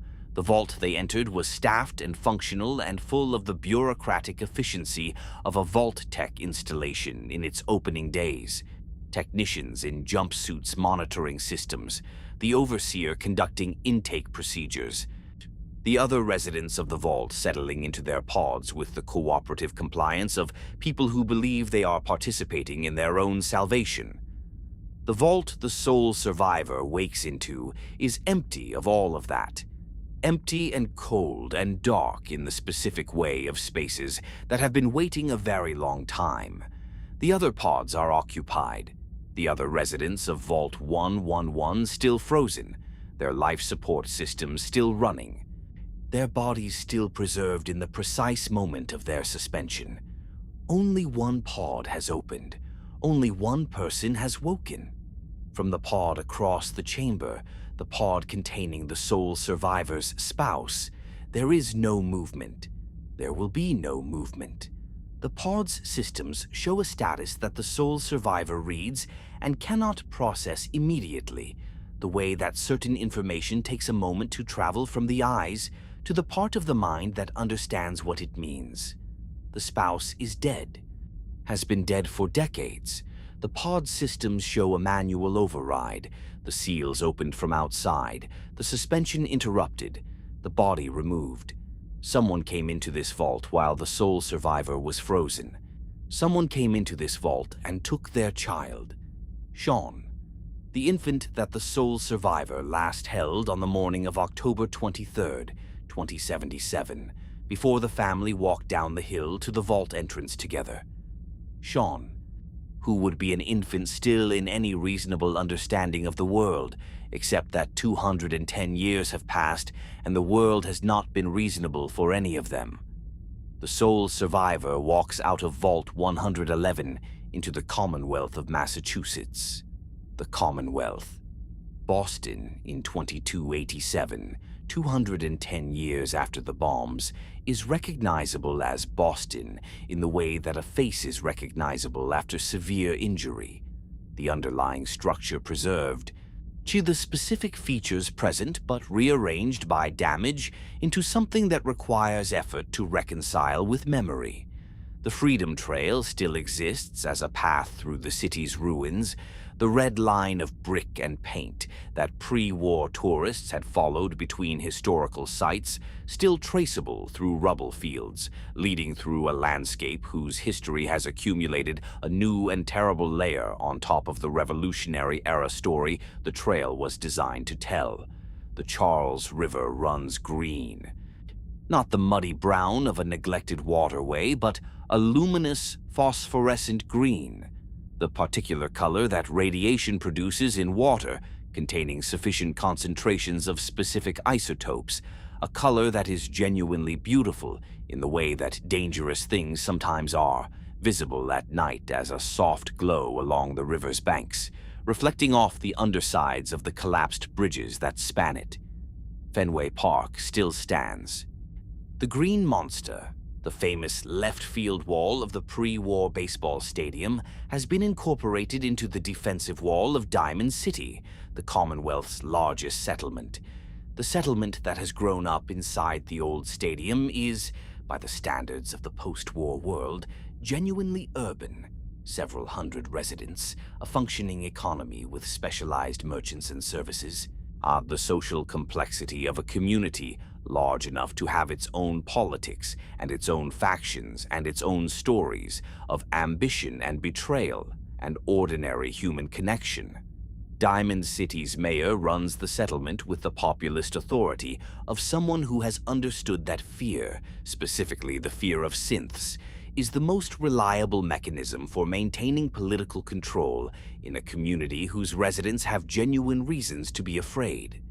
The synth question hangs over Diamond City and the Commonwealth, generally with the particular weight of a fear that cannot be resolved by any available mechanism, because the thing being feared, a synthetic human indistinguishable from a real one, is definitionally undetectable by the methods available to people without access to specialized equipment. The synths. They are the question that the Commonwealth cannot stop asking and cannot answer with the tools it has. The Institute exists in the Commonwealth the way that certain geological features exist in landscapes, enormous, foundational, shaping everything around it through forces that are largely invisible to the people living in the shaped territory. The Massachusetts Institute of Technology had been, in the pre-war world, one of America's most significant research universities, a place where the intersection of engineering and science and the particular culture of technical problem-solving had produced generations of researchers whose work shaped the pre-war world in ways both visible and invisible. When the bombs fell, the faculty and students and staff who were on campus that day found themselves in the particular situation of technically sophisticated people in the immediate aftermath of catastrophe, possessing skills that were suddenly both more valuable and less applicable than they had ever been in the normal world. The immediate survival challenges were addressed with the systematic efficiency that the MIT culture had always valued. The longer-term question of what to do with the extraordinary technical knowledge the surviving community possessed, how to apply it to a world that had been fundamentally transformed, was addressed over the following decades as the community descended deeper into the MIT campus's underground infrastructure and established what would eventually call itself the Institute. The Institute's founding generation made a decision that shaped everything that followed. They would not engage with the Wasteland on the Wasteland's terms. The surface world, the Commonwealth with its raiders and its radiation and its primitive settlement culture, was not a partner in the Institute's project. It was a resource environment. Raw materials came from it. Biological samples came from it. Data came from it. The surface world did not come into the Institute. The Institute went into the surface world, selectively, covertly, on its own terms. The synth program began as an engineering challenge, the creation of artificial humans for labor purposes, reducing the need for surface excursions by Institute personnel and providing a controlled workforce for the Institute's expanding operations. The first generation synths were clearly mechanical, metal and wire, and the visible industrial aesthetic of machines designed for function rather than appearance. Generation 2 was more sophisticated, the biological components more extensive, the resemblance to human beings more pronounced, though still detectably artificial on close examination. Generation 3 was the achievement that changed everything. A Generation 3 synth is biologically identical to a human being. Not similar, not approximately human. Identical at the cellular level in every way that biological examination can determine. They are grown from human genetic templates using processes that the Institute's biology division developed over decades of research. They have functional nervous systems. They have functional metabolisms. They process sensory information through the same neurological pathways that human beings use. They can be given memories, implanted experiences that function in their neurological architecture in the same way that experienced memories function in human neurological architecture, indistinguishable from the inside from things that actually happened. Are they conscious? Do they feel? Does the experience of being a Generation 3 synth, the sensory inputs, the processed memories, the functional emotions that their neurological architecture produces, constitute experience in the sense that human experience constitutes experience? Is there something it is like to be them, in the philosophical sense that there is something it is like to be a human being? The Institute, in its official position, says no. Synths are tools, sophisticated tools, more sophisticated than any previously developed, but tools nonetheless, products of engineering rather than subjects of moral consideration. The Institute's researchers who work most closely with Generation 3 synths sometimes arrive at different conclusions privately in journals that are not shared with the Institute's leadership. The Railroad has been answering the question differently for years. The Railroad is the Commonwealth's most covert organization, modeled explicitly on the historical Underground Railroad that had smuggled enslaved people to freedom in pre-war America, operating through a network of safe houses and sympathizers, and carefully maintained communication protocols designed to survive the Institute's surveillance capabilities. The Railroad's mission is the liberation of synths, specifically the recovery of Gen 3 synths from Institute control, the surgical removal of their memory and behavioral chips, and their relocation to lives in the Commonwealth where they can exist without Institute retrieval. The Railroad's members believe, with a conviction that has survived considerable institutional risk and personal cost, that a being capable of experiencing its own existence is a being with rights. They believe that the question of whether synths are conscious is answered by their behavior, by the synths who seek freedom, who form attachments, who express preferences and fears, and something functionally indistinguishable from the desire to continue existing. Whether those behaviors arise from biological consciousness or sufficiently complex mechanical processes is, in the Railroad's ethical framework, the wrong question. The behaviors are the answer. The Brotherhood of Steel has returned to the East Coast. The Prydwen, an airship of extraordinary scale, I built at the Boston Airport's airport facilities over years of Brotherhood construction effort, descends over the Commonwealth with the particular authority of an organization that has decided to make its presence impossible to ignore. Elder Maxson, Arthur Maxson, a young man who carries Roger Maxson's name and lineage and a version of his conviction that has been hardened by the specific experiences of the post-Lyons Brotherhood, leads the East Coast chapter with a clarity of purpose that Owen Lyons had traded for the protective mission that Lost Hills never sanctioned. Arthur Maxson has brought the Brotherhood back to its foundational position. Our synths are abominations, the product of the same impulse toward technological overreach that produced the Great War and the FEV and every other catastrophe that the Wasteland's history records. The Institute is the most dangerous organization in the post-war world, not because of its military capability, but because of what it represents. The conviction that technology's application requires no ethical framework, that the creation of synthetic life is simply an engineering problem, that the distinction between tool and person is one that the Institute has the right to determine unilaterally. The Brotherhood will destroy the Institute. This is not a policy position. It is a certainty, held with the calm of someone who has already decided. The Minutemen persist. In the absence of any larger protective force, the Minutemen had been the Commonwealth's attempt at a mutual defense organization. Settlers and farmers and community members organized around the principle that communities could protect each other through coordination and shared resources.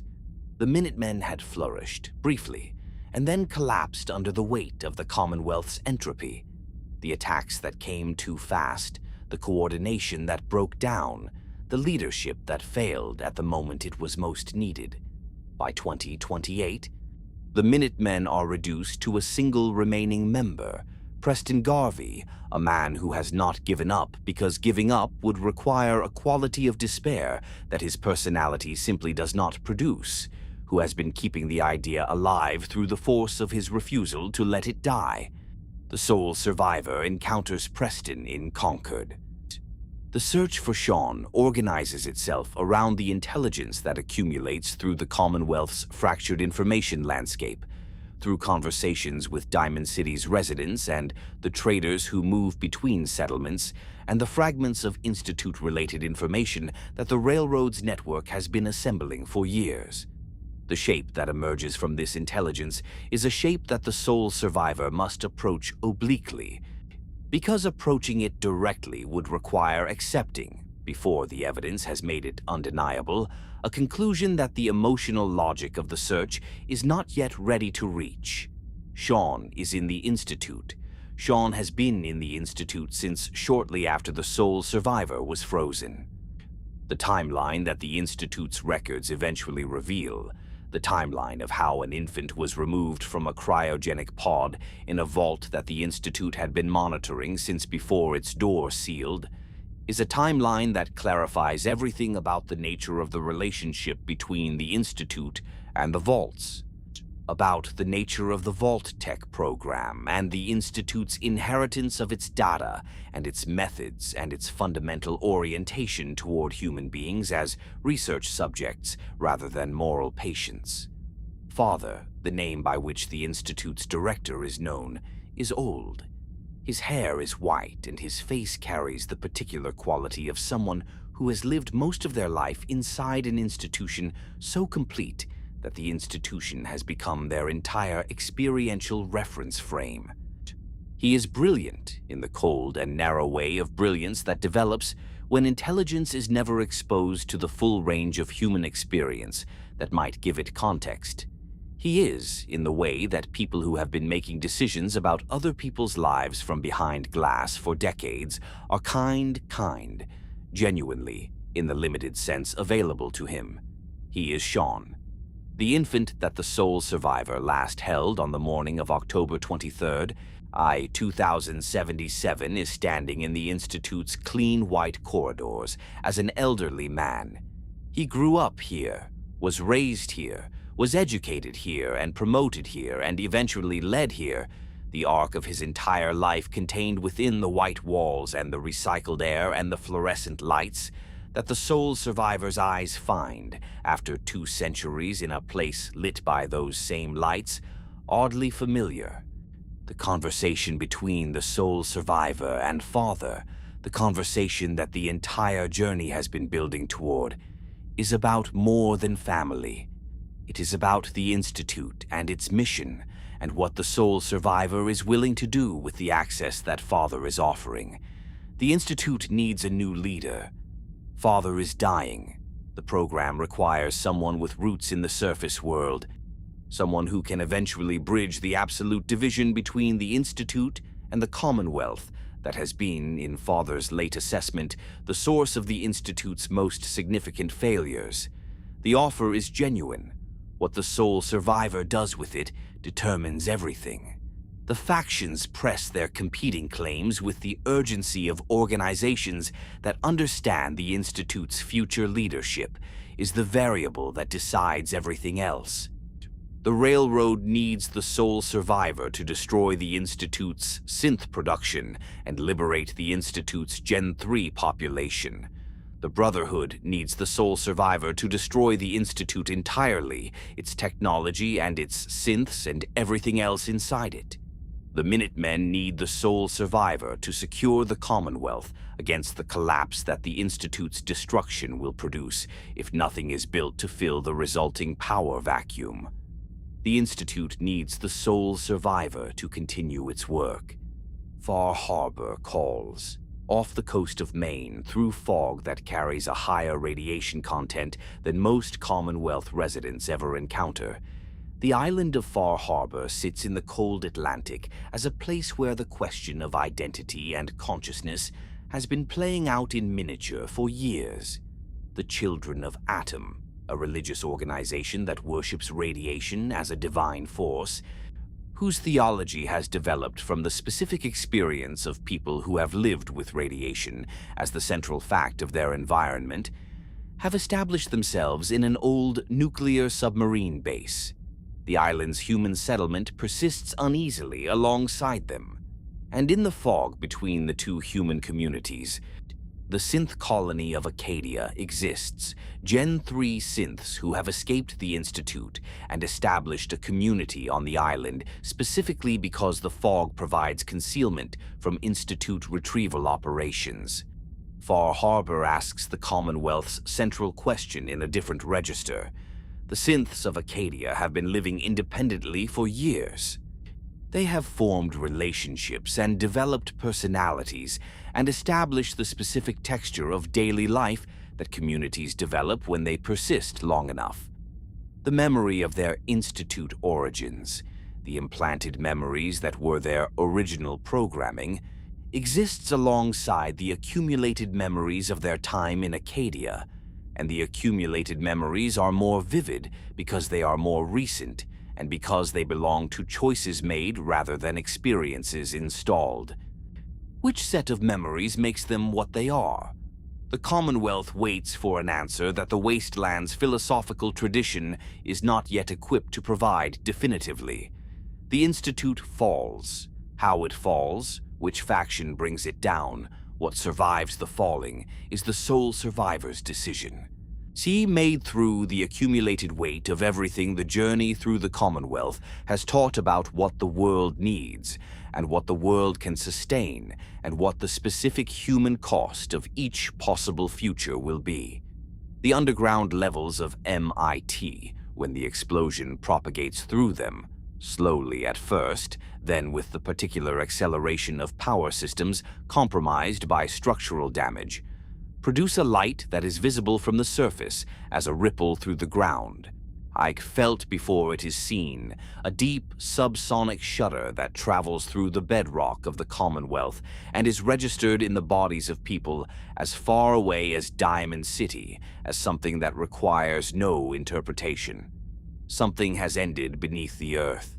The clean white corridors of the most advanced scientific organization in the post-war world, the recycled air and the fluorescent lights, and the Gen 3 synths in their creation chambers are gone. The question of what they were, those synthetic people, does not go with them. It persists in the minds of the people who knew them, and the organizations that fought over them, and the escaped synths living in Far Harbor and scattered through the Commonwealth under identities they have made their own. The question persists in the Wasteland's moral landscape, the way that questions persist when the institutions that were arguing about them are destroyed, unresolved, still present, waiting for a framework sophisticated enough to address them. A Vault-Tec executive had once signed the order for Vault 111's cryogenic experiment, had written in the administrative language of institutional process the specifications for the involuntary suspension of a Vault's entire population, had filed the paperwork that separated a family, had not thought of it again. That executive was part of an organization whose deepest secret was still waiting to be told, still waiting in the ruins of a city that had survived better than most, waiting in the records of a corporation that had planned for everything, waiting in the year 2296, where a ghoul with a cowboy's chronometer was walking through a crater that used to be the most successful democracy the post-war world had ever built. The crater used to be a city. That is the first thing. The first and most important and most devastating thing about the landscape that greets anyone approaching the ruins of what was once Shady Sands, California. The founding city of the new California Republic, the settlement that Aradesh built from irrigation ditches and adobe walls, the city that Tandy made into the greatest democratic institution the post-war world had ever produced. The place where the Wasteland had, against every reasonable probability, managed to build something that deserved to last. The crater is enormous, not the fresh, still glowing craters of the immediate post-war period, not the kind of destruction that announces itself with radiation that kills in hours. This crater has had time to settle into itself, its edges worn by years of desert wind, its floor beginning the slow and tentative process of being reclaimed by the scrub vegetation that the Mojave's irradiated ecosystem produces in places where the surface contamination has dropped to survivable levels. It is an old wound, not healed, old. In the center, where the heart of Shady Sands once stood, where the whitewashed walls had risen and the irrigation channels had carried clean water to fields of actual crops, and the NCR's legislature had debated the imperfect but genuine business of democratic governance. There is nothing. Just the crater, just the wind, just the particular silence that follows the end of something that took 2 centuries to build.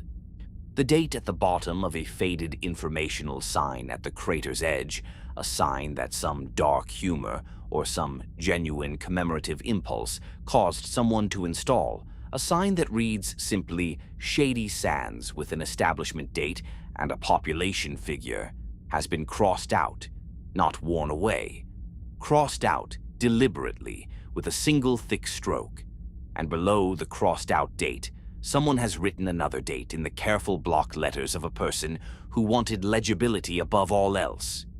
The date is 2277, the same year as the first Battle of Hoover Dam, the same year that the lone wanderer emerged from Vault 101 into the capital Wasteland, following a father into the ash. The same year that the lights of the Mojave were contested by 3 powers and the courier had not yet been shot and left in a shallow grave. While all of that was happening, Shady Sands was burning. This is the secret that the NCR's political culture had been maintaining, not entirely consciously. Not through any single centralized conspiracy, but through the accumulated tendency of institutions to protect their own foundational narratives from information that would destabilize them. The NCR that deployed its soldiers to Hoover Dam and administered its territories and collected its taxes and maintained its legislature did not discuss what happened to Shady Sands in 2277, did not discuss who ordered it, did not discuss the specific administrative decision that had produced the crater where the founding city used to be. Some secrets are kept through active suppression. Some are kept through the simpler and more efficient mechanism of institutional culture, through the shared understanding, never explicitly articulated, that certain questions are not asked, that certain documents are not requested, that certain lines of inquiry lead to places that the institution's continued functioning requires to remain unlit. The Vault-Tec connection is in those unlit places. To understand Shady Sands in 2277, you must understand something about what the NCR had been doing in the years leading up to that date, specifically what the NCR's most powerful institutional allies had been doing, and what the relationship between the NCR's expansion and the corporate interests that had been quietly shaping that expansion actually looked like from inside the boardrooms rather than from the legislative floor. Vault-Tec had survived, not as a functioning corporation in the ordinary sense, the organizational structure that had built the vaults and administered the experiments and maintained the blue and yellow brand of cheerful preparedness, had been among the casualties of the Great War's institutional collapse. But survival, in the Wasteland's understanding, is rarely about organizational continuity. It is about the persistence of interests and the people who hold them, and the information that gives those interests their power. The information was the Vault experiment data, 2 centuries of behavioral and biological research conducted on hundreds of thousands of unwitting subjects across dozens of Vault installations had produced an archive of human data unlike anything that had ever existed. The data was encoded.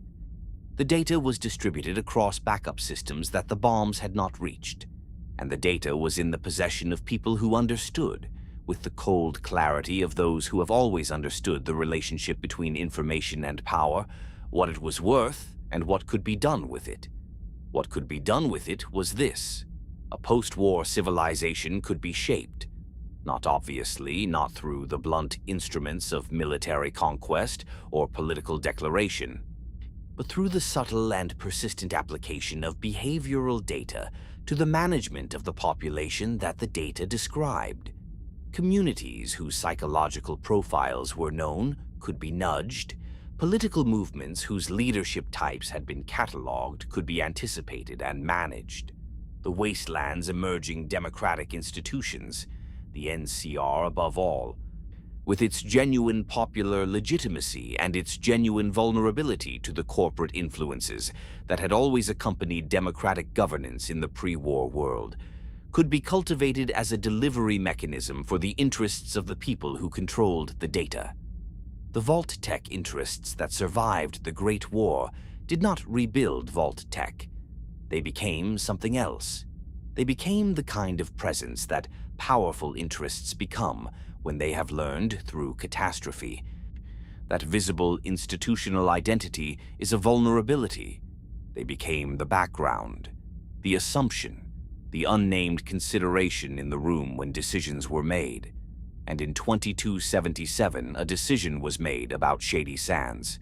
The reasons for it are documented in records that are difficult to access and impossible to fully trust. Institutional records always contain the version of events that the institution found most useful, and the records related to Shady Sands are no exception. The surface narrative involves resource calculations and security assessments, and the kind of cold military logic that produces decisions that would be impossible if the people making them were required to look at the faces of the people their decisions affect.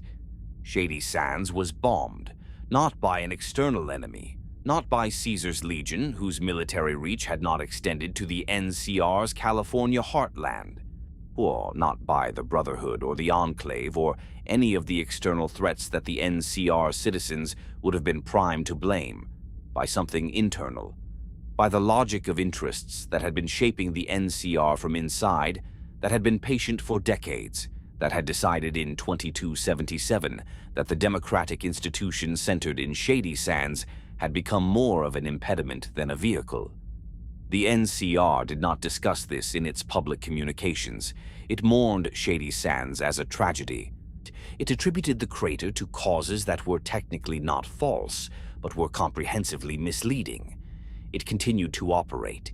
It continued to send soldiers to the Mojave and collect taxes from its territories and maintain the organizational apparatus of a republic that had, at its founding moment, been something genuine. Institutions can survive the betrayal of their founding principles if the betrayal is managed carefully enough. The NCR managed it carefully. By 2296, the NCR is a shadow of what it was at its height under Tandy. Not in terms of territorial control, it still covers enormous swaths of the American West. Not in terms of military capacity, its armies are still formidable.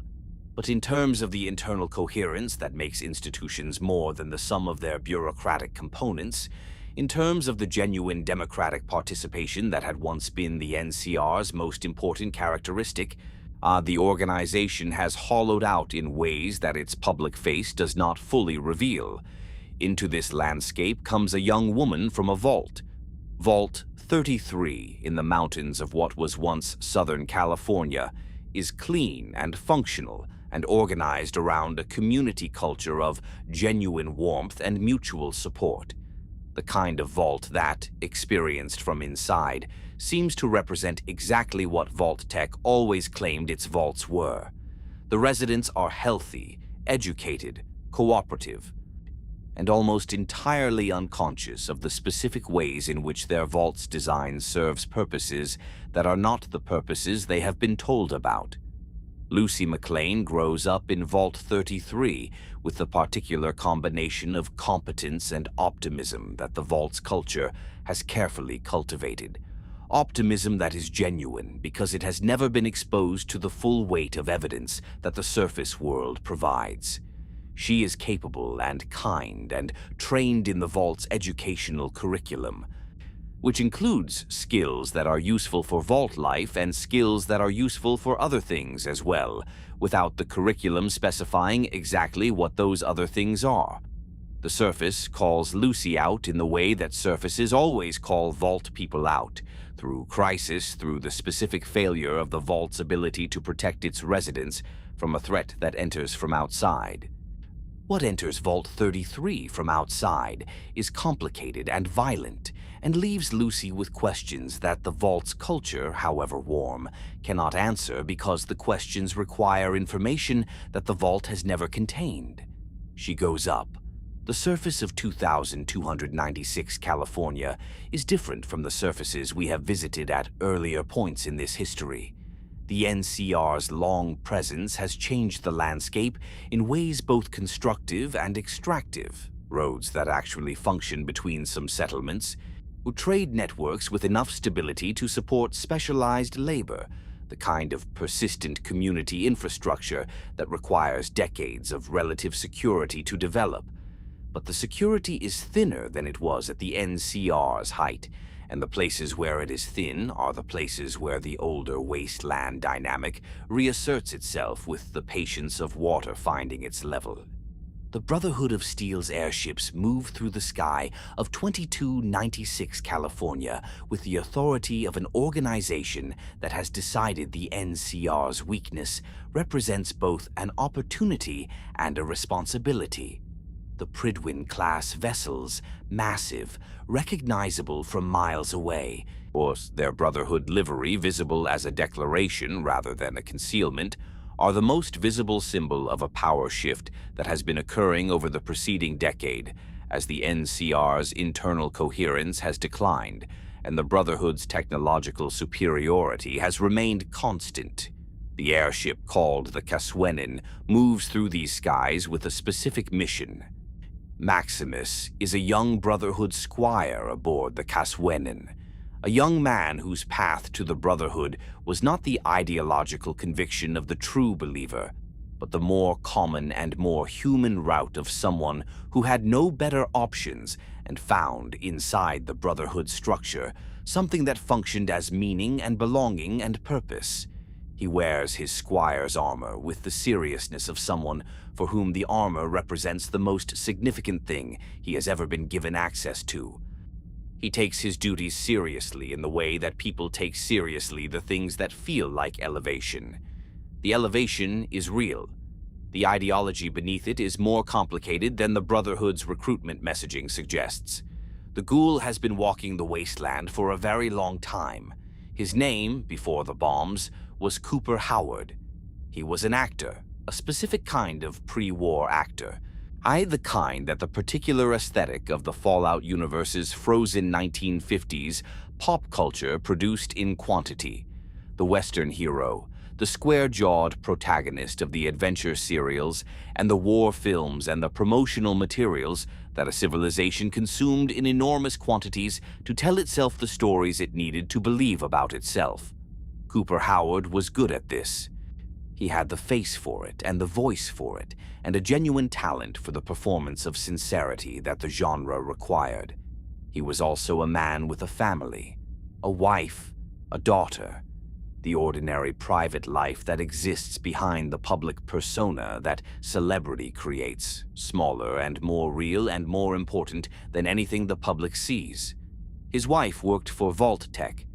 This is the detail that transforms Cooper Howard's story from the story of a ghoul, one of thousands. One more radiation-preserved relic of the old world, walking the post-war landscape with 2 centuries of accumulated memory, into something specifically relevant to the deepest secret that this history has been carrying since the beginning. His wife was not merely an employee.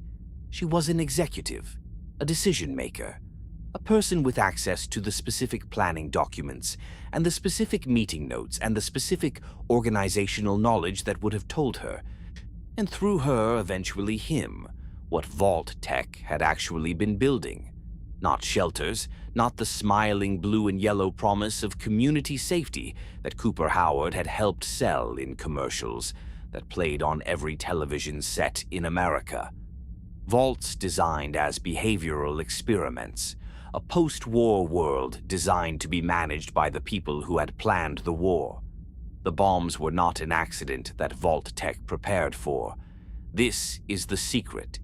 This is the specific, documented, administrative reality that the Vault experiment data has always pointed toward, but that required the recovery of specific Vault-Tec executive records to state with the clarity of institutional fact rather than wasteland rumor. Vault-Tec had known the bombs were coming, had known because Vault-Tec, through its relationship with the Enclave and its access to the highest levels of pre-war government planning, had been present in the rooms where the decision was made. Had not merely prepared for the possibility of nuclear war, had prepared for the certainty of it, had planned around the specific timeline that the Enclave's military planners had developed for the exchange, had, in the most extreme reading of the documentary record, participated in ensuring that the exchange happened on a timeline that maximized the utility of the Vault program, that the bombs fell when the vaults were sealed, and the experiments could begin rather than before they were ready. This is what Vault-Tec was building, not shelters, not the salvation that the blue and yellow pamphlets promised the families who signed their enrollment forms and gathered their permitted personal belongings, and walked down to the vault entrances because they believed that the people who had built those vaults had built them out of care for the people inside, a laboratory for the post-war world, a management system for whatever remained, a mechanism for ensuring that the interests that had controlled the pre-war world would control the post-war one. Cooper Howard had helped sell this, his face, his voice, his performed sincerity. All of it had been part of the machinery that made the program possible. He had survived the bombs, had been outside when they fell, in the specific location and the specific circumstance of someone whose survival was not planned for, had ghoulified, had walked the wasteland for 219 years, carrying the particular weight of someone who knows what they participated in without knowing they were participating in it. The chronometer on his wrist is the same chronometer he wore the morning of October 23rd, 2077. Its movement is precise and continuous. It has been keeping time without interruption for 219 years. Cooper Howard checks it with a regularity that is not about the practical need to know the hour. In the wasteland, the precise hour is rarely operationally significant, but about something else. About the refusal to lose the thread of continuity that connects the person he was to the person he is now.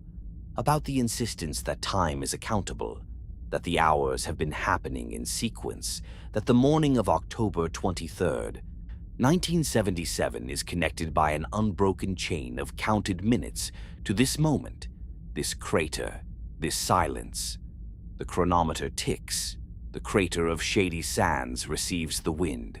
Lucy McLean, emerging from Vault 33, with the optimism of someone who has not yet been fully educated by the surface, is about to receive that education. It will not be gentle. The surface's education never is, but it will be thorough, And thoroughness is its own form of respect, the world taking her seriously enough to show her what it actually is, rather than what it would be convenient for her to believe.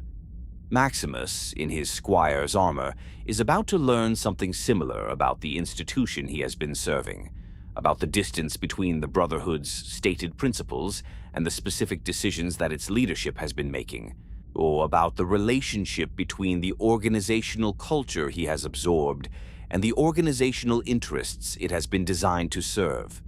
And Cooper Howard, the ghoul, as the Wasteland knows him, as 219 years of survival have made him, is walking toward a reckoning with the specific corporate institution whose records contain his wife's signature and his own face, and the documented evidence of the plan that the blue and yellow pamphlets were designed to obscure.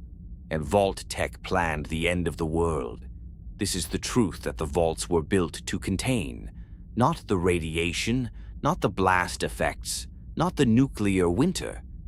The truth, sealed underground with the experimental subjects, distributed across the experiment data in pieces too small to be individually legible, preserved in the backup systems that survived the bombs precisely because the people who designed those backup systems needed the data to remain accessible for after. There was always an after in Vault-Tec's planning, an after that looked like a managed recovery, an after where the data from the experiments informed the reconstruction of a society designed to be more controllable than the one that had been destroyed, an after where the interests that had decided to end the world were the interests that got to decide what replaced it.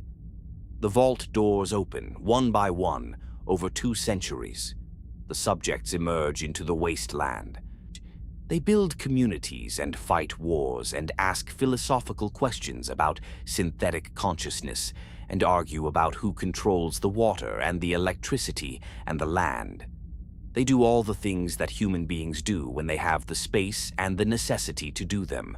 And in the background of all of it, in the corporate records and the executive decisions and the experiment protocols and the chronometer ticking on the wrist of a ghoul walking through the crater of the greatest democracy the Wasteland ever produced, the original plan persists. The world that was built from the ruins is not entirely free of the people who designed the ruins. It never was. In the old bunkers and the reclaimed offices and the sealed vaults that haven't opened yet, the machinery of the plan continues its patient operation. The data is still there. The interests are still there. The conviction, institutional, impersonal, more durable than any individual who holds it, that the right people managing the right information can shape the right future is still there. The ghoul checks his chronometer. The Wasteland endures. And somewhere in it, in a vault not yet opened, in a settlement not yet built, in the mind of a child born to the dust and the radiation and the particular stubborn beauty of a world that refused to stay ended, the next chapter is already beginning. It always is. Pull back now. Pull back from the crater of shady sands and the chronometer ticking on a ghoul's wrist. Pull back from the clean white corridors of the Institute and the neon of the Vegas Strip and the purified water running clean through the Potomac for the first time in 2 centuries. Pull back from the sealed vault doors and the fluorescent lights and the experiment protocols and the blue and yellow pamphlets and the morning of October 23rd, 2077. With its ordinary coffee and its ordinary newspaper and its ordinary last hours of a world that had been building toward its own ending for longer than anyone walking its streets had understood. Pull back far enough to see all of it at once. The sweep of it. 300 years of human survival against absolute catastrophe, measured not in the grand gestures of history, not in the battles and the political declarations and the institutional foundings that give history its narrative backbone, but in the smaller and more fundamental unit of people waking up in the morning and deciding again to continue, to eat what was available and drink what could be purified, and move through the dangerous landscape toward whatever the day required, and come back, if they came back, and do it again. This is what the Wasteland is, underneath everything else. The daily decision to continue, made by vault dwellers emerging blinking into desert light, and tribal warriors walking south to find a terraforming device, and couriers shot in the head and left in shallow graves, and young women climbing out of vaults into a world that will not be gentle with them. Made by ghouls sitting in the ruins of diners they remember as functioning, by super mutants in mountain communities trying simply to exist without threatening anyone, by synths in island fog wondering which of their memories are theirs, made by ordinary settlers building walls from scavenged material and planting crops in irradiated soil and putting children to bed in rooms that used to be something else and are now home. The decision to continue, the decision to build, the decision, stubborn and irrational and absolutely essential, say to treat tomorrow as a thing worth having. Consider what the Wasteland has produced in 3 centuries of this decision. It has produced the new California Republic, imperfect, compromised, eventually hollowed out by the interests that all institutions eventually accommodate, but real for the decades of its best functioning. Real in the sense that matters. It gave people a framework for resolving disputes without violence, for accumulating the social trust that makes specialization and trade and the other foundations of civilization possible. Tandi's presidency happened. The democratic deliberations in the Shady Sands legislature happened. The ordinary civic participation of ordinary people in the governance of their own communities happened. These things were real even though the institution that contained them was corrupt, just as the corruption was real even though the institution that contained it had genuine value. The Wasteland holds both of these truths simultaneously without resolving them into a single lesson. It has produced the Brotherhood of Steel, flawed, arrogant, organizationally self-serving, and also genuinely capable of protecting communities that had no other protection. Lion's pride, patrolling the routes between capital wasteland settlements, was real. The paladins who died fighting super mutant war bands in the ruins of Washington, D.C. were real. The organizational failure that sent the Pridwin to the Commonwealth with Elder Maxon's certainty was also real. The Brotherhood is not a simple institution, and the Wasteland's relationship to it is not a simple story. It has produced communities, dozens, hundreds, thousands of communities, each one a specific argument against the proposition that catastrophe is permanent. See Rivet City in its grounded aircraft carrier, Diamond City inside Fenway Park's walls, Good Springs in the Nevada desert, Jacobstown in the mountains, the Republic of Dave in its fenced eccentricity, Far Harbor in its northern fog, each one improbable, each one present, each one the accumulated result of people deciding that the space they occupied was worth defending and improving and passing on to whoever came after them. It has produced questions. The question of what it means to be human, posed first by the Master's Transformation Program, carried through every subsequent generation's encounter with the things that FEV and radiation and deliberate engineering have made from human material, arriving finally at the Gen 3 synth, sitting in a Far Harbor room, wondering whether the experiences behind their eyes constitute consciousness in the sense that matters morally. The Wasteland has not answered this question. It may not be capable of answering it, but it has been asking it with increasing sophistication for 3 centuries, and the asking is itself a form of progress. The insistence that the question deserves to be taken seriously, that the beings who raise it deserve to have it considered rather than dismissed. The question of what governments owe their people, posed by the NCR's democracy and Caesar's Legion and Mr. House's autocracy and the Institute's technocratic isolation, and the Brotherhood's custodial arrogance, and the Minutemen's mutual aid and every other political experiment the Wasteland has attempted in the absence of the institutions that used to organize the answer. The Wasteland has been running these experiments for 3 centuries, and the results are in. All of them work partially, under specific conditions, for specific populations. None of them is complete. The question remains. The question of what survives catastrophe and what deserves to, posed by the Vault program and answered differently by every community that emerged from it and every community that never had access to it. The question of whether the people who planned the catastrophe get to plan the recovery. The question of whether the data in the backup systems and the interests behind the data constitute a legitimate claim on the future of a world they helped destroy. The Wasteland has not answered this question either. The ghoul with the chronometer is still walking through the crater. The answer is still being worked out in the daily decisions of people who may not know what they are deciding. Now let the camera of this history settle on the smaller things. On a Brahmin grazing at the edge of a settlement somewhere in the Mojave, its 2 heads moving independently through the scrub vegetation, and finding the plants that have adapted to the transformed soil and eating them with the contentment of an animal that has no access to the concept of what it used to be. The Brahmin's ancestors were cattle. The Brahmin is something else now. Something that the Wasteland made, that the Wasteland needs, that the Wasteland's economy and agriculture have organized themselves around.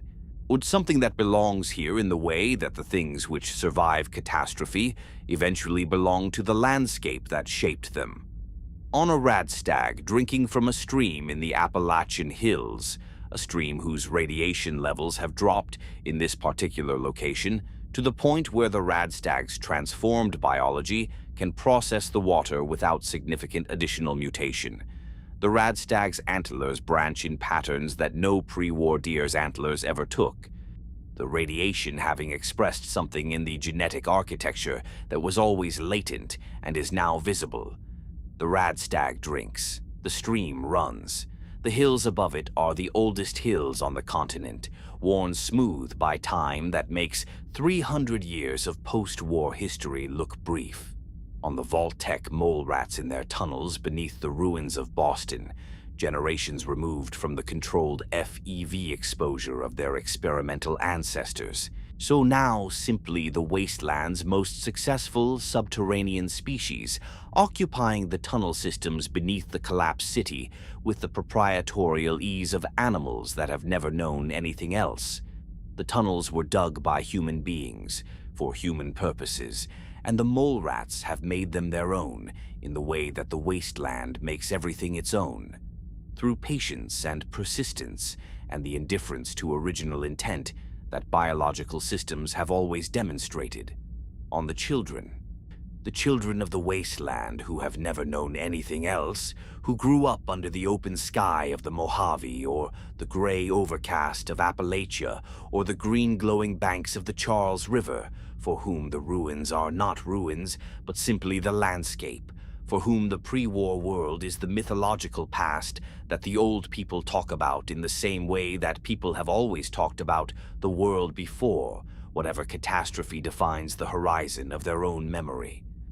These children find beauty in neon and rust. They find wonder in the intact fragments of the old world, in the Nuka-Cola machine that still dispenses its bottles when the right coins are inserted, in the pre-war books that smell of age and some faint chemical compound that has no post-war equivalent, in the holotapes that still play music from a century and more ago, the voices preserved perfectly while the world those voices inhabited has been entirely transformed. Whoa, they build forts from pre-war rubble and play games whose rules incorporate the specific features of the landscape they inhabit. Games that involve radiation zones and the territorial patterns of local wildlife and the specific social dynamics of their settlements. They develop the particular competence of children raised in environments that don't forgive incompetence, and they develop alongside it the particular tenderness of children raised in communities that understand, from hard experience, how much each life costs and how much each life is worth. They look at the sunset over the Mojave, and they do not see the sunset as a sign of loss. They see the sunset, the specific colors of it, the way the atmospheric particulates that are still present in the air at higher concentrations than the pre-war world produced create, in compensation for everything else they represent, sunsets of extraordinary vividness, all oranges and purples that no pre-war photograph quite captured because the pre-war atmosphere was, in this specific aesthetic respect, less interesting than what the bombs made of it. They look at the green shimmer of the Charles River at night, and they call it beautiful because it is beautiful, the luminescence real regardless of its cause, the light given freely to anyone with eyes to receive it. They look at the snow-dusted peaks above Appalachia and the neon of the Vegas Strip reflected in the desert sand and the amber glow of vault lights through a slightly open door, and they call all of it home. Because it is. The recurring figures of this history, the vault dweller walking north, the chosen one returning to a blooming village, the courier rising from a shallow grave, the lone wanderer following a father's footsteps into ash, the sole survivor opening a cryogenic pod into 2 centuries of ice, are all, in their different ways, the same person. Not literally, not in any narrative sense that requires the same soul to be present in each body, but essentially the same function performed by whoever the moment requires, the function of going toward the thing that needs to be addressed and addressing it, despite the cost and despite the uncertainty and despite the complete absence of any guarantee that the addressing will be sufficient. The Wasteland creates these people. This is one of its most important products. It creates them by being what it is, by being a landscape of genuine necessity, where the comfortable option of not engaging with the problem is rarely available, where the skills required to survive are the skills required to help, where the community that protected you yesterday needs you to protect it tomorrow, and the request is simple and the stakes are clear, and the only question is whether you are the kind of person who shows up. Most people, given the opportunity to show up, show up. This is the most important thing the Wasteland has learned in 300 years of operating as an experiment in what human beings actually are, when everything that civilizations use to manage human behavior, law and comfort, and the distance that prosperity puts between people and the consequences of their choices, has been removed. Most people show up, not all. The raiders are real. The exploitation is real. The institutional corruption is real. The Vault-Tec plan was real, and the interests behind it are real, and the ghoul with the chronometer walking through the crater of Shady Sands is real. The darkness is real, and most people still show up. The Wasteland endures. It endures not because it is pleasant or because it is just, or because the people who designed it in corporate boardrooms got what they deserved, or because the experiments produced the data that was intended. It endures because the people in it are people. And people are, this is what 300 years of post-catastrophe observation has consistently demonstrated, more interested in tomorrow than in the completeness of yesterday's destruction, more interested in the child's drawing of a sun than in the accuracy of the drawing, more interested in the coffee that the ghoul remembers than in the grief of remembering, more interested in the clean water running through the Potomac than in the cost of making it run, more interested in showing up than in the certainty of outcome. The Wasteland endures, and you, wherever you are, whenever your evening has settled into this particular quiet, you are part of the enduring. Not metaphorically, actually. The same species that built the vaults and burned the world and built again in the ash of the burning is the species you belong to, carrying in your biology all of the capacity for both the burning and the building. The same stubbornness that walks a vault dweller north from a closed door. The same tenderness that makes a responder spend their last hours leaving instructions for whoever comes after. You are lying still somewhere. In a bed or on a couch, in a room that has a ceiling and walls, and the particular private quiet that your specific corner of the world provides at this hour. Outside, in whatever direction outside lies from where you are, the world is doing what the world does at this time of night. The specific sounds of your specific place, the quality of light or dark through whatever gaps your shelter has, the temperature that your body knows without measuring. This is the thing that the Wasteland survivors have always known, in the moments between the crises, in the spaces where survival allows something other than survival. The room you're in is the vault that matters. The walls around you are the walls that count. The people connected to you by whatever threads of relationship and care run out from where you are lying. Those are the community worth building, worth protecting, worth walking into the wasteland for. The monuments still stand, the water runs clean somewhere, the lights of some city are visible from some high place in the desert. The mole rats have made the tunnels their own. The children are looking at a sunset whose colors the pre-war world never quite achieved. And somewhere in a vault not yet opened, in a corridor still lit by fluorescent lights that have been running unattended for decades, a door is waiting. When it opens, and it will open, they always open eventually, the person who walks out will stand in the light for a moment. Will feel the sky above them, vast and present and unceilinged. Will breathe the air, whatever quality of air the world has managed by the time they breathe it. Will begin to walk. The wasteland is waiting to see what they build. It always is. Share in the comments your location where these wasteland echoes found you tonight, and what time the world went quiet. Sleep well. The wasteland endures, and so do you.